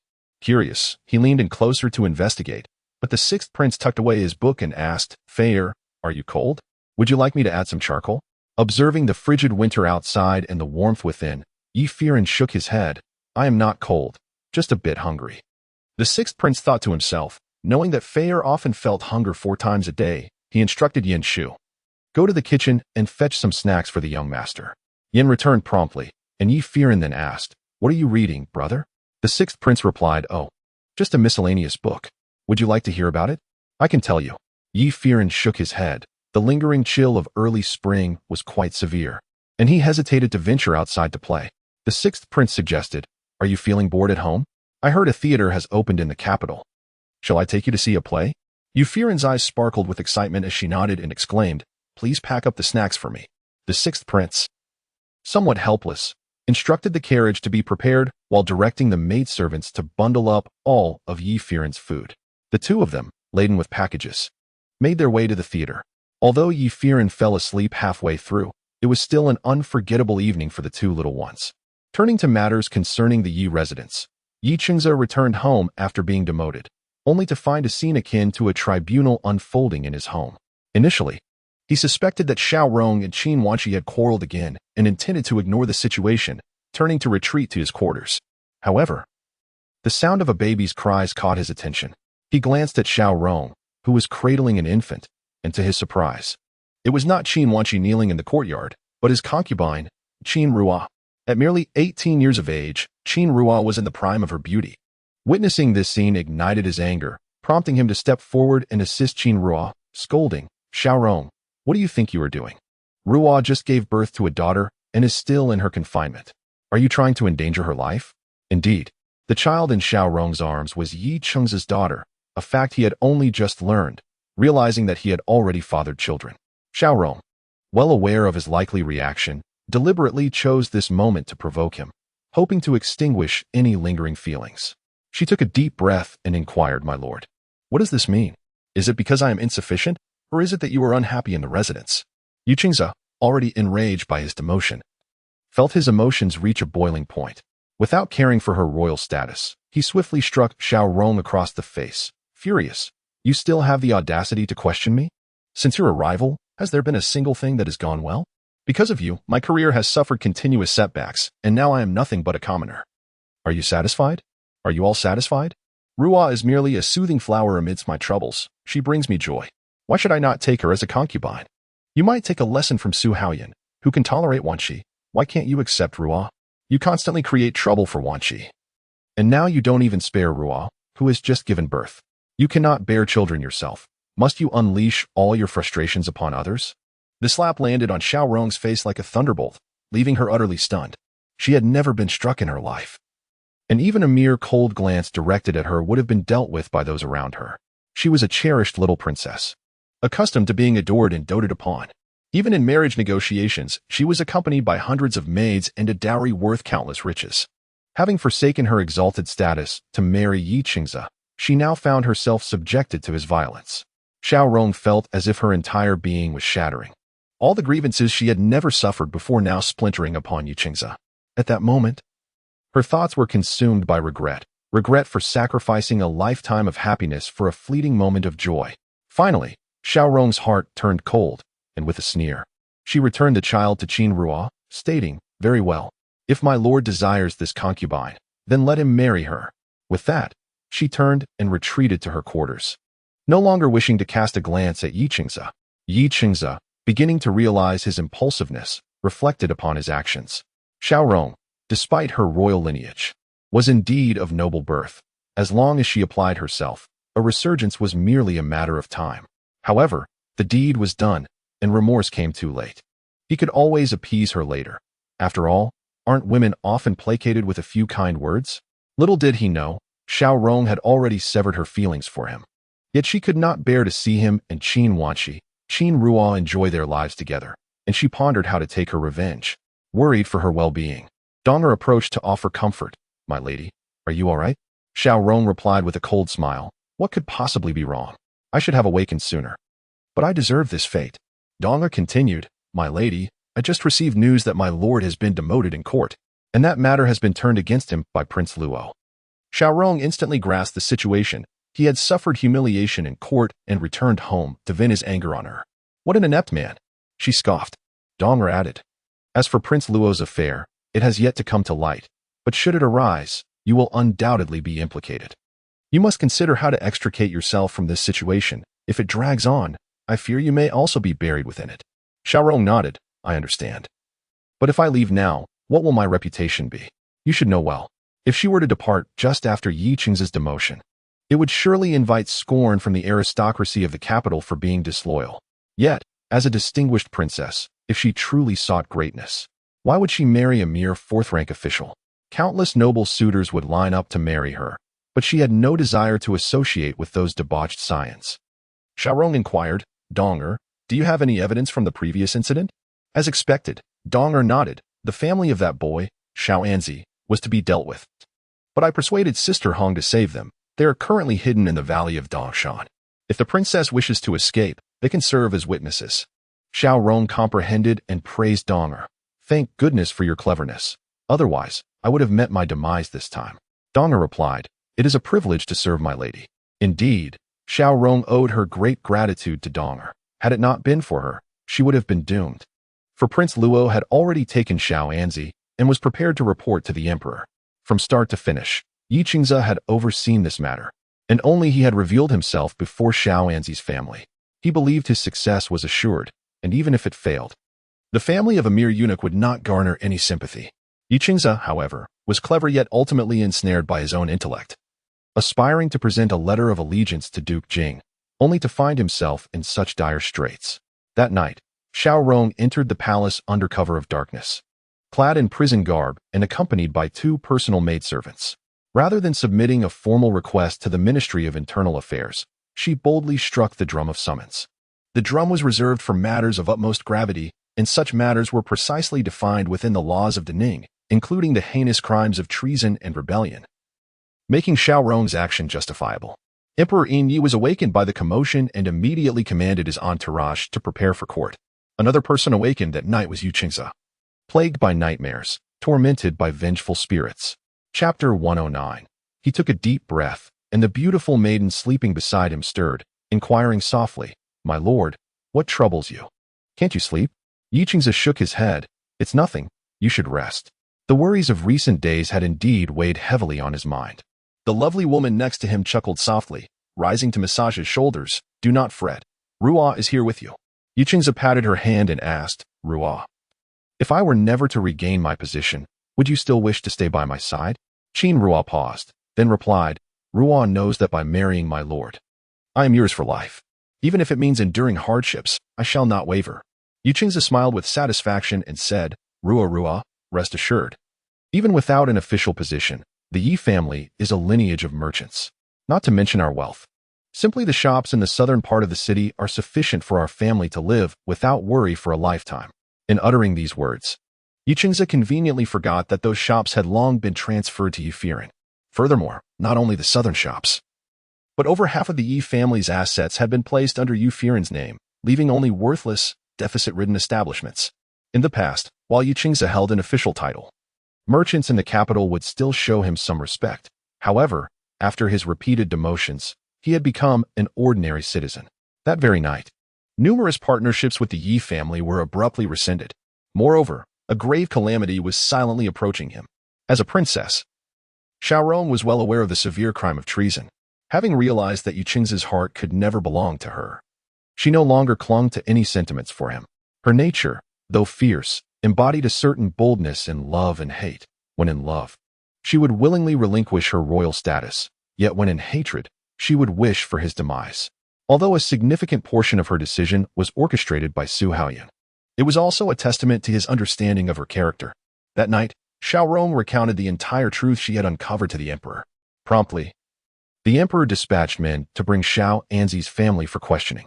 It was indeed confirmed that Ye had imprisoned them. Had they been silenced, this matter would have remained buried forever, but surprisingly, Su Haoyan's people appeared just in time to rescue them. Nevertheless, they had suffered greatly, their bodies marred with burns. And even after their rescue, it would take time for their wounds to heal. According to Su Haoyan's instructions, Yihong contacted Donger, urging her to persuade the princess to use Xiao Anzi's family as leverage for self-preservation. Otherwise, with Prince Luo compelling Xiao Anzi to the court, even her life would be in peril.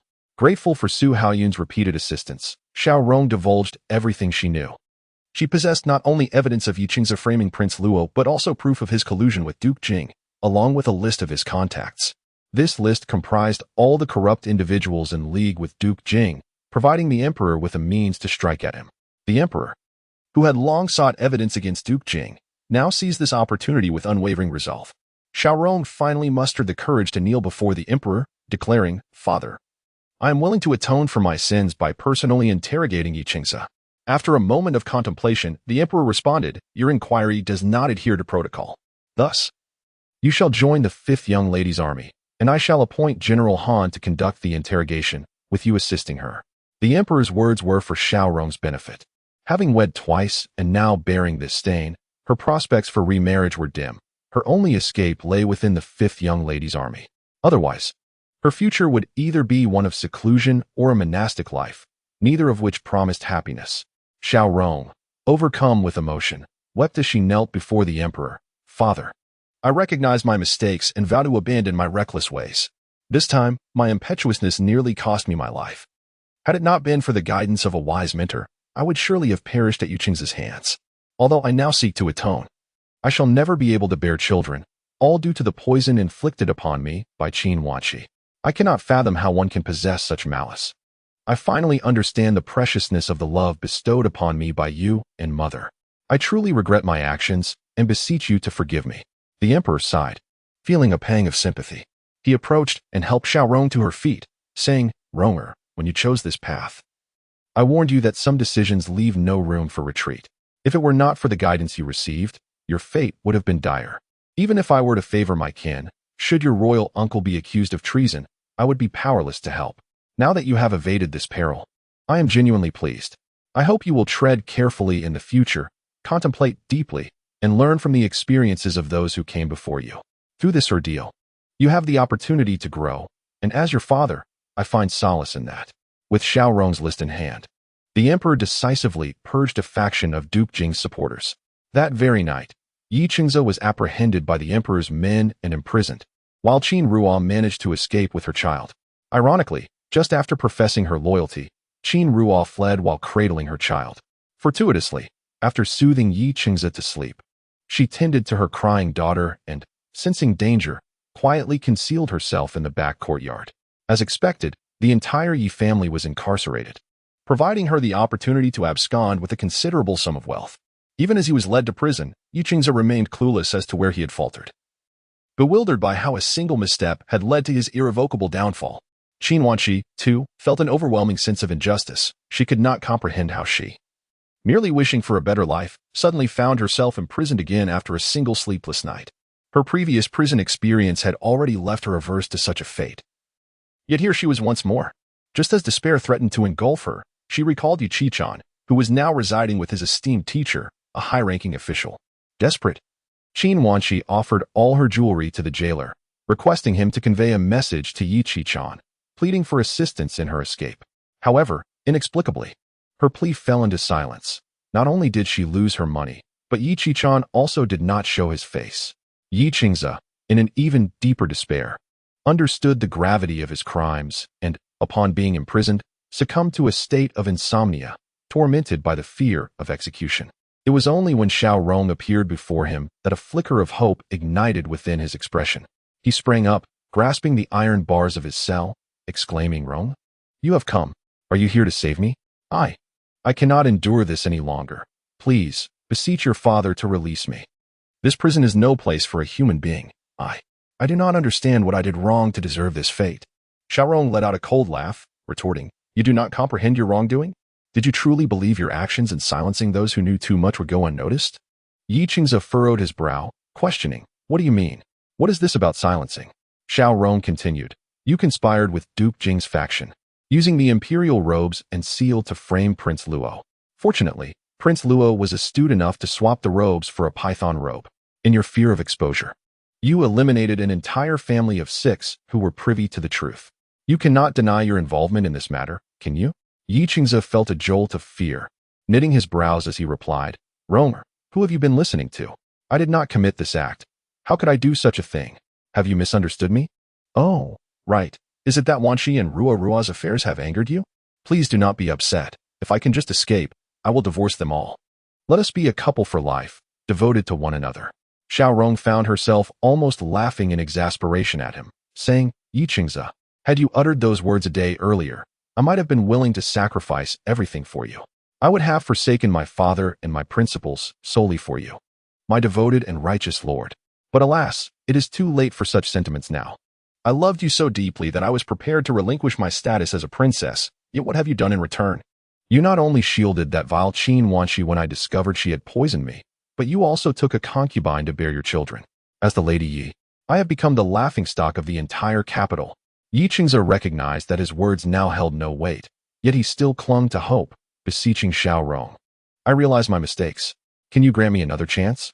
I will give you the entirety of the Yi family's fortune and vow never to take another concubine. If only you would let me out. I will obey your every command henceforth." Upon hearing his pleas, Xiao Rong felt that her past affections had become a mere jest. In the face of life and death, it was astonishing that someone could utter such words. At that moment, her feelings for him had evaporated entirely, and she spoke with an icy calmness. "Ye Qingzi, I am here on orders to interrogate you. But before we proceed, there is someone you must meet." Stepping back, she revealed a man who had been lurking around the corner. It was Ye Feiran, who upon seeing Ye Qingzi could not suppress a laugh, exclaiming, "Ye Qingzi, this is poetic justice. Heaven has finally delivered you to the dungeons. The suffering I endured, you must now experience in kind." Ye Qingzi furrowed his brow, and upon recognizing the man before him, he demanded, "Ye Feiran, what are you doing here? Did I not provide you with an official position and funds to serve in a small town in Jiangnan?" Ye Feiran spat dismissively, "Official position and funds? Those people turned against me, taking only a few carts of grain and beating me mercilessly before locking me up. I devoted myself to your wife, believing she would fulfill her promises and bring me fortune, yet she instead had me watched, leaving me homeless and nearly starving in the streets." Ye Qingzi was bewildered, shaking his head. "What do you mean by this?" Ye Feiran replied with a smirk, "What do I mean? Oh, you are still unaware, aren't you? That Qin Wench you keep as a concubine bore a stillborn child, and I was the one who helped her find an abandoned infant to get through her predicament. In gratitude, she offered herself to me. Your brilliant son? I acquired him for a mere 10 taels of silver, and you treat him like a treasure?" In that moment, Ye Qingzi felt as though he had been struck by lightning, his eyes rolling back as he fainted. Fortunately, Xiao Rong was not one to abandon him in his dire state. Even though Ye Qingzi had committed grave offenses, he retained certain rights as a person prior to his interrogation. She ordered a physician to revive him with needles, looking down upon him as he regained consciousness. "Minister Yi, do you feel any better?" As Ye Qingzi awoke, he immediately rose and grasped Xiao Rong's leg, pleading, "Rong, can you find a way to save me?" Xiao Rong scoffed. Are you aware of the crimes you have committed? Let me inform you, the family of Shaoan has been rescued from the fire. Why were you so eager to silence them? Is it because they have seen your true face? Minister Ye, your actions lack prudence. One careless mistake, and you endanger the lives of an entire family of 5, along with 2 elderly servants, 7 lives in total. You possess a ruthless heart. And I now grasp why you have been so cruel to me. It turns out you are inherently cold-blooded. One who does not value human life cannot be expected to possess loyalty and compassion. Ye Qingzi stood there, stunned into silence for a long moment. Xiao Rong continued, however, you need not despair. There remains a chance for you to survive. The Emperor has sent General Han to interrogate you because you still hold some value. If you disclose everything you know, the Emperor may spare your life, even if it means banishing you to the harsh and frigid northwest or the toxic lands of the south. That fate is preferable to death. With that, she kicked Ye Qingzi aside and exited the cell. Ye Qingzi slumped back to the ground, reflecting on his life, muttering, where did it all go wrong? In truth, the moment he orchestrated that chance encounter with Su Haoyun was the beginning of his downfall. Numerous opportunities had presented themselves for him to amend his course. Had he treated Su Haoyun kindly and refrained from seeking other women, the Su family would have assisted him in rising to prominence. Even if he had been a bit kinder to Xiao Rong, preventing Qin Wanqi from bullying her and avoiding taking a concubine, her infatuation would have ensured her unwavering loyalty to him. Instead, he squandered his advantages, ultimately clenching his fists and shouting towards the outside of the cell, Qin Wanqi, you wretched woman, it is you who has brought me to this state, you and that illegitimate child. I curse you to a fate worse than death. In another cell, Qin Wanqi trembled in fear, realizing that her deeds could no longer remain concealed. Yet, with her own safety at stake, she had little thought for others. She prayed that Ye Qingzi's crimes were not so severe as to implicate her as well. As long as she had the opportunity to escape, she could find a way to turn her fortunes around. Yes, she was still young and possessed beauty, with many willing to embrace her. After enduring a night of Ye Qingzi's rants, he was taken for interrogation the following day. Perhaps understanding that his fate was sealed, he confessed everything he could. The list of names he implicated was extensive, all intricately connected to the Duke of Jing. Furthermore, he mentioned Yi Qichan, which puzzled the officer in charge, Han Lijuan, as he claimed that all his actions had been orchestrated by his son, Ye Qichan. On the day Ye Qingzi was captured, Ye Qichan revealed that he was not Ye Qingzi's biological son and had returned to his true parents, who were wealthy merchants from Jiangnan. According to the laws of Danning, Ye Qichan could not be implicated and was thus spared. However, Han Lijuan remained cautious and reported this matter to Su Haoqing, who quickly grasped the situation. In recent days, he had been hearing whispers of Ye Qichan being a reincarnated protagonist. Thus, when Ye Qingzi claimed that his son had instructed him, it was indeed true. Yet, without evidence of the whispers, they could do nothing about the young protagonist at that moment, as his schemes were countered by Ye Feiran. Causing no harm to the Su family, they would have to seek another opportunity to deal with this fledgling protagonist. Su Haoqing instructed Han Lijuan, proceed as you see fit with the judgment. As for Ye Qichan, I will ensure he is monitored. Han Lijuan bowed in agreement. After several days of consolidation, Ye Qingzi was sentenced to exile, effectively dismantling 1/3 of the Duke of Jing's influence. Although they could not directly punish the Duke, this loss had significantly weakened him. The Emperor subsequently filled this power vacuum with his own loyalists, finally allowing him to confront the Duke of Jing directly. Ultimately, Ye Qingzi was condemned to exile, along with dozens of relatives and servants of the Ye family, all dispatched to the harsh northern frontier. Young men were conscripted into the army, while women were reduced to servitude, marked with tattoos on their faces. Upon hearing that she was to be branded, Qin Wanqi immediately fell to her knees, pleading for mercy. Her most cherished possession was her exquisite beauty. If marked, she would be forever unable to rise again.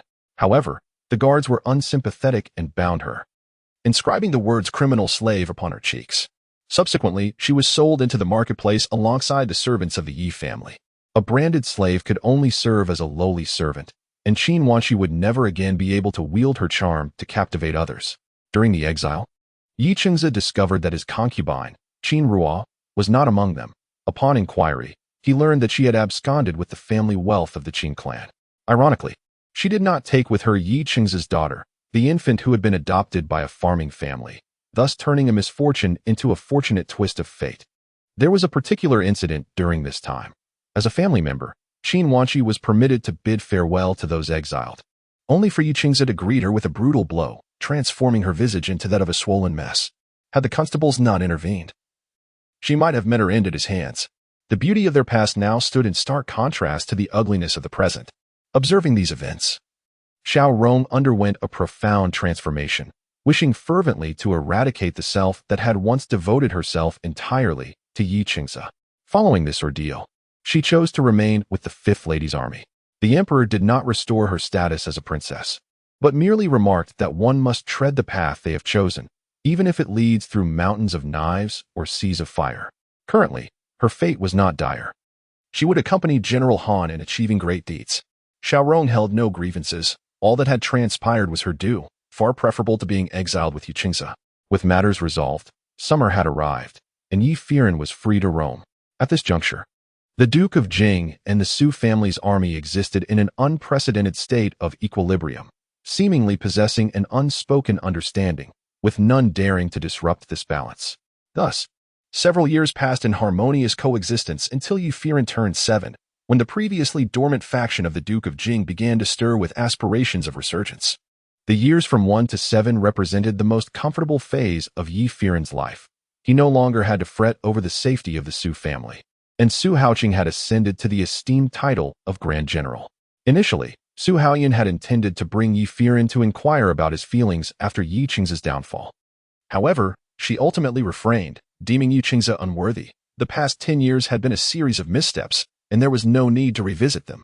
She pondered that perhaps without Ye Qingzi, she could have become a distinguished female general like Han Lijuan, possibly finding companionship with one of the generals of the Su army on the battlefield, ultimately walking hand in hand through life. Yet, all such thoughts were mere speculation. Gazing at her beautiful son, who had blossomed by the age of 1, she felt that her current life was nothing short of perfection. She firmly believed that Ye Feiran had come into the world for her sake, with no ties to Ye Qingzi. Otherwise, he would not have resolutely stood by her side, never addressing Ye Qingzi as father, but rather as scoundrel. Now, 6 years later, the 6th prince had reached the age of 13, growing into a robust and handsome youth. 13-year-old Xiao Tsong was now as tall as Su Yulan, prompting her to inquire each time they met, "What have you been eating to grow so tall?" Even more exasperating was Xiao Tsong's formal greeting upon each encounter, bowing respectfully and addressing her as royal aunt. Su Yulan mused that the royal family seemed to have peculiarities. Once he had called her big cousin, and now he referred to her as royal aunt. Moreover, when he called her royal aunt, he did so with such decorum that it was devoid of any mockery, as if to him, royal aunt was merely a casual title. Thus, Su Yulan found herself unable to muster any anger, ultimately saying, "We are family. There is no need for such formality in the future." The most vexing was Su Yushi, who, every time he saw her, would sullenly exclaim, "Uncle." Su Yulan thought to herself, "I am your older brother. What do you mean by calling me uncle?" Fortunately, he only occasionally displayed such sullenness, generally adhering to the title of big brother. Ye Feiran had become a source of joy for everyone, regardless of who encountered him. They would shower him with affection and gifts. However, his combat prowess had diminished since infancy. Now at 7, he appeared somewhat frilier than his peers. Indeed, early weight gain does not guarantee sustained health, and many remarked, "Our young master resembles a young lady." The boy's delicate features led them to speculate he was destined for fortune. Whenever this topic arose, Ye Feiran would express his displeasure, reaching out as if to scratch. At such moments, the 6th prince would step in to defend him, insisting, "Who says our Feiran is like a young lady? He is undoubtedly handsome and embodies the spirit of a true man." Ye Feiran would nod vigorously in agreement, his earnest and conflicted expression eliciting laughter from all. In this carefree and joyful existence, Ye Feiran was immensely grateful for the delightful times the Su family had bestowed upon him. However, happiness is not everlasting. During these years of tranquility, the ailing empress and the reclusive Lady Lu loomed as unspoken threats within the palace. Strangely, the empress had not caused any disturbances, while Lady Lu seemed to have faded into obscurity. Under the watchful eyes of those around them, the two appeared to have conspired to remain passive, akin to caged birds in the inner palace, making no moves whatsoever. Only Su Haoqing and the 6th prince were aware that their every action was under scrutiny. They had become dark chess pieces, feigning compliance to lower the emperor's guard, for, being his own women, the benevolent emperor would not treat them harshly. Not everyone in this world is like Ye Feiran. Moreover, the current emperor, as long as there remained a glimmer of hope, would not pursue a path of complete annihilation. His mercy was both his strength and his fatal flaw. Simultaneously, in daiming, at the tender age of 13, Ye Feiran achieved the highest honor of the Jinshi examination, ranking 36th, thus becoming a celebrated prodigy throughout daiming. Chapter 111. Others referred to him as an extraordinary genius, yet only Ye Feiran knew that in his past life he had ranked 27th, in this life, 36th, having lost 9 places in his reincarnation. Furthermore, his answers were derived from a decade of study in his previous life, unchanged word for word. Oh, but due to the passage of time, he had forgotten 2 lines, which explained his drop in rank. Ye Feiran silently lamented for several days. What genius! He might as well be called an old fool. After nearly 40 years of life, this is all he has to show for it. Consequently, laughter erupted throughout the Su family whenever they overheard his grievances, filling the air with a joyful atmosphere. They not only disregarded the rise of this young genius, but also felt a sense of relief that the long-awaited day had finally arrived, bringing an end to their waiting. Only the Su family understood the immense efforts they had exerted over the years to maintain vigilance, unearthing all the influences behind Ye Feiran with meticulous care. Lady Lu, too, was a pitiful figure, merely a pawn in a larger game. Yet her nature was inherently twisted. Having been led astray since childhood, she developed an inexplicable desire for revenge. The investigation into this matter proved to be quite cumbersome, as evidence regarding the mysterious realm beyond the frontier had always been difficult to verify. Were it not for Mr. G's master being Lu Rubmei, they might have never unearthed even the faintest trace of the enigmatic region. During their inquiry, they also uncovered a significant piece of information about Mr. G, revealing that she is, in fact, the daughter of Lu Rubmei. To protect her, Lu Rubmei, fearing pursuit by remnants of the forces from the mysterious realm, dared not return to implicate the Lu family, nor could she publicly disclose her daughter's identity. Thus, she chose to live in obscurity, quietly raising her daughter and imparting her medical knowledge to her. Mr. G was taken aback, never anticipating that this old case would lead her back to her family.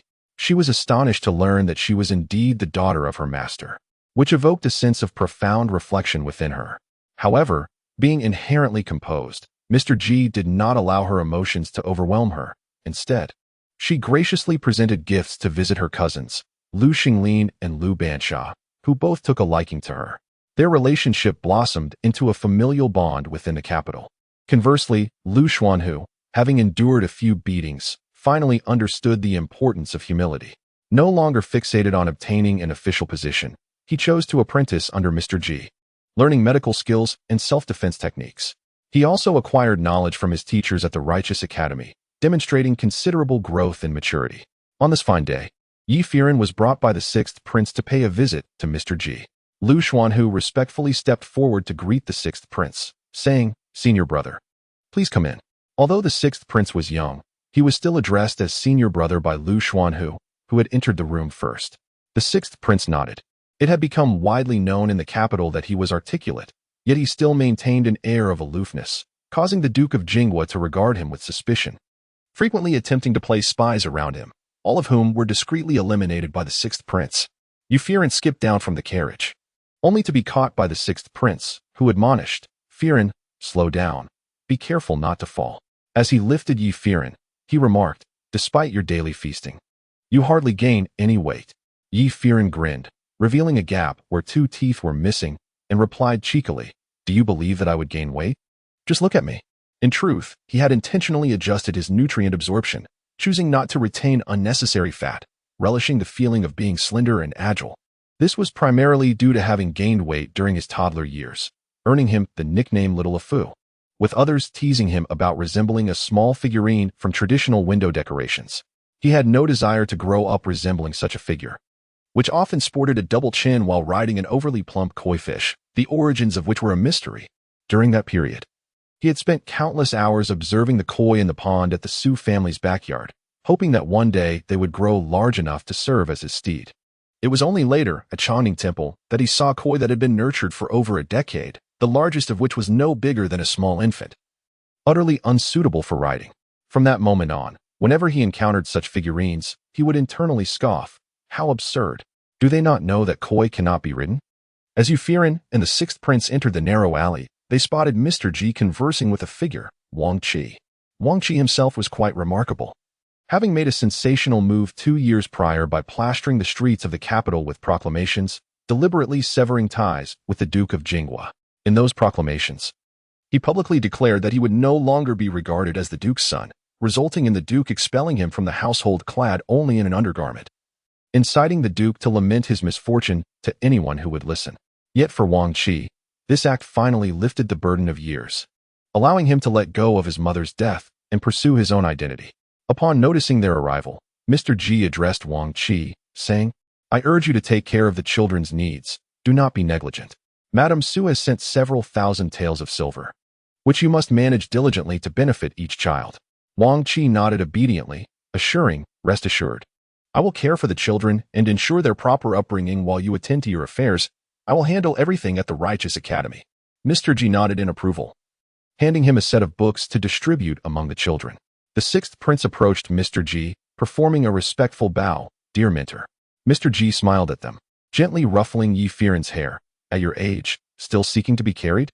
Ye Feiran hopped down, curiously wandering around the courtyard, internally exclaiming, "Mr. Ji's home is filled with fascinating toys. Look, a wooden figure." Mr. Ji, in dismay, muttered, "Oh no, my meridian wooden puppet." However, she chose to let it go, simply cautioning, "Just don't break it." Mr. Ji inquired, "Did you come for a specific reason, sixth prince?" He nodded, and the two entered the room, while Lu Xuanhu approached Ye Feiran, saying, "Feiran, would you like to play with me?" Ye Feiran flashed a sweet smile in response, but internally thought, "Ugh, this spoiled brat, who would want to play with you?"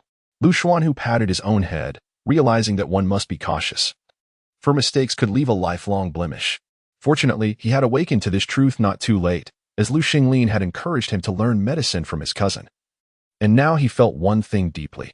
His cousin's strikes were indeed painful. Seeing that Ye Feiran was unwilling to play, Lu Xuanhu did not press the matter further, but kindly advised, "Stay in the courtyard and don't run around." Ye Feiran obediently replied, "All right, brother." Yet, after wandering for a while, he grew bored and scampered off to play with the other children beneath the large willow tree at the entrance. The sixth prince had indeed come to see Mr. Ji for a purpose, as it was the notebook left by Mr. Ji's mother that had provided them with leads to the mysterious realm. He asked, "Minner, do you know of a place called the Prajna realm?" Mr. Ji shook her head. "I am not very familiar. This does not seem to belong to the mysterious realm. Does it?" The sixth prince was uncertain himself. He only knew that the YNLNGZ originated from the mysterious realm and was one of its treasures, renowned for countering the Gutongzi. He was curious whether Feiran's temporary exit from the Prajna realm to rescue him would have any repercussions. Mr. Ji handed him Lu Rub May's notebook, stating, "I will be going out shortly to procure a batch of important medicinal materials. If you wish to learn more, you may find answers within the notes of your great master. I have not perused all of them myself. Perhaps you will discover what you seek." The sixth prince accepted the thick notebook, nodding. "Where are you heading, Minner?" Mr. Ji replied, "To Chabai Mountain. There is a batch of century-old ginseng that I must inspect." The sixth prince nodded, securing the notes in a box before stepping outside to find Ye Feiran. However, upon exiting the courtyard, he discovered that Ye Feiran had inexplicably vanished. Frowning, he turned to Lu Xuanhu and asked, "Junior brother, have you seen Feiran?" Lu Xuanhu, with his hands covered in flour, peeked out from the kitchen and asked, "Aren't you playing in the yard? That's not good. You wouldn't have gone out, would you? I was just about to steam some locust flour cakes for you. Quickly, go check the street outside." The sixth prince's heart skipped a beat in fright, and he hurriedly rushed out to search, his mind racing with various scenarios of misfortune, already imagining the pain of a future without Ye Feiran. To his relief, upon stepping outside, he found a group of children surrounding Ye Feiran, each holding a skewer of candied hawthorn, eagerly offering them to him. The sixth prince sighed in relief, calming himself before approaching Ye Feiran with a smile. "Fair, why didn't you tell your brother you were coming out?" Ye Feiran, with a skewer of candied hawthorn in hand, his face smeared with syrup, cheerfully replied, "It's so boring alone. Would you like some, brother?" The sixth prince took a symbolic bite, then lifted him up, stating, "It's time to go home. You mustn't wander off alone again, do you understand?" Ye Feiran nodded. "All right, I understand, but the children were so enthusiastic, I couldn't help it. Look, they gave me so many gifts." As he spoke, he opened his pouch, revealing a collection of colorful little stones. The children in the distance waved goodbye to him, and the sixth prince mused about how well-liked the little fellow was. At 7 years old, Ye Feiran resembled a delicate fairy. How could he not be adored? Placing Ye Feiran in the carriage, the sixth prince inquired, "Shall we head straight home, or would you like to explore somewhere else?" Ye Feiran yawned. Resting his head on the sixth prince's shoulder, "I don't want to wander anymore. I'm sleepy and wish to nap in your arms." The sixth prince smiled gently. "Very well. Feiran, sleep." As he softly rocked Ye Feiran, the little one's hand, which had been clutching the sixth prince's hair, fell down, and he soon drifted off to sleep on his shoulder. Sunlight bathed them both, and the dappled shadows of the willow trees danced between them, creating a captivating tableau of tranquility and beauty. Chapter 112. It was unclear when Ye Feiran began to enjoy napping on the sixth prince's shoulder. Perhaps it was when the sixth prince matured into a graceful young man. Martial artists tend to be tall and robust, and the sixth prince, with his broad shoulders and long legs, had a physique that epitomized the golden ratio. Moreover, Ye Feiran often playfully instructed him on how to dress, gaining a reputation as the most handsome young man in the capital at such a tender age. Recently, the emperor had taken to seeing him more frequently, each time assessing his knowledge and occasionally sparring with the palace guards. Accompanying him was Princess Feiyu, who would often dab the sixth prince's brow and bring him a bowl of water, resembling a warm and loving family of three. Witnessing such a scene repeatedly, the empress would see with jealousy, yet could only feign ignorance, retreating to her yawning palace to reflect in solitude.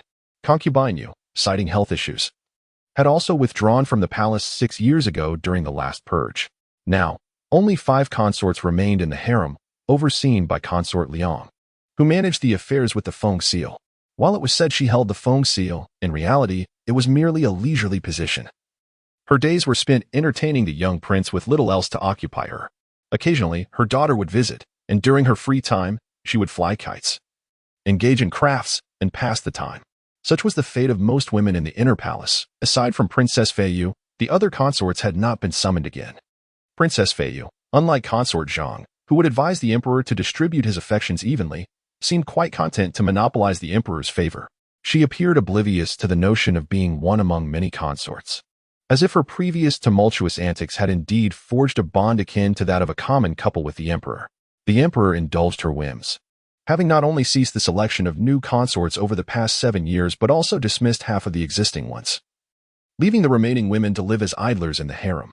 Ministers would propose to the emperor to expand a harem, but he consistently refused, citing his already substantial progeny.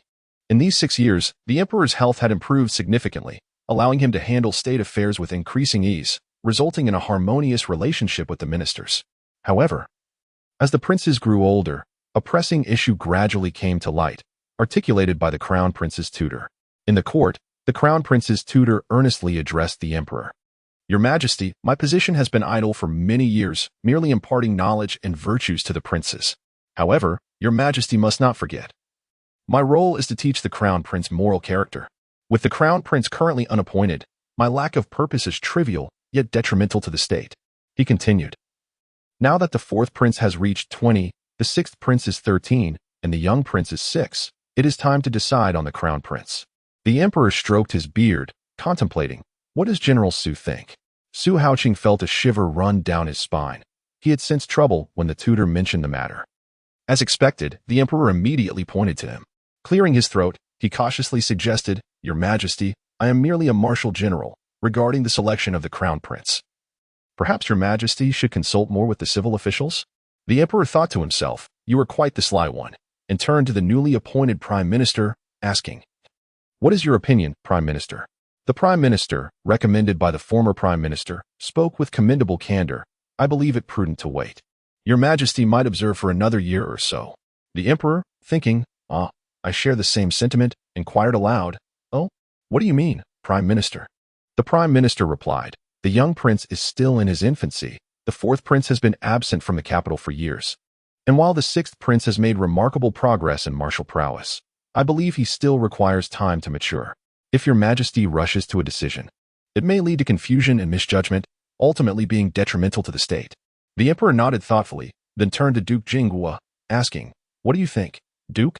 Duke Jinghua, having faced suppression in recent years, had become cautious in his speech and actions, promptly stating, "Your Majesty, I concur with the Prime Minister. However, the Crown Prince's tutor has a point.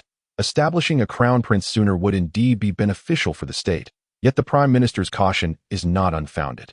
The emperor quipped, "Have you listened to the nonsensical words you just uttered?"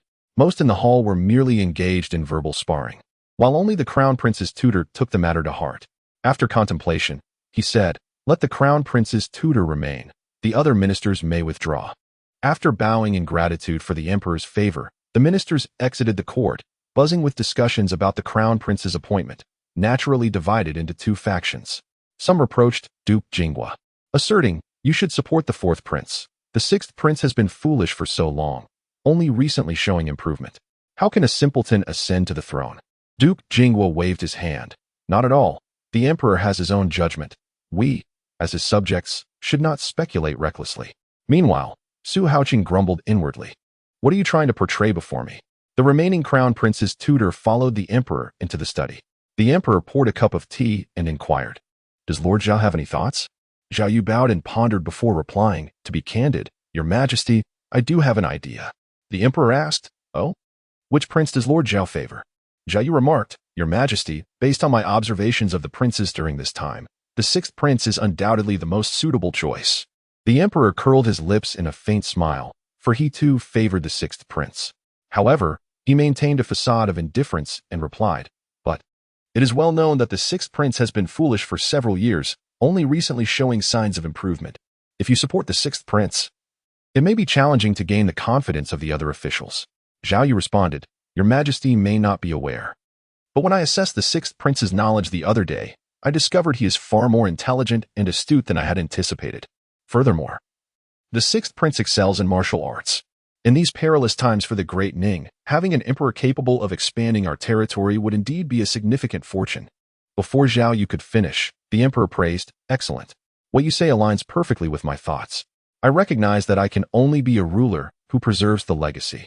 In terms of culture, I cannot compare to the former emperor's achievements, and in terms of martial prowess, I cannot stand alongside the founding emperor. Nevertheless, safeguarding our vast ancestral heritage is the utmost I can accomplish. My life has been devoid of remarkable achievements or failures. I merely hope to lay a solid foundation for the future of Great Ning. If I cannot expand our territory, I must place my hopes on my descendants." He then commanded, "Summon the crown prince's tutor." Zhao Yu knelt, "I accept the decree." The emperor continued, "Promote Zhao Yu to the position of crown prince's grand tutor. Starting today, to specifically teach the three princes' virtues and moral character in preparation for his role as the crown princess mentor." Zhao Yu immediately bowed in gratitude. Zhao Yu, thank your Majesty for your grace. Long live the emperor." Within half an hour, this news spread throughout the capital, reaching the ears of Duke Jing almost instantly. Duke Jing's heart sank, and he immediately summoned his son back. Upon his return, Wang Jin anxiously said, "Father, I am aware of the situation. What shall we do?" Duke Jing sighed. Having spent years away from political affairs, he had cultivated a rosy complexion. He set aside his writing brush and replied, "At present, there is still room for maneuver. The emperor has only expressed this thought for now.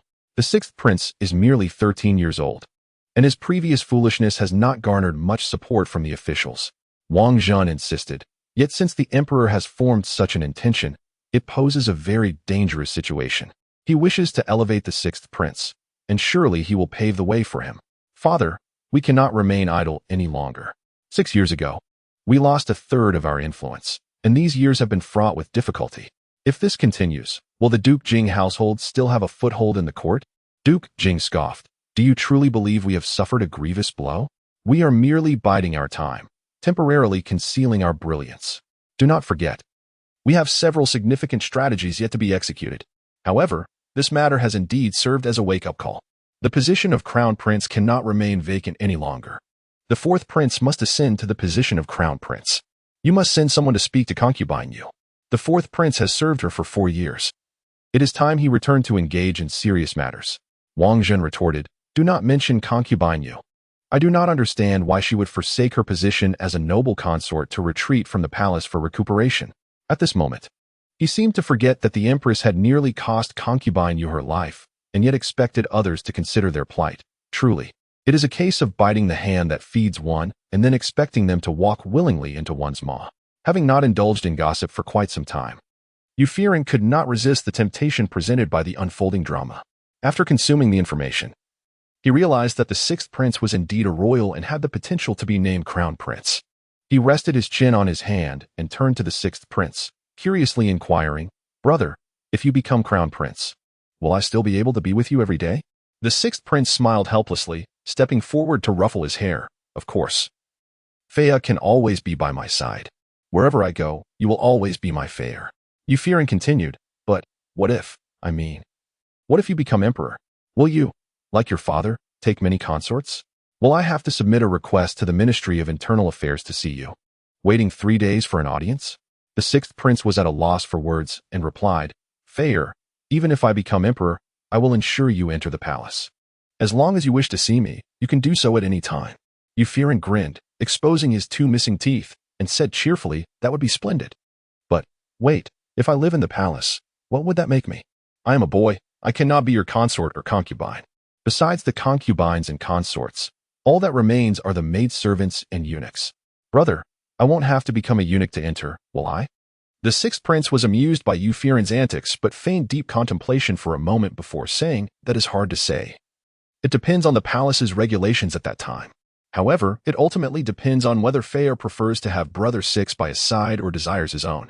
The sixth prince pointedly gestured toward Ye Feiran's lower regions, causing Ye Feiran to quickly clamp his legs together and scurry away, exclaiming, "No, no.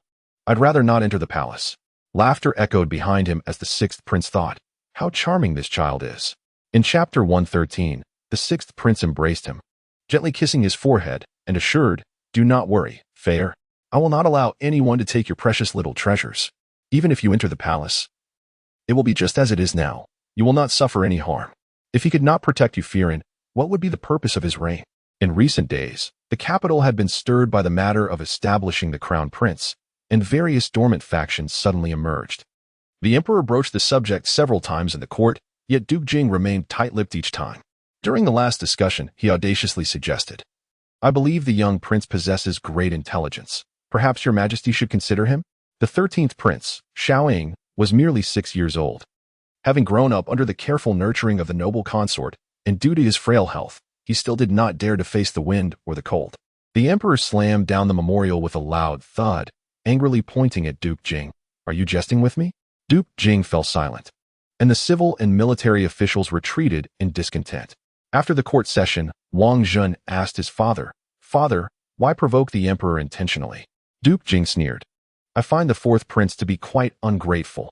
Despite my numerous letters to concubine you, she has not responded with even a single word. What potential could there be in keeping the fourth prince close? He is already 20 years old, the prime age to seize the throne. That woman, concubine you, is foolish and short-sighted. I regret ever allowing her into the palace." Wang Zhen pondered, perhaps she still harbors resentment over past events? What if the empress goes to invite her personally? Duke Jing scoffed again. "You know your sister's temperament. How could she deign to invite her?" Just as this matter reached a stalemate, news arrived that the fourth prince was returning to the capital. The issue of establishing the crown prince also intensified at this moment, with many speculating that the emperor had decided to pass the throne to the fourth prince, which is why he was summoned back. However, upon his return, the fourth prince did not go to the palace to meet the emperor but headed straight to the Su residence, seeking to meet Su Yushi in private first. Since he had volunteered to accompany his mother to the palace, it had been years since the fourth prince had seen Su Yushi. When they finally met, they were momentarily taken aback. Su Yushi gazed at the now handsome young fourth prince, and after a long pause, she finally managed to say, "Fourth prince, it has been a long time." The fourth prince smiled at him and spoke, "It has been a long time, Yushi. You have certainly become quite robust." Su Yushi, feeling a bit shy, lowered his gaze, then raised his hand to pat his chest, saying, "I am now a fourth-rank general of valor, having slain 400 enemies in battle last year, with the emperor personally issuing a summons." The fourth prince nodded, "I am aware. Although I was not in the capital, I have continuously received news from there. I am genuinely happy for you. You have finally fulfilled your ambitions." Su Yushi looked up at the fourth prince, feeling even more bashful, and quietly said, "I always feel a bit guilty towards you." Back then, the fourth prince interrupted. "There is nothing to feel guilty about regarding the past. My departure was not related to you. Over the years, I have traversed every corner of Daning. The majestic mountains and rivers, the alleys of villages, my perspective has long since changed. I have witnessed the solitary smoke over the vast desert you spoke of. and I have seen the river under the clear mist that I yearn for. I have experienced the solitude of fishing alone on a cold river in the snow, and I have journeyed miles on horseback just for a jug of Huangtung wine. I know that all I have accomplished is thanks to valiant generals like you who guard every inch of Daning. Su Yushi gazed at the fourth prince amidst the spring scenery and nodded. It is wonderful. The beauty you have seen is also a beauty I have experienced. The fourth prince continued. When I received the letter, I was boating on the Shuxihu Lake in Yangzhou, but I did not delay and hastened my return. I once said that as long as you called me back, no matter where I was, I would return at the first opportunity. Su Yushi replied, I understand. And I am truly sorry to have interrupted your enjoyment of the mountains and waters. The fourth prince shook his head. It is of no consequence. The landscapes cannot compare to you. Yet he could not express that his affection was too fervent, and that Su Yushi might be unable to reciprocate. His intent to explore was to temper his overwhelming feelings, but the farther he wandered, the deeper his longing became. On the journey back, he had repeatedly envisioned their reunion, preparing a multitude of words, only to be reduced to 4 simple ones. Long time no see. Su Yushi realized that he should not be indecisive at this moment, and asked, No one saw you arrive, right? The fourth prince shook his head. No. My men went directly to the Hangwangfu, and I took the usual path we often traveled. Su Yushi nodded and gestured for him to proceed, saying, Once we step through this door, we will find ourselves on opposing sides. The fourth prince smiled and replied, Of course, do not forget what you promised me. Su Yushi also smiled. Rest assured, since I have given my word, I will certainly uphold it. In the future, without me by your side, you must take care of yourself. The fourth prince assured, Do not worry. I have thousands of personal guards around me, and even if danger arises, I have a dozen death warriors to protect me. You need no longer fret about my safety. The 2 old friends, having not seen each other for 4 years, found their reunion reduced to mere sparse words. As the fourth prince departed, a light rain began to fall, akin to the impending storm in the capital, unveiling a corner of the iceberg. In the palace, at Yongning Palace, Lady Lu entered with an oil paper umbrella. The empress had visibly aged over the past 7 years, her temples graying. She cradled a white Persian cat, idly stroking its fur. Upon seeing Lady Lu, she inquired, You came through the rain. It seems there is important news? Lady Lu respectfully bowed to the empress and responded, Your Majesty, the fourth prince has returned to the capital, and the emperor is currently summoning him. The empress paused in her petting of the cat and scoffed. He knows to return at this time. It seems he has not entirely disregarded the position of crown prince. Lady Lu smiled courteously. The fourth prince is but a mere mortal, who would not covet a position above 10,000 others. Your Majesty, would you like to summon the fourth prince to come for a visit? You will soon be mother and son, so let not the distance grow too vast. The empress, somewhat impatiently, responded, He has been gone for 4 years, without a single word directed towards me, his mother. It is hard not to grow distant. Lady Lu advised, Why must you concern yourself so? As long as he is of use to the Jingwood Duke's residence, will you not have the final say in his future? If the child is disobedient, a good beating will suffice. Why should you burden your heart with discontent? The empress considered this and nodded. Very well. Once the emperor has finished his inquiries, let him come for a visit. I wonder how Ye Feiran is faring. It has been 7 years. Why is she still alive? Lady Lu felt a headache coming on, reflecting that had it not been for those from Nanzhao who destroyed her poison, Ye Feiran's grave would have been overgrown by now.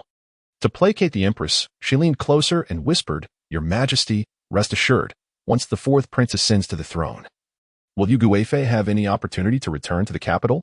The capital has always been in your hands. When the time comes, where she goes will be entirely at your discretion. These past 7 years had not been kind to the empress. She had spent each day hoping for Ye Feiran's demise, even sending people to lurk around her side more than once, only to find that they were eliminated by an unknown party, especially 4 years ago, when she intended to bring the fourth prince under her wing. The fourth prince's decision had nearly made her spit blood in rage. Now that the fourth prince had returned, she understood that the boy had softened. She also realized that she could not be too rigid in her approach. Otherwise, if the boy developed a rebellious mindset, it could lead to dire consequences.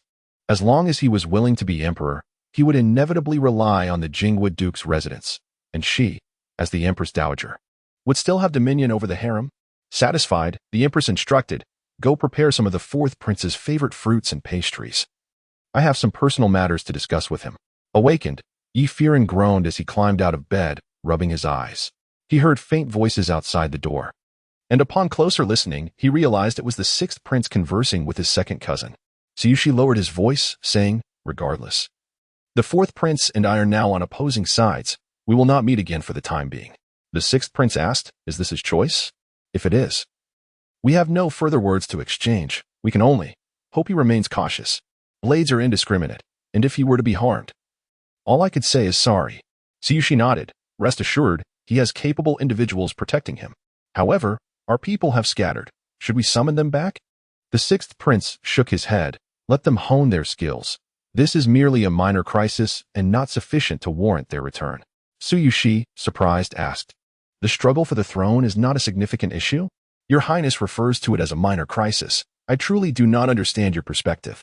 The sixth prince chuckled lightly. "To me, the greatest concern is that Feiran has not had enough to eat. As for the struggle for the throne, I have stated before, it matters not to me who becomes emperor. It is merely that there are too many stakes embedded within Daning. If we do not provide them with an opportunity to self-destruct, they will continue to lie in wait within Daning." Upon awakening, Ye Feiran felt a warmth enveloping his heart. He leaned forward, eavesdropping as Tsuyoshi remarked, "Your Highness, please refrain from speaking in such a manner. Our loyalty shall forever lie with you. Only I am aware of the numerous contributions you have made to Daning behind the scenes. Take the recent victory over Beiliao, for example. It should have been attributed to your military prowess, yet it was credited to Shuegue. That good-for-nothing Shuegue not only colludes with Beiliao but also disregards the lives of our frontier soldiers, engaging in frivolous battles that only serve to deliver heads to Beiliao. 3 losses and 1 win, and our northern populace suffers greatly."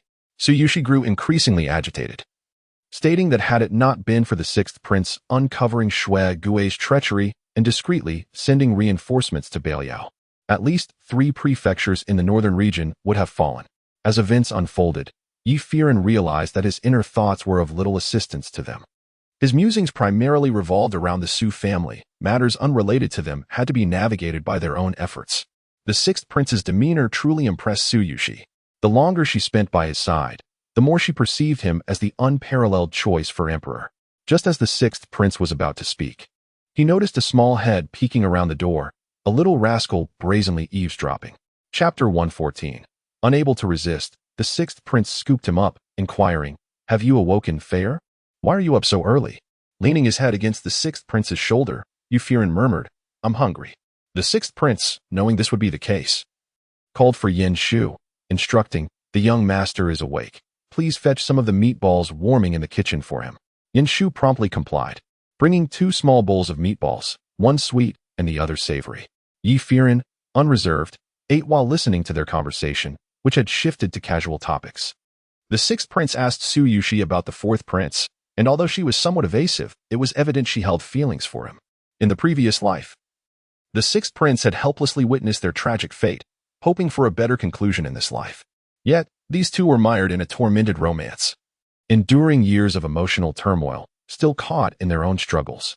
Nevertheless, in comparison to their past life, filled with separation and sorrow, they were faring remarkably well in this existence, provided Daning remained stable, allowing them more time to reconcile. As Ye Feiran devoured the meatballs, he listened to their light-hearted banter, reflecting inwardly, there is nothing inherently wrong with a tormented romance. After all, good things take time. The sixth prince and Tsuyoshi exchanged knowing glances, both smiling in agreement. Meanwhile, upon exiting the palace, the well-informed Duke of Jing welcomed the fourth prince into his residence. The Duke presented himself with utmost respect, addressing the fourth prince, "Your Highness, how have you fared these past years? This old minister has been ever mindful of you." The fourth prince maintained his usual graceful demeanor, responding courteously, "Thank you, Duke. You are my elder. There is no need for such formality. We are, after all, family." The Duke was pleased with the fourth prince's attitude and treated him warmly, yet did not broach the subject of the crown prince. Both seemed to be waiting to see who would break the silence first. Eventually, it was Wang Jin who mentioned the topic. "Your Highness, I hear the Emperor has summoned you? What was discussed?" Xiao Hang smiled slightly, responding honestly, "Just some familial matters. My father expressed his desire for me to return and assist him more. My younger brothers are still quite young, and as their elder brother, it is my duty to serve." The Duke, upon hearing this, was greatly pleased, saying, "That is indeed good news. The Emperor is not young anymore, and should truly consider establishing a crown prince." Summoning you back to the capital at this juncture surely indicates he has his own thoughts on the matter. However, Xiaohang solemnly cautioned, one must not rashly speculate on the emperor's intentions, and the matter of the crown prince is of utmost importance. My father certainly has his own considerations. Regardless of whether he chooses to establish a crown prince, we as subjects must respect his decision. The Duke nodded in agreement. Your Highness speaks wisely. Yet as the saying goes, man proposes, God disposes. Recently, Shui Gui has been providing me with information, stating that his army of 200,000 is strong and seeking a worthy leader. I trust you understand how to plan your future? Xiaoheng, contemplating, smiled and stated, you are correct, Duke. My mother often advises me to consider my own interests. I do have an idea. Would you be open to hearing it? The Duke replied, please. Your Highness. Xiaoheng continued, regarding the crown prince, there is one individual who could assist. The Duke inquired, who might that be? Xiaoheng replied, Princess Feiyu. The Duke furrowed his brow, pondering, her identity within the palace is rather ambiguous. I cannot ascertain if she is friend or foe. How could she be of assistance? Xiaoheng explained, you must know that 9 out of 10 words she utters are heeded by my father. Should she lend her counsel regarding the crown prince? I believe my father would give it serious consideration. What do you think, Duke? The Duke, with an ambiguous expression, nodded, Your Highness makes a valid point. Yet I need to deliberate further on this matter. With a smile, Xiaoheng stood, saying, It is wise for you to contemplate, Duke. I shall return to the royal residence and await your response. Once Xiaoheng departed the Duke's residence, Wang Jin could no longer contain his frustration, exclaiming, Damn it. When did that brat align himself with Nanzhao? If he has their support, do we still need to assist him in rising to power? The Duke stroked his beard. Nanzhao is not to be feared, but this Princess Feiyu. Very well, Jin'er. Tomorrow you shall visit the palace to meet your sister. The matter of the crown prince had become increasingly complicated with Princess Feiyu's involvement. The Empress, upon hearing of the need to negotiate with the princess, furiously shattered a cup, clutching her chest, declaring, No one shall compel me to speak a single word with that woman. Anyone who wishes to go may do so. I shall not. At this moment, Lady Lu stepped forward respectfully, stating, Your Majesty, since you are unwilling to go, allow me to take your place. I shall speak with Princess Feiyu, it will suffice. The Empress waved her hand, dismissing Wang Jun and Lady Lu without further comment. Wang Jun, feeling helpless, remarked, I appreciate your efforts, Lady Lu. My sister's temperament is indeed difficult to manage. Lady Lu replied, It is my pleasure to serve the Empress. In truth, she had long desired to meet Princess Feiyu, for she had previously eradicated all her poisonous insects, trapping herself within the palace. For 7 years, she had acted with caution, and now she finally found an opportunity to confront her directly. Princess Feiyu continued to reside in the Rishu Palace, now renamed Xuanju. The palace, once vibrant with flowers, had transformed into fields of vegetables and medicinal herbs, cultivated by Yinzhu and Yinyu. Upon entering, Lady Lu was immediately struck by the scent of poisonous insects. This woman brazenly reared them within the palace, yet the emperor treated her as a treasure. It was bewildering to consider how he remained oblivious to this. Alarmingly, these poisonous insects were exceedingly obedient to Princess Feiyu, dancing gracefully around her as she played the reed pipe. In the capital, there exists a renowned painting titled 100 Butterflies in Dance, depicting Princess Feiyu playing the lushan while dancing, surrounded by a multitude of butterflies fluttering around her. Lady Lu, suppressing her venomous thoughts, politely addressed the gatekeepers. Silver Candle and Silver Moon, I would appreciate it if you could convey my request for an audience with Lady Lu. However, Silver Candle and Silver Moon remained unmoved, merely opening the door and stating, This esteemed guest may enter directly. Our master is already awaiting her in the hall. Lady Lu cast a surprised glance inward, pondering if Princess Feiyu had indeed positioned herself beside the fourth prince, anticipating her visit. As she stepped through the courtyard gate, it unexpectedly closed behind her, leaving her 2 maidservants outside. Silver Moon remarked, No outsiders are permitted within Hushuan residence. It would be best for this esteemed guest to meet our master alone. Lady Lu was no ordinary individual and felt no fear. She confidently proceeded into Hushuan residence.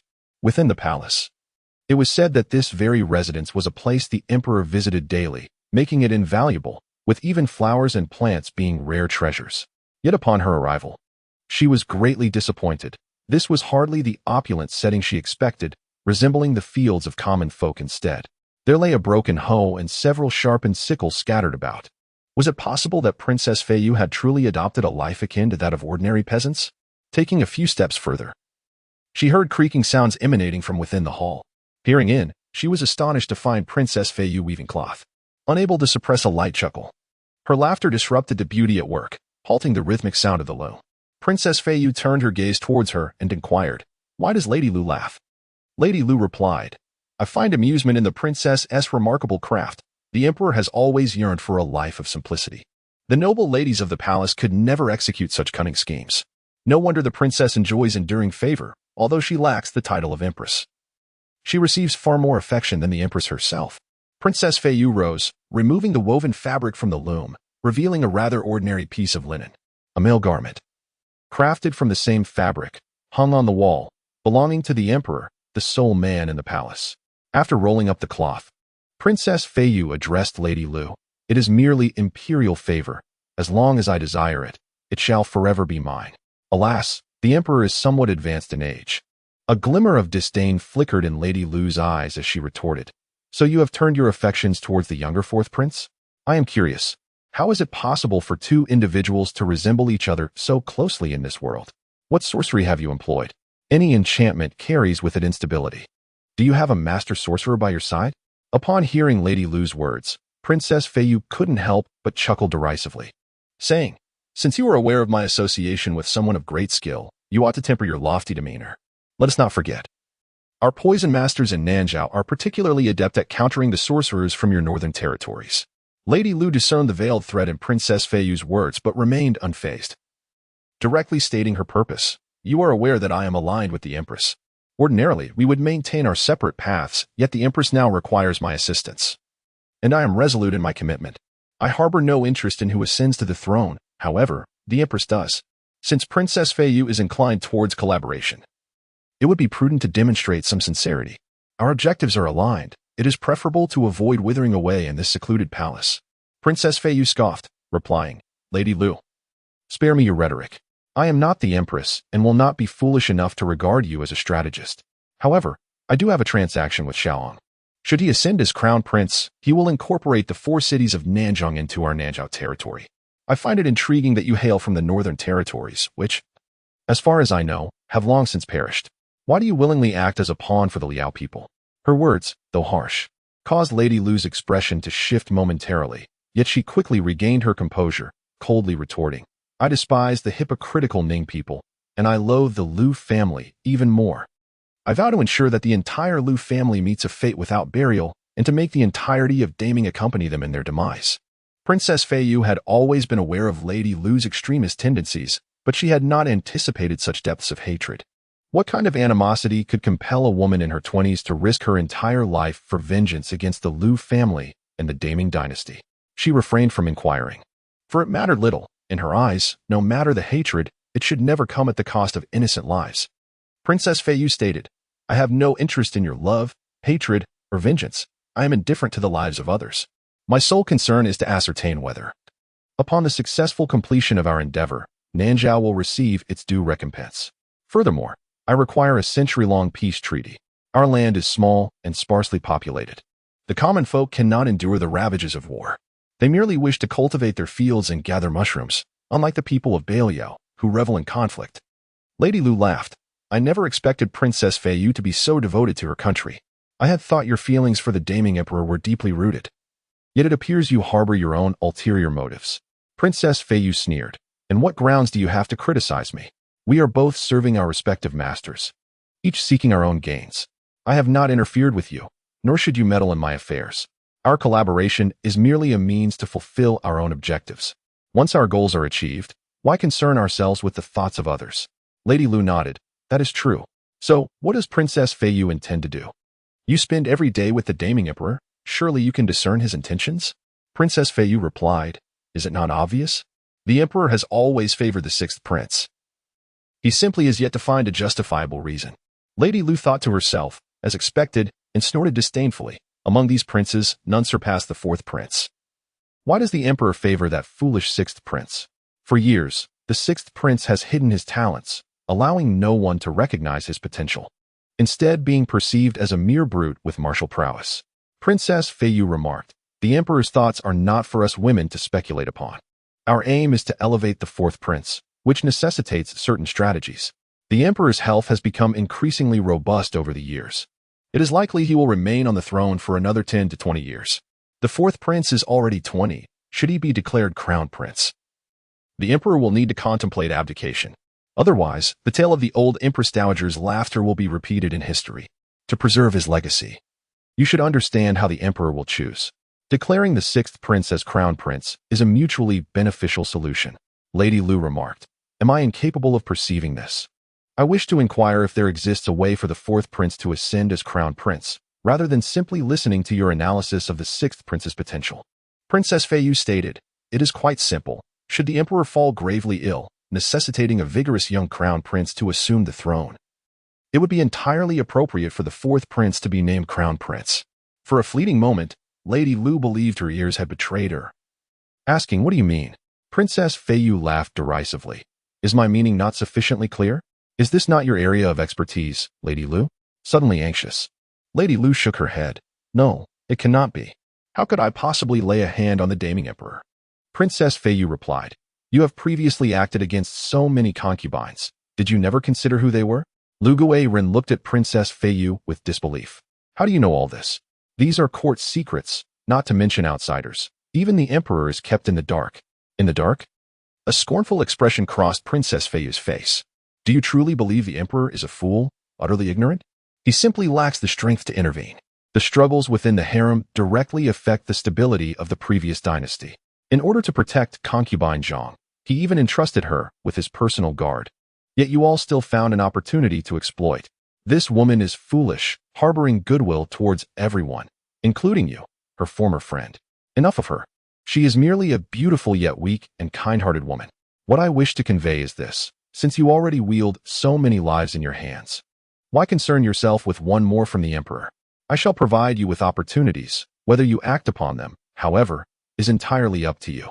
Upon returning to Shushio Palace, Lu Guiren felt somewhat disoriented. She indeed yearned for vengeance. Ever since her childhood, she had dreamed of dismantling the Lu family and burying the entire Great Ning with them. However, the adversary was the emperor, and she hesitated to act. But upon deeper reflection, what was there to fear?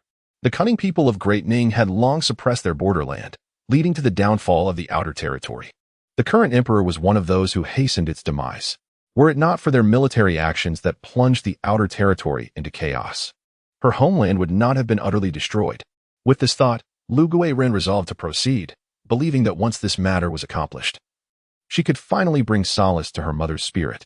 The image of her mother, disfigured and tormented by pain in her final years, filled her with hatred for both the Lu family and the people of Great Ning. Thus, the following day, she replied to Princess Feiyu, "I agree to your proposal from yesterday. However, the emperor seldom summons me, leaving me without an opportunity to act." Princess Feiyu smiled. "You need not worry about that. I will assist you. However, this matter is significant. Should we fail, both of us might meet our end here. You do have allies, correct? I suggest you collaborate with those outside the palace and, once successful, immediately instigate a coup, compelling the emperor to declare the fourth prince as the crown prince. Once he is dead, and the fourth prince ascends smoothly, our goal will be achieved." Lu Guiren pondered for a moment before replying. "You mentioned that this matter is of great importance, so I must consult my people first. Await my message. Within 3 days, I shall provide you with an answer." Princess Feiyu nodded. "Very well. There is no need for haste. The emperor is currently preparing for the rain prayer, and this can proceed after the ceremony. There is still half a month, ample time for you to prepare." Lu Guiren nodded and then departed from Hushuan residence.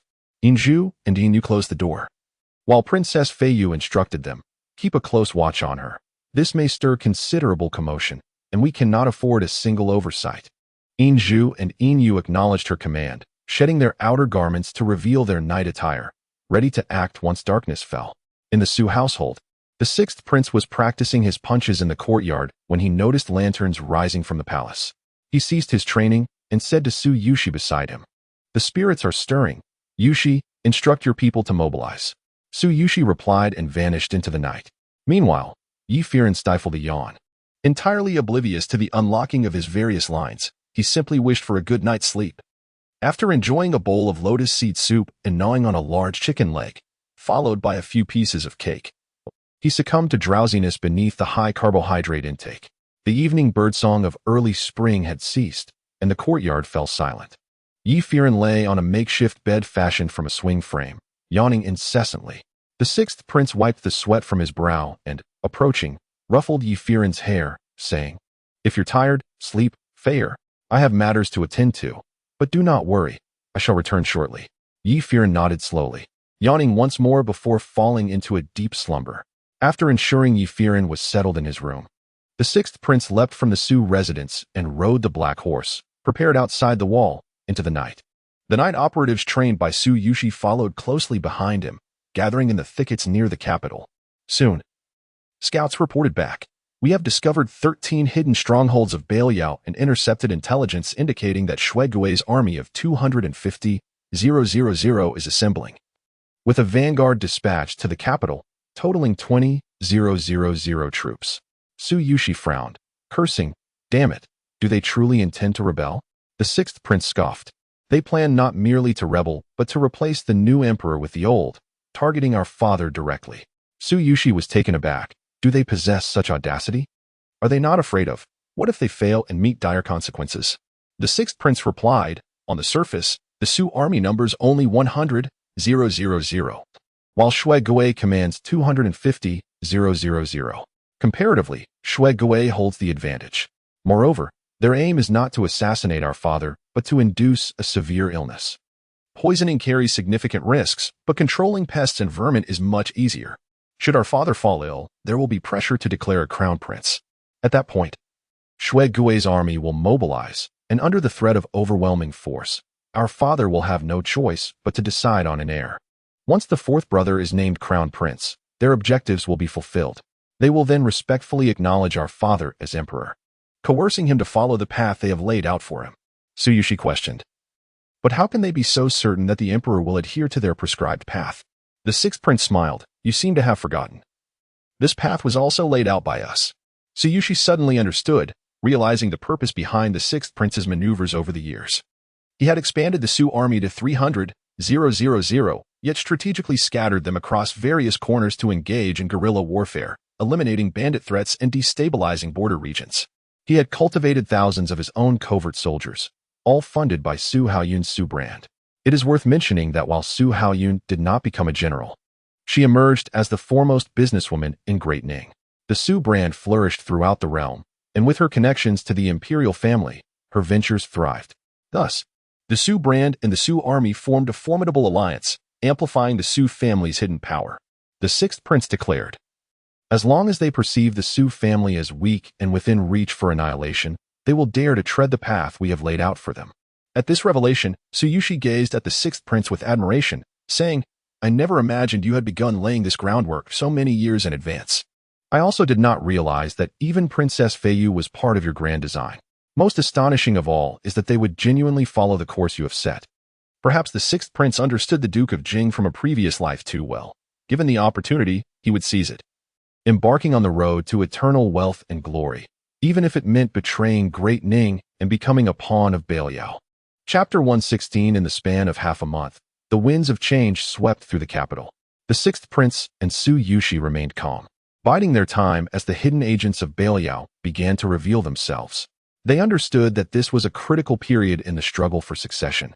If they did not act now, they might never have another chance. It is widely acknowledged that the emperor has a particular fondness for the sixth prince, with rumors circulating throughout the capital that the emperor has already placed the edict declaring him as the heir beneath the imperial seal, merely awaiting an auspicious moment for its announcement. The chief eunuch has surreptitiously glimpsed the contents of this decree, which explicitly names the sixth prince. The city buzzes with certainty, as if this matter were already set in stone. Su Yushi could not help but admire the sixth prince's cunning strategy, which effectively hastened the actions of the Jing Guogong's household. By instilling confidence that the emperor had chosen the sixth prince as the crown prince, they would be compelled to make swifter decisions. As anticipated by the sixth prince, within a mere 3 days, numerous covert factions had emerged. This growing disillusionment with the Jing Guogong stemmed from their years of self-serving exploitation, enriching themselves at the expense of the populace while engaging in treacherous dealings with the northern Liao. Fuming, Su Yushi forcefully kicked a stool, exclaiming, "The Jing Guogong's ilk truly has broadened my horizons. Shui, as the Grand General, colludes with the Northern Liao for his own gain. They deserve nothing less than death. The sixth prince, having witnessed the Gong's shamelessness in a previous life, remarked, "You've only seen a fraction of their despicable nature. The true depths of their depravity are far beyond your current understanding. The malevolence of humanity is vividly embodied in their faction, particularly in one Ye Feiran, who, upon the arrival of the Northern Liao, was the first to offer the head of his so-called beloved. Is that not laughable?" Su Yushi furrowed his brow, skepticism flickering in his eyes, his heart tightening with pain. "The one he loves most?" he inquired. "Ye Feiran's beloved?" A look of shock washed over Su Yushi as he grasped the sixth prince's arm, demanding, "You cannot mean?" The sixth prince, aware that he had inadvertently revealed this information, nodded knowingly. "There is little to conceal. Ye Feiran harbors a secret treasure from distant lands and is, in fact, a covert agent for the Northern Liao. However, his greatest adversary is Ye Feiran, also known as Feiran, who has kept him from fulfilling the Northern Liao's expectations. If they succeed in their coup, the treasure's malevolence will undoubtedly surface again. The Gongzi, possessing memories of a past life, is not as formidable as he is reputed to be. Merely a child whose youth garners unwarranted admiration. In my previous life, he exploited his abilities to ascend to the position of regent, overshadowing us all."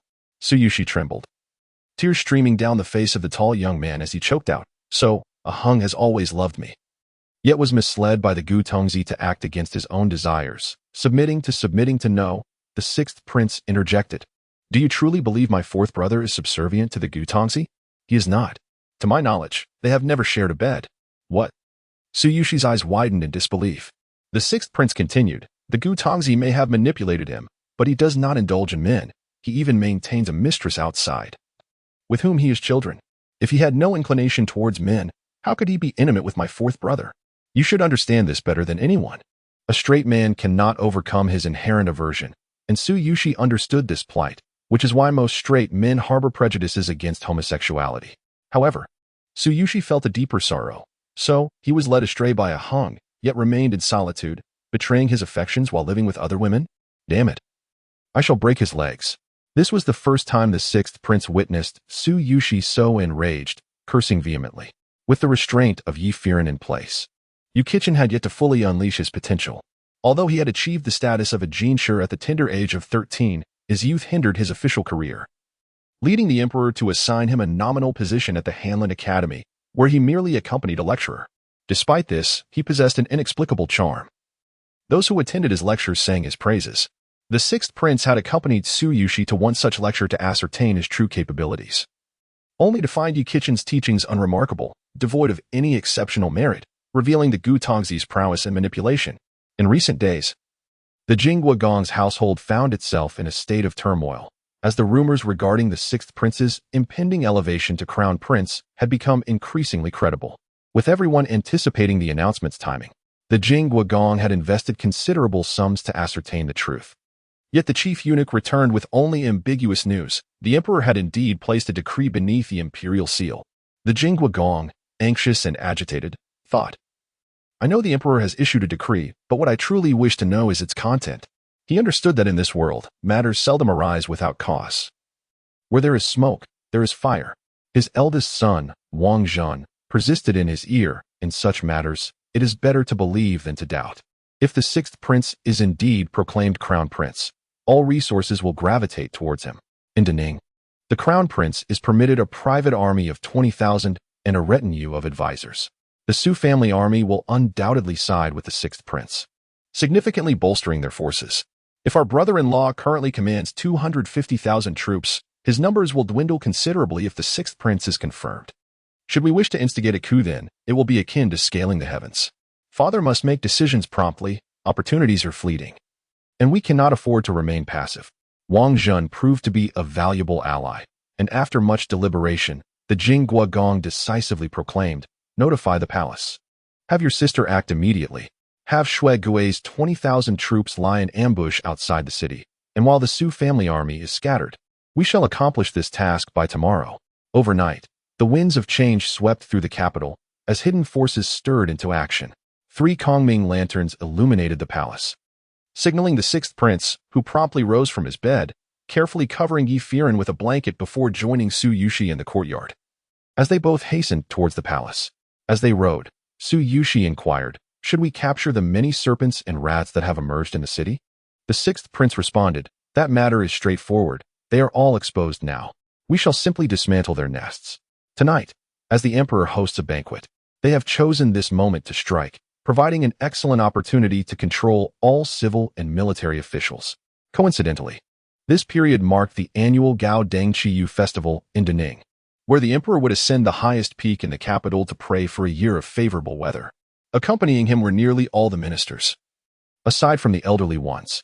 Following the ascent, the emperor would host a banquet to reward all officials.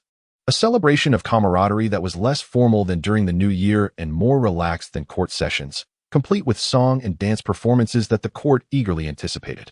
Notably, Princess Feiyu would present a dance she had meticulously prepared. The exotic dance, accompanied by lively music, delighted the emperor, who frequently called upon his ministers to share in the libations.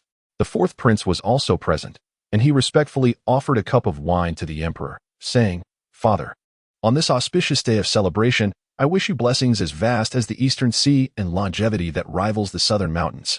The emperor was greatly pleased and responded, "Hunger is truly filial. Among all my sons, his character is the most satisfactory to me. Thus, I have chosen only Hunger to accompany me at today's gathering. It is unfortunate that your mother is not in the palace. Had she been here, witnessing her son's remarkable growth, she would undoubtedly be very gratified." The fourth prince smiled slightly and said, "Father's praise is excessive. Although I possess some literary talent, I cannot compare with sixth brother's martial prowess, and I dare not claim the title of the best." Nearby, a courtier flattered, "With your majesty's two sons, one learned and one martial, the future of Daning shall surely flourish. In time, our Daning will have its place in history." It was evident that the emperor was in high spirits. Upon hearing the courtier's words, he could not help but chuckle and remarked, "Indeed, my two sons, one of culture and the other of might, are truly exceptional among men. However, I have long been hesitant about which one to entrust with the great responsibility of the throne." The rumors regarding the succession that had circulated in the capital for several days were unexpectedly brought to the forefront by the emperor himself. Hearing this, Duke Jing's eyes flickered, and he immediately raised his cup to the emperor, saying, "In my humble opinion, the sixth prince possesses unparalleled martial skills and may very well expand the territories of our Daning. He is the prime candidate. Wouldn't you agree, your majesty?" Upon hearing Duke Jing's words, the emperor's face broke into a broad smile, exclaiming, "I never expected Duke Jing to share my sentiments. Alas, I harbor no ulterior motives. As long as the legacy of our ancestors is maintained in the hands of my children, I shall be content. Talk of expanding territories is merely wishful thinking." Duke Jing's heart raced. This seemed to confirm the rumors circulating outside. The emperor indeed intended to pass the throne to the sixth prince. He no longer hesitated and signaled to the empress beside the emperor, who in turn glanced at Lady Lu. Lady Lu bowed and raised a cup of wine towards the emperor, saying, "Your Majesty, I wish to toast to you. May Daning enjoy peace and prosperity for all eternity." The emperor regarded Lady Lu with a contemplative expression, seemingly pondering her identity among his consorts. After a prolonged silence, he finally relented, raising his cup and replying, "You are thoughtful, my beloved. I shall drink." In that instant, as the emperor drank, Lady Lu flicked her finger, and an almost invisible venomous insect gracefully flew towards the emperor's cup, settling securely within. The emperor tilted his head back, covering the cup with his sleeve, and consumed the contents in one go. Chapter 117. The palace was alive with song and dance, a scene of flourishing prosperity. After drinking, the emperor appeared even more elated. Addressing his ministers, "Today, I am in high spirits. Bring forth the 30-year-age brew I have treasured, so that all of you may partake." The chief eunuch, equally delighted, responded, "Yes, your majesty, I shall fetch it immediately." As the chief eunuch exited the grand hall, all the doors and windows suddenly shut. The emperor furrowed his brow and questioned, "What is happening? Why are the doors and windows closed?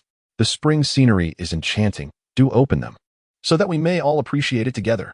An eerie silence fell over the hall as everyone realized that a coup was about to unfold.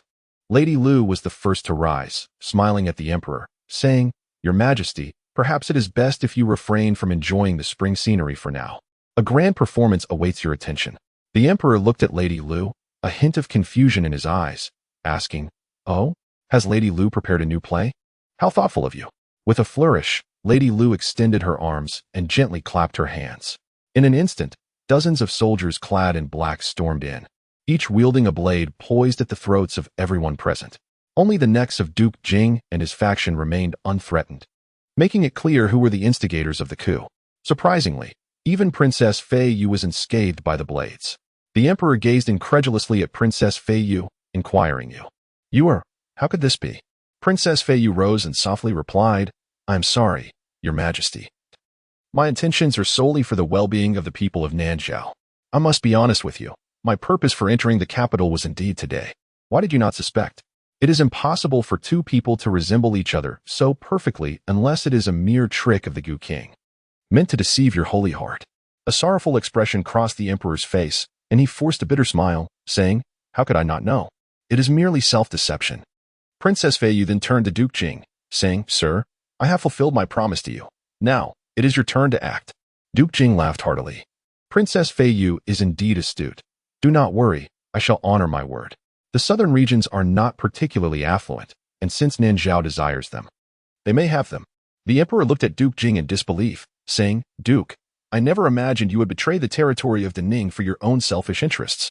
Even if Nanzhao and Daning are on good terms, you must know that we will defend every inch of our land. Our soldiers have sacrificed countless lives to protect it. Will their deaths be in vain due to your mere proclamation? Duke Jing sneered, Your Majesty. I do not concern myself with land disputes. I only know that our Wang family has diligently supported you over the years. Without us, could you have maintained your position on the dragon throne? Yet you not only make things difficult for us, but also support the Su family against us. It is not that we are unreasonable, it is you who is ungrateful. Upon hearing these words, the emperor was taken aback, exclaiming, Ungrateful? The Wang family possesses vast wealth, and your descendants inherit the title of duke without fail. Is this not sufficient for you? Must I relinquish the throne to satisfy you? Duke Jing waved his hand dismissively. That is unnecessary. I have no desire to be emperor. It is a laborious position that brings no peace. As long as your majesty names the fourth prince as the crown prince, our Wang family will continue to support you wholeheartedly. After all, we have no intention of rebellion. We simply wish to support an emperor who stands with us. If you are wise, you will cease your futile resistance. The palace is already surrounded by Shui Gui's forces. Should you declare a crown prince, we will withdraw our troops immediately. If not, do not blame us for our ruthlessness. Just as we supported you to the throne, we can just as easily support the fourth prince. It is merely a matter of changing emperors, and it is no trouble at all. All the ministers were left in shock, pondering the implications of such a statement. How could the mere act of changing an emperor be so simple? What else could Duke Jing possibly achieve? The emperor was nearly driven to fury, trembling as he asked, How can you be so certain that this uprising will succeed? Duke Jing replied smugly, Was the wine your majesty just drank not exquisite? I shall not hide it from you. It contained an enhancement. You shall not perish from it. But you will find yourself devoid of the energy to manage state affairs. Weakness and illness are inevitable, and I could not bear to see you burdened further. It would be far better to entrust the responsibilities to the fourth prince. It is only natural for the crown prince to govern in your stead. This is preferable to making the sixth prince the crown prince, as he is but a child. What assistance could he possibly offer you? The emperor retorted angrily. And what if I refuse? The Duke of Jinghua chuckled and said, Not in agreement? I have heard that the venerable matriarch Su is currently in the Zen temple in Jianan, practicing Buddhism. My people have already been sent to invite her. I only worry that her advanced age may not withstand the rigors of such a journey. But fear not, Your Majesty. I have instructed them that if the matriarch Su were to pass, they should bring back her head for your inspection. The emperor, enraged yet amused, replied, Duke of Jinghua, you truly are a schemer.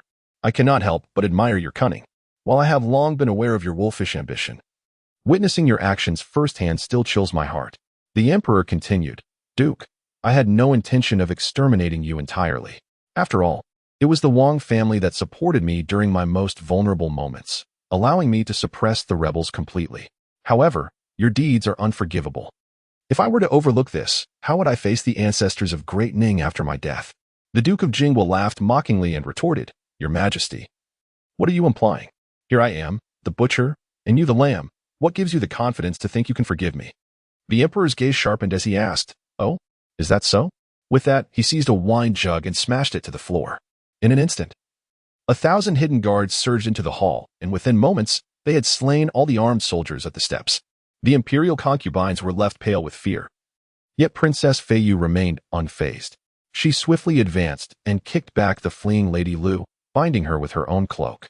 Lady Lu, astonished, exclaimed, "You, were you performing for me?" Princess Feiyu smiled and replied, "It is not I who performed for you, but rather my beloved son, who orchestrated a grand play for you treasonous miscreants." The Duke of Jinghua, filled with dread, shouted, "Where is Lord Shui? What of his 20,000 troops? Did he not surround the palace?" At that moment, the doors and windows of the great hall flung open, and two young men entered, bloody yet smiling. They first bowed to the emperor, and the sixth prince spoke, "Father, we have not failed you. We have destroyed 106 hidden strongholds of Beilong, and Lord Shui's forces were ambushed in Jingxiong's Long Valley. As for those surrounding the palace," the sixth prince turned to see the valiant matriarch Su, accompanied by Su Haoyun and General Han, entering the hall. Matriarch Su, still spirited in her old age, smiled and said, "I never imagined this old body could still be of use. My son, how are you?" The emperor immediately rose to assist Matriarch Su, his face alight with joy. "Do not worry, mother. I am well. That little worm has been dispatched by Yuer. It is my unfilial conduct that has necessitated your personal involvement." Matriarch Su, wielding a long spear, laughed heartily. "What of it? To protect the realm of Great Ning, we, the 5th Young Ladies' Army, are duty-bound." General Han performed a salute of the 5th Young Ladies' Army, proclaiming, "Duty-bound." The Duke of Jinghua could hardly believe the scene before him. How could his meticulous plans crumble in an instant? He shook his head, murmuring, "Impossible, this cannot be real. I had arranged everything. How could you possibly break the scheme?" The 6th prince and 4th prince stood together, with the 4th prince stepping forward to say, "Do you not know that we have paved this path for you over the course of 7 years? Every step has been executed according to the 6th brother's design. You, Duke, have been quite obedient, indeed walking straight into the trap laid by the 6th brother." The Duke of Jinghua frowned at the 4th prince, aghast. You too feigned allegiance to me?" The 4th prince scoffed. "What makes you think I would stand beside a vengeful enemy who nearly murdered his mother?" Despondently, the Duke sank to the ground, realizing that everything had unraveled. Filled with rage and disbelief, he glared at the 6th prince, accusingly pointing, "You demon, you vile creature. You have feigned madness since the age of 4, all for this day?" The 6th prince cast a disdainful glance at him, saying, "While it is true I was afflicted by the poison of divine sealing, I am grateful for my noble fate, for it has allowed me to break free from it. How pitiful that your elaborate schemes have led you to this fate." The emperor waved his hand gently, and the duke was taken away by several guards. Those ministers who had not been executed were also bound, signaling a forthcoming purge in the court. Lady Lu was similarly restrained before the throne. She coldly looked at the emperor and said, "I, Lu Bangxia, am aware of my grave sins. Your Majesty, do not show leniency. I beseech for death. The crime I committed is one of treason. Executing my entire clan would not be excessive. I implore your Majesty to grant death to the Lu family, so that I may cleanse my sins." A voice rang out from beyond the doors. "Oh, is that so? Do you truly believe that the transgressions you committed warrant the punishment of the entire Lu clan?" Everyone turned to see Lu Xinglin entering, accompanied by Lu Bangxia and Mr. G. The three bowed to the emperor, and Lu Xinglin stated, "Your Majesty, this vile woman impersonated my younger sister to enter the palace. This matter has nothing to do with her. It is solely her doing." Lady Lu, struggling to rise, shouted, "When did you escape? You Lu family scoundrels are responsible for my downfall. You all deserve death." The emperor had long been aware of the entire situation when the 6th prince devised his plans. He had kept the emperor informed of every step. Thus, he was resolute in his intent to pass the crown to the 6th prince. Observing the scene, he inquired, "Lu Darin, might you explain the grievances you hold against this woman?" Before Lu Xuanhu could respond, Mr. G interjected, "Your Majesty, let this matter be recounted by a humble citizen. This woman is named Helia Zhua, the daughter of the ruler of the outer realm, Helia Qinger." Helia Zhua abruptly lifted her head, frowning as she asked, Who are you? How do you know my mother's names?" Mr. G had indeed gleaned this information from her mother's journal, which chronicled her daily life and the love she shared with the ruler of the outer realm, Minji. It also detailed how Minji's half-sister, Helia Qinger, played the role of a saboteur. This half-sister had been infatuated with the ruler since childhood. Yet he had fallen for Lu Rume, the eldest daughter of the Lu family. While she outwardly welcomed her sister-in-law with joy, she secretly conspired with outsiders, leading to the disintegration of the outer realm. As the outer realm collapsed, its treasures and unique techniques were lost to the central plains, becoming instruments of murder. The ruler of the outer realm perished, and Lu Rumei disappeared, reportedly pregnant at the time. That half-sister had told her daughter that it was her brother who abandoned his wife and child, insisting on marrying Lu Rumei, thus inciting her vengeful fury.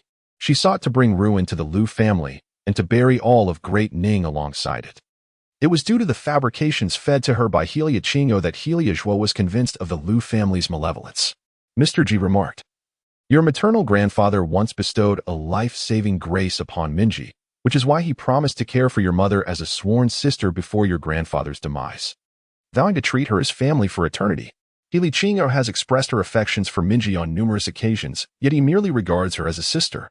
Eventually, realizing she could never attain his heart, she concealed her feelings within. She believed she would forget, until Minji brought back Lu Rubai, at which point her jealousy erupted uncontrollably. Helia, the truths you perceive may not necessarily reflect reality. Did your mother not tell you that the outer region was destroyed due to Lu Rubai's entanglement with outsiders?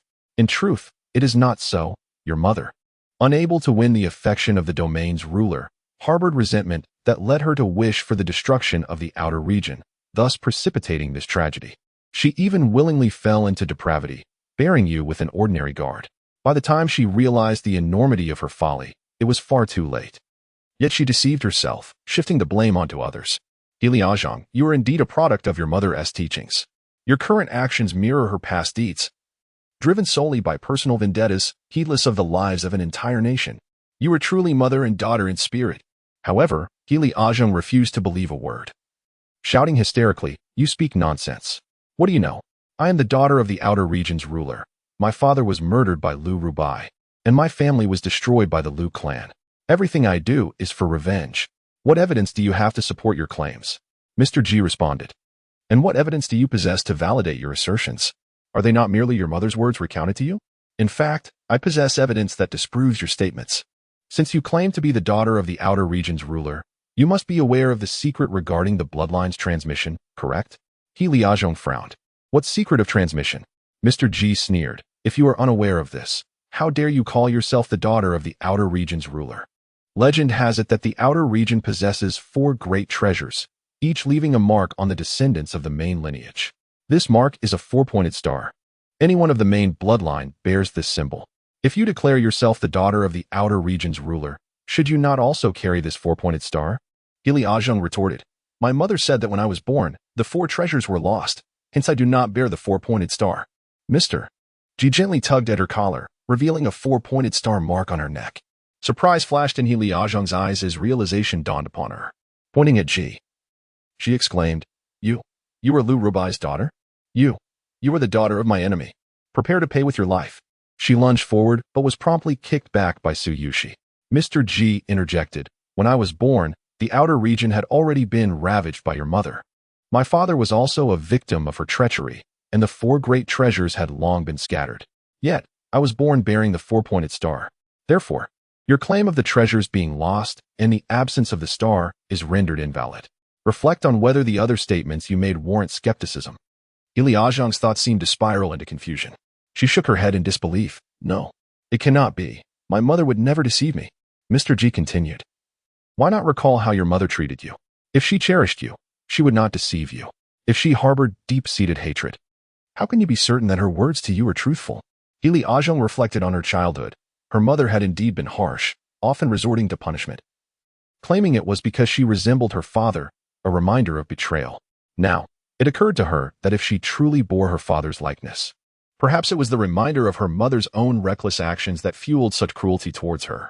Defeated, Helia sank into despair, tears streaming down her face as she murmured, "In the end, victors and vanquished, I have lost. Do as you will." The crowd understood that she was not remorseful, merely resigned to her defeat. Su Yushi ordered her taken away, for such grave offenses warranted the death penalty. It was hoped that once she was imprisoned, she would seek out Helia Qingyo to uncover who truly deceived her. The emperor lamented, surprised that the court he had painstakingly maintained for half his life was now crumbling under the machinations of his 13-year-old son. He recognized that the disintegration was due to the court's parasites, the bloodsuckers of the common people, yet he could not help but feel the weight of age. Realizing he should pass more opportunities to the youth, he immediately decreed that the 6th prince, Xiao Tsong, be named the crown prince. assigning him the responsibility of overseeing state affairs starting today. As for himself, since there was someone to manage court matters, he could no longer sit idly at the forefront as he once did. Thus, he commanded, on this day, all ministers must remain silent. Those who dare to disclose any information shall face execution. I have grown old, and my health cannot withstand it. Appoint Crown Prince's tutor Zhao Yu as the Minister of Governance, and Su Haoqing as the Grand General of the state. You two shall assist the Crown Prince diligently. I intend to retreat to the Yangxin Palace to recuperate. Unless there are urgent matters, do not disturb me. However, if it is merely to play chess and pass the time, I would welcome that. The ministers knelt in obedience, and Su Haoqing and Zhao Yu accepted their orders in turn. The emperor then turned to Princess Feiyu, sighing, "So, Tong'er, can you now speak the truth to me?" At last, Princess Feiyu shed her innocent facade, replacing it with a warm and gentle smile as she spoke. "Your Majesty, I have deceived you for so long. Will you be angry with me?" The emperor shook his head. "How could I be angry with you? From the very first day you entered the palace, I knew you were my Tong'er. No matter how convincingly you played the role of a maiden, your intrinsic kindness remains unchanged. You fear harming moths. Thus you cover the candle with white gauze. When sweeping, you caution the maidens to be careful of the tiny insects and ants on the ground. When trimming flowers, you worry about their pain, and you always provide food for the stray animals outside the door. One can disguise oneself with appearances and performances to deceive others, but the essence of one's character cannot be fabricated. Tong'er is Tong'er, uniquely irreplaceable." Zhang Mintong took a deep breath, a hint of reproach in her expression. "Who told you to be so foolish, making me assume another identity to assist you?" The emperor bowed his head in acknowledgement. "It is all my fault. Thus, I entrust my remaining years to you to atone for the mistakes of my past." From that day forth, the emperor feigned illness and withdrew from court, passing the reins to Crown Prince Shao Kong. As Ye Feiran consumed the last of the melons, he realized that his entire lineage had come full circle. From his birth to his current age of 7, he had witnessed the transition of an era. The sixth prince, at the tender age of 13, had decisively crushed the court's most significant parasite, the Duke of Jing.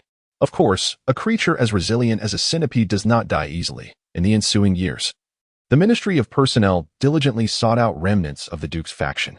It was not until the sixth prince reached 17 that the court was finally purged. Following this was a rigorous and protracted period of governance, where numerous talents were needed to fill the vacancies, prompting him to announce 3 consecutive years of benevolent examinations, leading to the recruitment of many impoverished scholars. Many of these were students of Mr. Ji, unwittingly leading to her widespread influence. 3 years later, Crown Prince Shao Tsung officially ascended the throne, and the realm flourished with fertile lands and favorable weather, heralding the dawn of a prosperous era. He pacified the borders, reclaiming northern Liao, southern Zhao, Palai, and the western territories, effectively doubling the lands of Daning. He implemented numerous groundbreaking policies, transitioning from land sales to a population-based distribution of farmland, ensuring that every farmer had land to cultivate, with no idle fields across the realm. He also encouraged the populace to engage in small workshops and street vendors, allowing them to trade during the off-season and farm during busy periods. Annually recognizing exemplary agrarian merchants and personally receiving them, fostering a culture of diligence among the citizens of Daning. When speaking of this emperor, all praised him with raised thumbs. Yet, there was one peculiar aspect. It seemed the emperor had some reservations regarding certain matters. While common folk married by the age of 12 or 13, he was already 20 and still had not chosen a consort. Ministers and the imperial household had repeatedly suggested he select a suitable candidate, but every time the topic arose, he would darken his countenance, leaving them no choice but to relent. Complicating matters further, this emperor was unlike others. He had seized the throne by force, instilling a sense of caution and even fear among the ministers. Thus, the matter of selecting a consort was shelved, until Ye Feiran turned 18, when this emperor, renowned for both his civil and military prowess, unexpectedly declared his intention to choose a consort. When Ye Feiran appeared in the court, silence enveloped the assembly of officials. The first to voice opposition was the chancellor, who questioned robustly, "Your Majesty, I do not oppose your decision to choose a male consort. I merely wish to inquire, what are the heirs of Daning?" The following year, Ye Feiran returned with a babe named Xiao Nua, whose appearance bore a striking resemblance to Ye Feiran. That year, a rare treasure from the outer realms emerged, known as the Nua stone, said to enable men to bear children. In the year of the apricot blossoms and gentle rains, Ye Feiran had just turned 17. Xiao Zong had ascended as emperor, adopting the era name Mingde, historically recognized as Emperor Ming De Wu of Daning. However, the newly crowned Xiao Zong found himself plagued by minor vexations. The ministers clamored incessantly for him to select a consort, overwhelming him. Left with no alternative, he entrusted his duties to the regent and the chancellor, seeking solace in the palace where Ye Feiran resided. Unable to remain in the palace, the emperor decided to rename the East Palace to Songjin Palace for his residence, as it was merely separated by a wall from the imperial palace. Placing half of it outside, Ye Feiran was elated, galloping out each day for leisure, often absent when the emperor visited. Fortunately, today Xiao Zong did not find himself disappointed. He discovered Ye Feiran languidly sprawled on a couch, engrossed in a book, the contents of which appeared to captivate him deeply. Xiao Zong approached and inquired, "Fei, what are you reading?" To his surprise, upon hearing his voice, Ye Feiran swiftly concealed the book beneath his pillow, turning with a guilty expression, "Brother Zong, you're here? Oh, it's just a trivial book, devoid of any nutritional value. You wouldn't find it interesting." Xiao Zong replied, "It has been ages since I read anything for leisure. Given how engrossed you seem, it must contain something intriguing." Ye Feiran quickly turned the topic. "There's nothing of interest. By the way, shouldn't you be attending court now? What brings you here?" Xiao Zong sighed. "As soon as I enter court, the ministers insist on arranging a marriage for me, presenting me with numerous portraits. It vexes me. So I came to escape to you." Ye Feiran laughed heartily. "Can you evade the first day, but not the 15th? I think it would be better to acquiesce. Where are those portraits? Let me assist you in judging. My future sister-in-law should at least be to my liking." However, Xiao Zong grew somewhat irritated and asked, "Fei, do you truly think so?" Ye Feiran replied, "What other alternative is there? Men should marry, women should wed. If you remain single, will you be a lifelong bachelor?" Xiao Zong pondered the term bachelor, bewildered, and replied, "And what of you, Fei? You are also 17. Have your adoptive parents mentioned anything about your marriage?" Ye Feiran shook his head vigorously. "You know my parents well. They are indifferent to whether I marry or not. Take my elder brother and second brother, for instance. One is married, while the other has arranged for me to have a male sister-in-law. They are quite carefree about it. Sister Daying, however, has settled down near her 30th year, unexpectedly marrying and giving birth to 2 children, both bearing the surname Su. For my parents, my marital status is inconsequential. What matters is my happiness." Ye Feiran's words held truth. The Su family cared little for heirs, and the reason Dai Ying's children bore the surname Su was that her husband was an orphan, unaware of his own lineage. Raised within the Su military household, he grew under their nurturing and currently held the rank of a 3rd-grade general. Unlike Yu Qingzhe, this general, though rough around the edges, treated Dai Ying with utmost kindness, even adopting the Su surname out of gratitude for their upbringing. The couple shared similar ambitions. Currently stationed at the northern border to fend off the bandits, they left their 2 children in the capital, citing their constant patrols as a reason for their inability to care for them. Ye Feiran had been spoiled by the Su family and the couple, becoming a child who never seemed to grow up. Su Haoqing once remarked that they spoiled Fei too much, and it would be even worse than how Su Haoyun indulged him. A decade ago, during the palace coup, Su Haoyun fortuitously met Lu Xinglin, and they wed at the age of 40. Lu Xinglin, unwilling to bear another child at nearly 40, had undergone a procedure, ensuring that while he could still engage intimately, he could no longer conceive. Others expressed concern for them, questioning why Lu, a physician, had not taken measures to remedy their situation. Meanwhile, Lu Xianhu, with a loving wife, had welcomed 3 children and was thriving, running a bustling clinic. Xiao Zong lay beside Ye Feiran and nodded. "Indeed, I wish I were a child of the Su family. Then I could be at ease with remaining unmarried." Ye Feiran frowned. "Brother, why do you not marry? Is it a matter of disinterest?" Xiao Zong harbored his own thoughts, gazing at Ye Feiran. His heart suddenly tightened, and after a pause, he asked, "Fei, do you have someone you like?" Ye Feiran, still innocent, had never experienced love in his past life, and, in this life, was preoccupied with enjoying life as pleasures, never contemplating such matters. After a moment's reflection, he replied, "I've never tried. What does it feel like to like someone? Actually, I want to know." Xiao Zong inquired, "What do you wish to know?" Ye Feiran playfully embraced Xiao Zong's neck, kissing him lightly on the lips, mischievously stating, "I just want to know what a kiss feels like. Ha ha. Your lips are so soft." Xiao Zong felt as if he might explode, his mind suddenly ablaze with fireworks, leaving him momentarily dazed. Ye Feiran, noticing his daze, asked, "Brother, what's wrong? Are you all right?" "It was just a kiss." Shaotsong finally exhaled slowly, suppressing his racing heart. "You are still young and do not understand. What you just did is not a kiss. It was merely a touch." Ye Feiran, filled with curiosity, asked, "Huh? Isn't it called a kiss?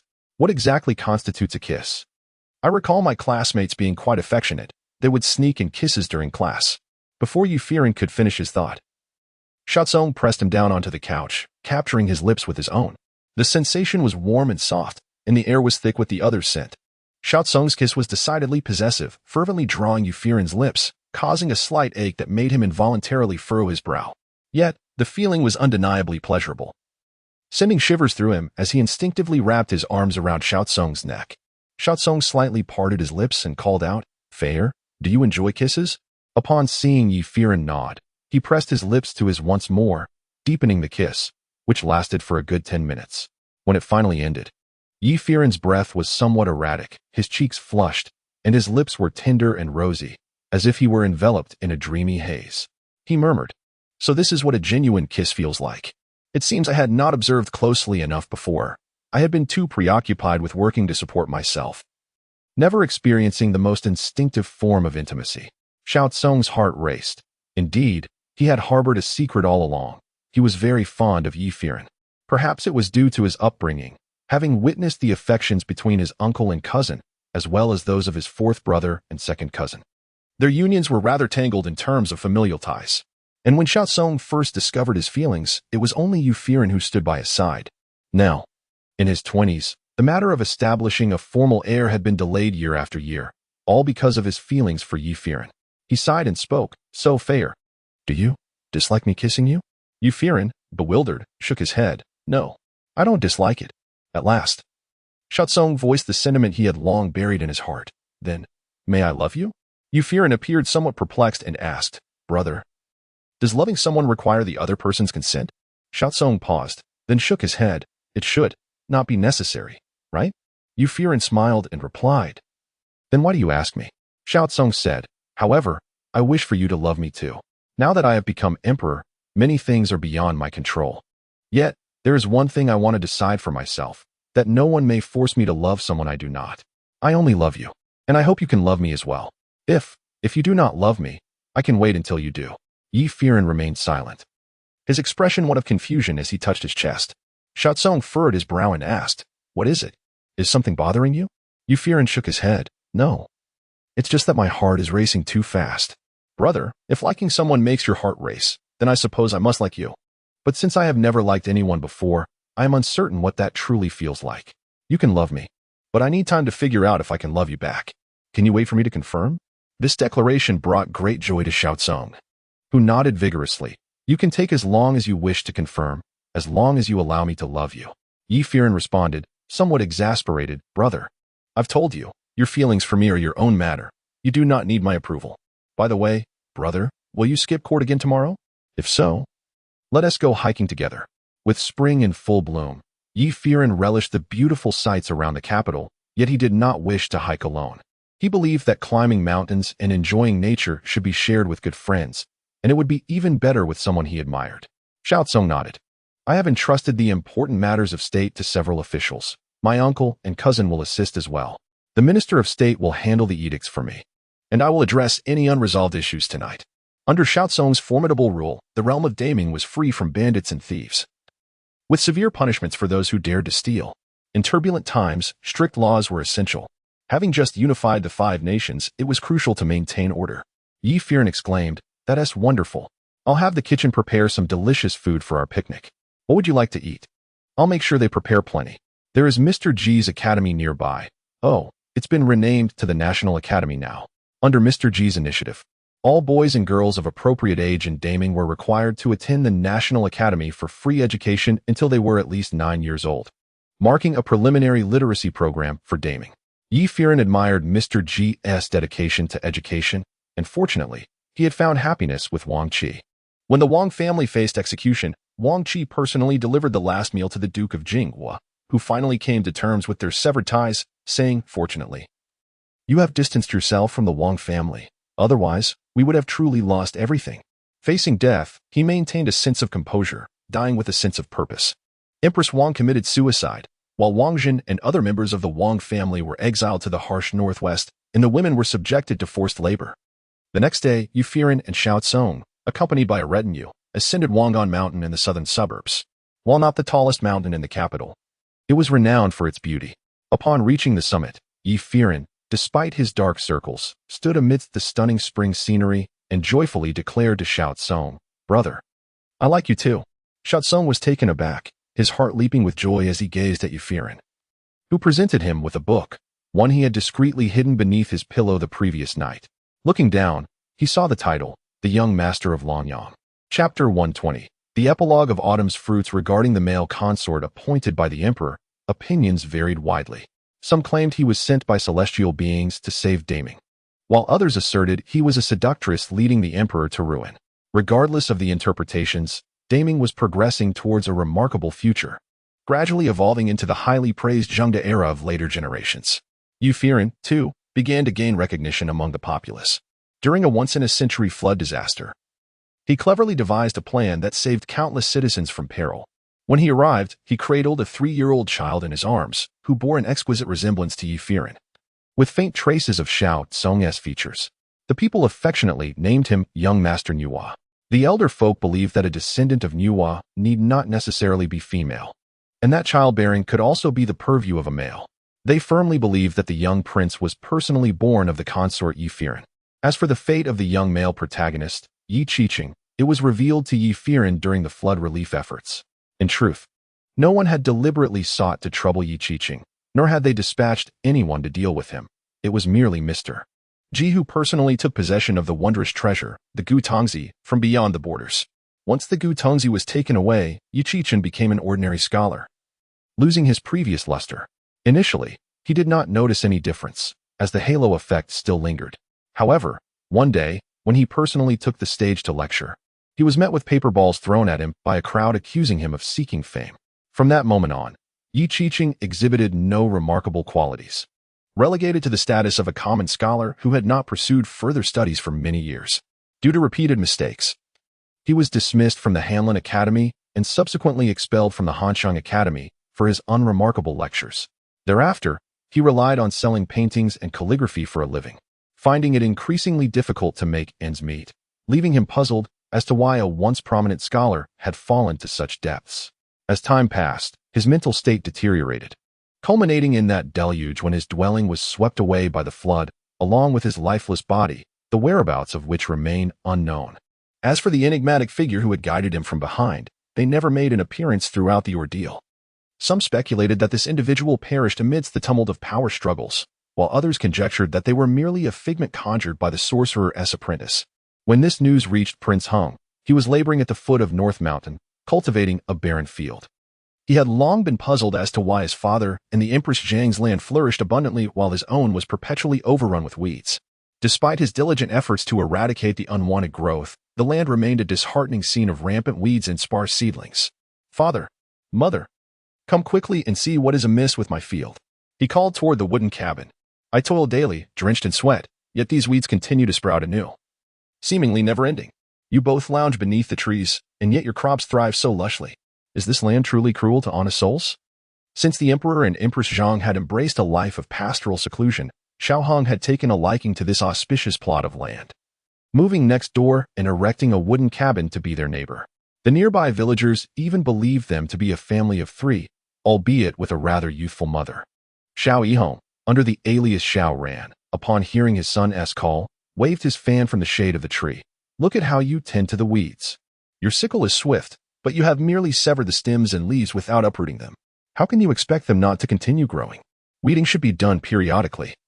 You must pull them out by the roots.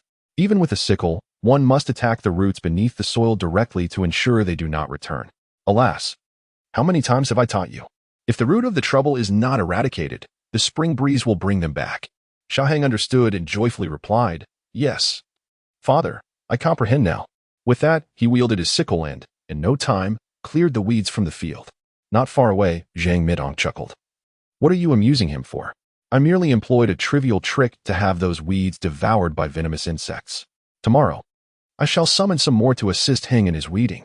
Xiao Ran waved his hand dismissively. Not so. Indulging a child is akin to harming him. See, has he not learned a valuable lesson? Zhang Mintong fell silent. Do you think he genuinely wishes to accompany you in tilling the land? He merely seeks to express his filial piety. Instead of residing comfortably in the Hung Wangfu, he has come to this remote wilderness, sharing wild vegetables and murky spring water with you. Such a wonderful son, cherish him. Xiao Ran replied with a smile. Indeed, Song'er is also my good son, beloved by the people, and he has such a fine daughter-in-law. Alas, the number of children is somewhat lacking. Yet, children of quality are more precious than quantity.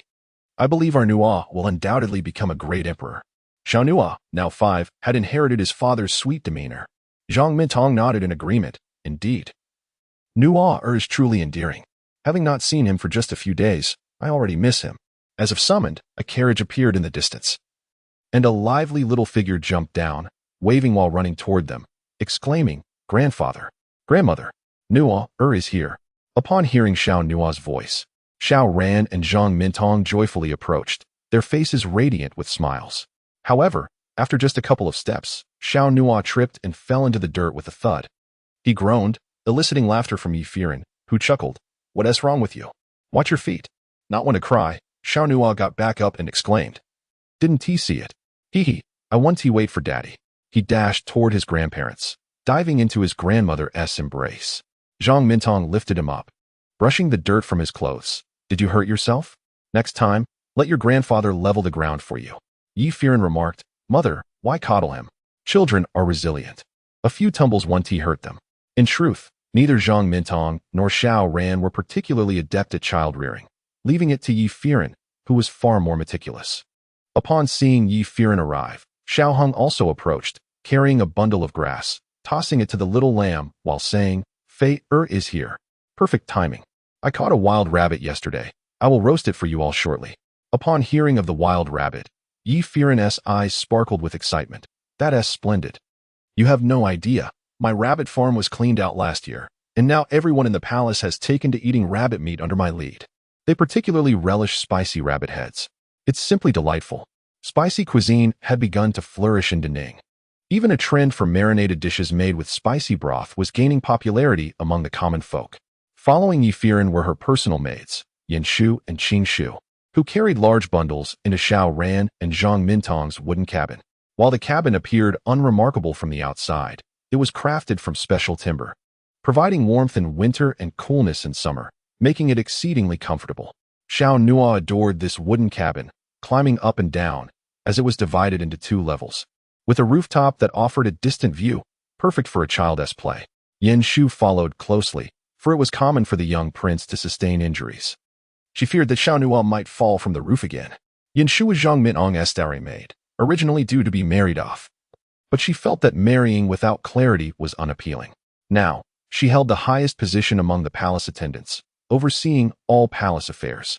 Yet, she remained uneasy about entrusting Xiao Nua to others, especially since the little rascal was always bouncing around, and the palace maids were often careless. Thus, she personally took care of him. With the arrival of Ye Feiran and the child, the atmosphere became exceedingly lively. Villagers passing by could not help but greet them. Ah, the young master and grandson of the Xiao family have come to visit again.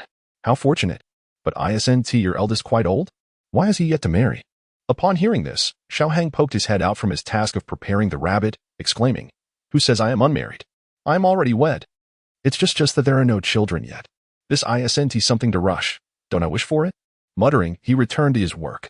Ye Feiran understood Xiao Hang's concerns. In truth, he had long since utilized the Inhua stone, not only for himself but also for Su Yulan.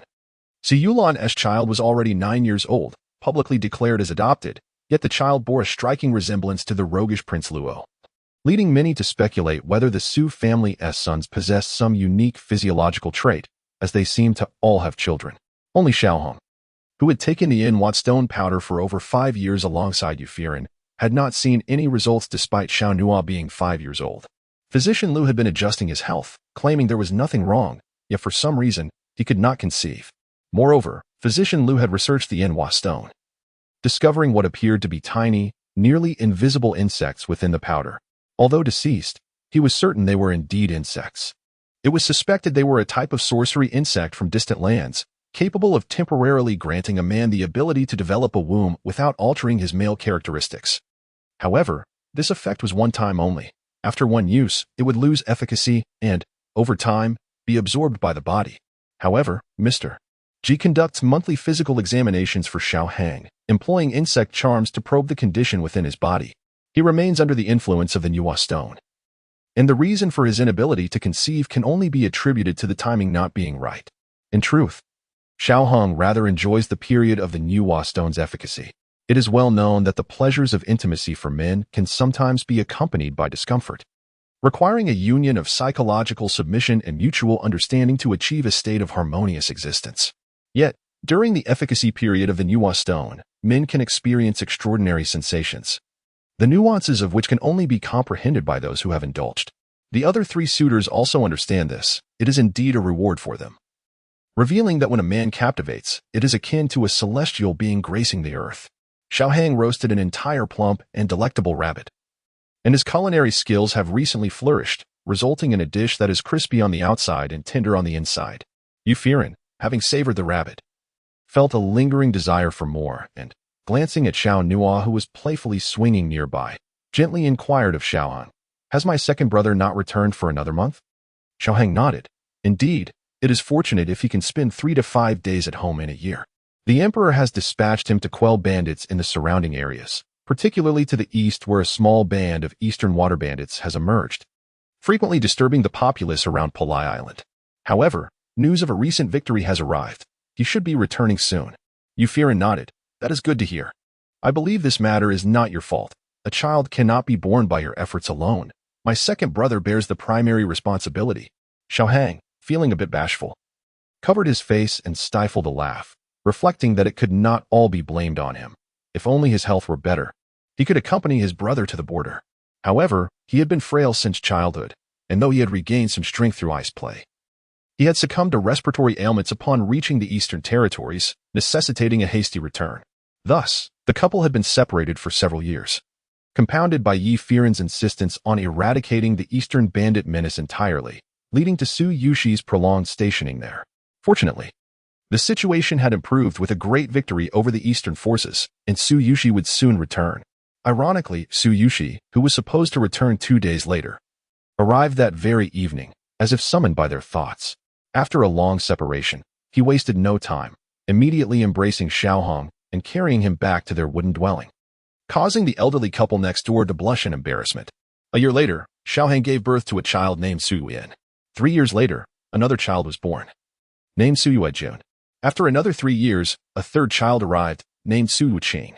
Ye Feiran was astonished, thinking to herself, "Are you attempting to outdo me in childbirth? To be first in weight is one thing, but to have later births that weigh down the bed is quite another. I shall not bear any more. You may continue on your own." Xiao Tsong looked at Ye Feiran with a pitiful expression, prompting her to relent, sipping tea infused with Nuwa stone powder, and remarked, "Look at your lack of ambition, spending your days entranced by male beauty. What shall become of the future of daming?" Xiao Tsong wrapped his arms around Ye Feiran, chuckling softly. "With Nur, we shall nurture him well. When he comes of age, he can ascend to the throne, and we shall follow the example of the emperor and empress, seeking a beautiful place in Jiangnan to live in seclusion." A year later, Ye Feiran gave birth to the second prince, Xiaoyu, who inherited his father's valor and martial prowess, ensuring the security of the Daming territory. However, with no wars to engage in for years, he frequently sought mischief from his elder brother, who, occupied with state affairs, assigned his younger brother to explore the outer regions in search of ancient relics, claiming it would yield remarkable discoveries. In truth, there was nothing extraordinary to be found. It was merely a means to occupy his overly energetic brother. Ultimately, it was Ye Feiran who resolved matters once and for all. The world is vast. You must go see it. Farewell, my son. Tonight you shall embark on your journey across the seas. Xiaoyu swiftly constructed a fleet of ships, intent on circumnavigating the globe as per his father's instructions. As for Ye Feiran and Xiao Tsong, history has not recorded their demise. Some say they ascended with the favorable winds, while others believe they journeyed together to the western paradise. Yet, the admiration of their descendants and the people of Daming for them endures, perpetually woven into the fabric of time.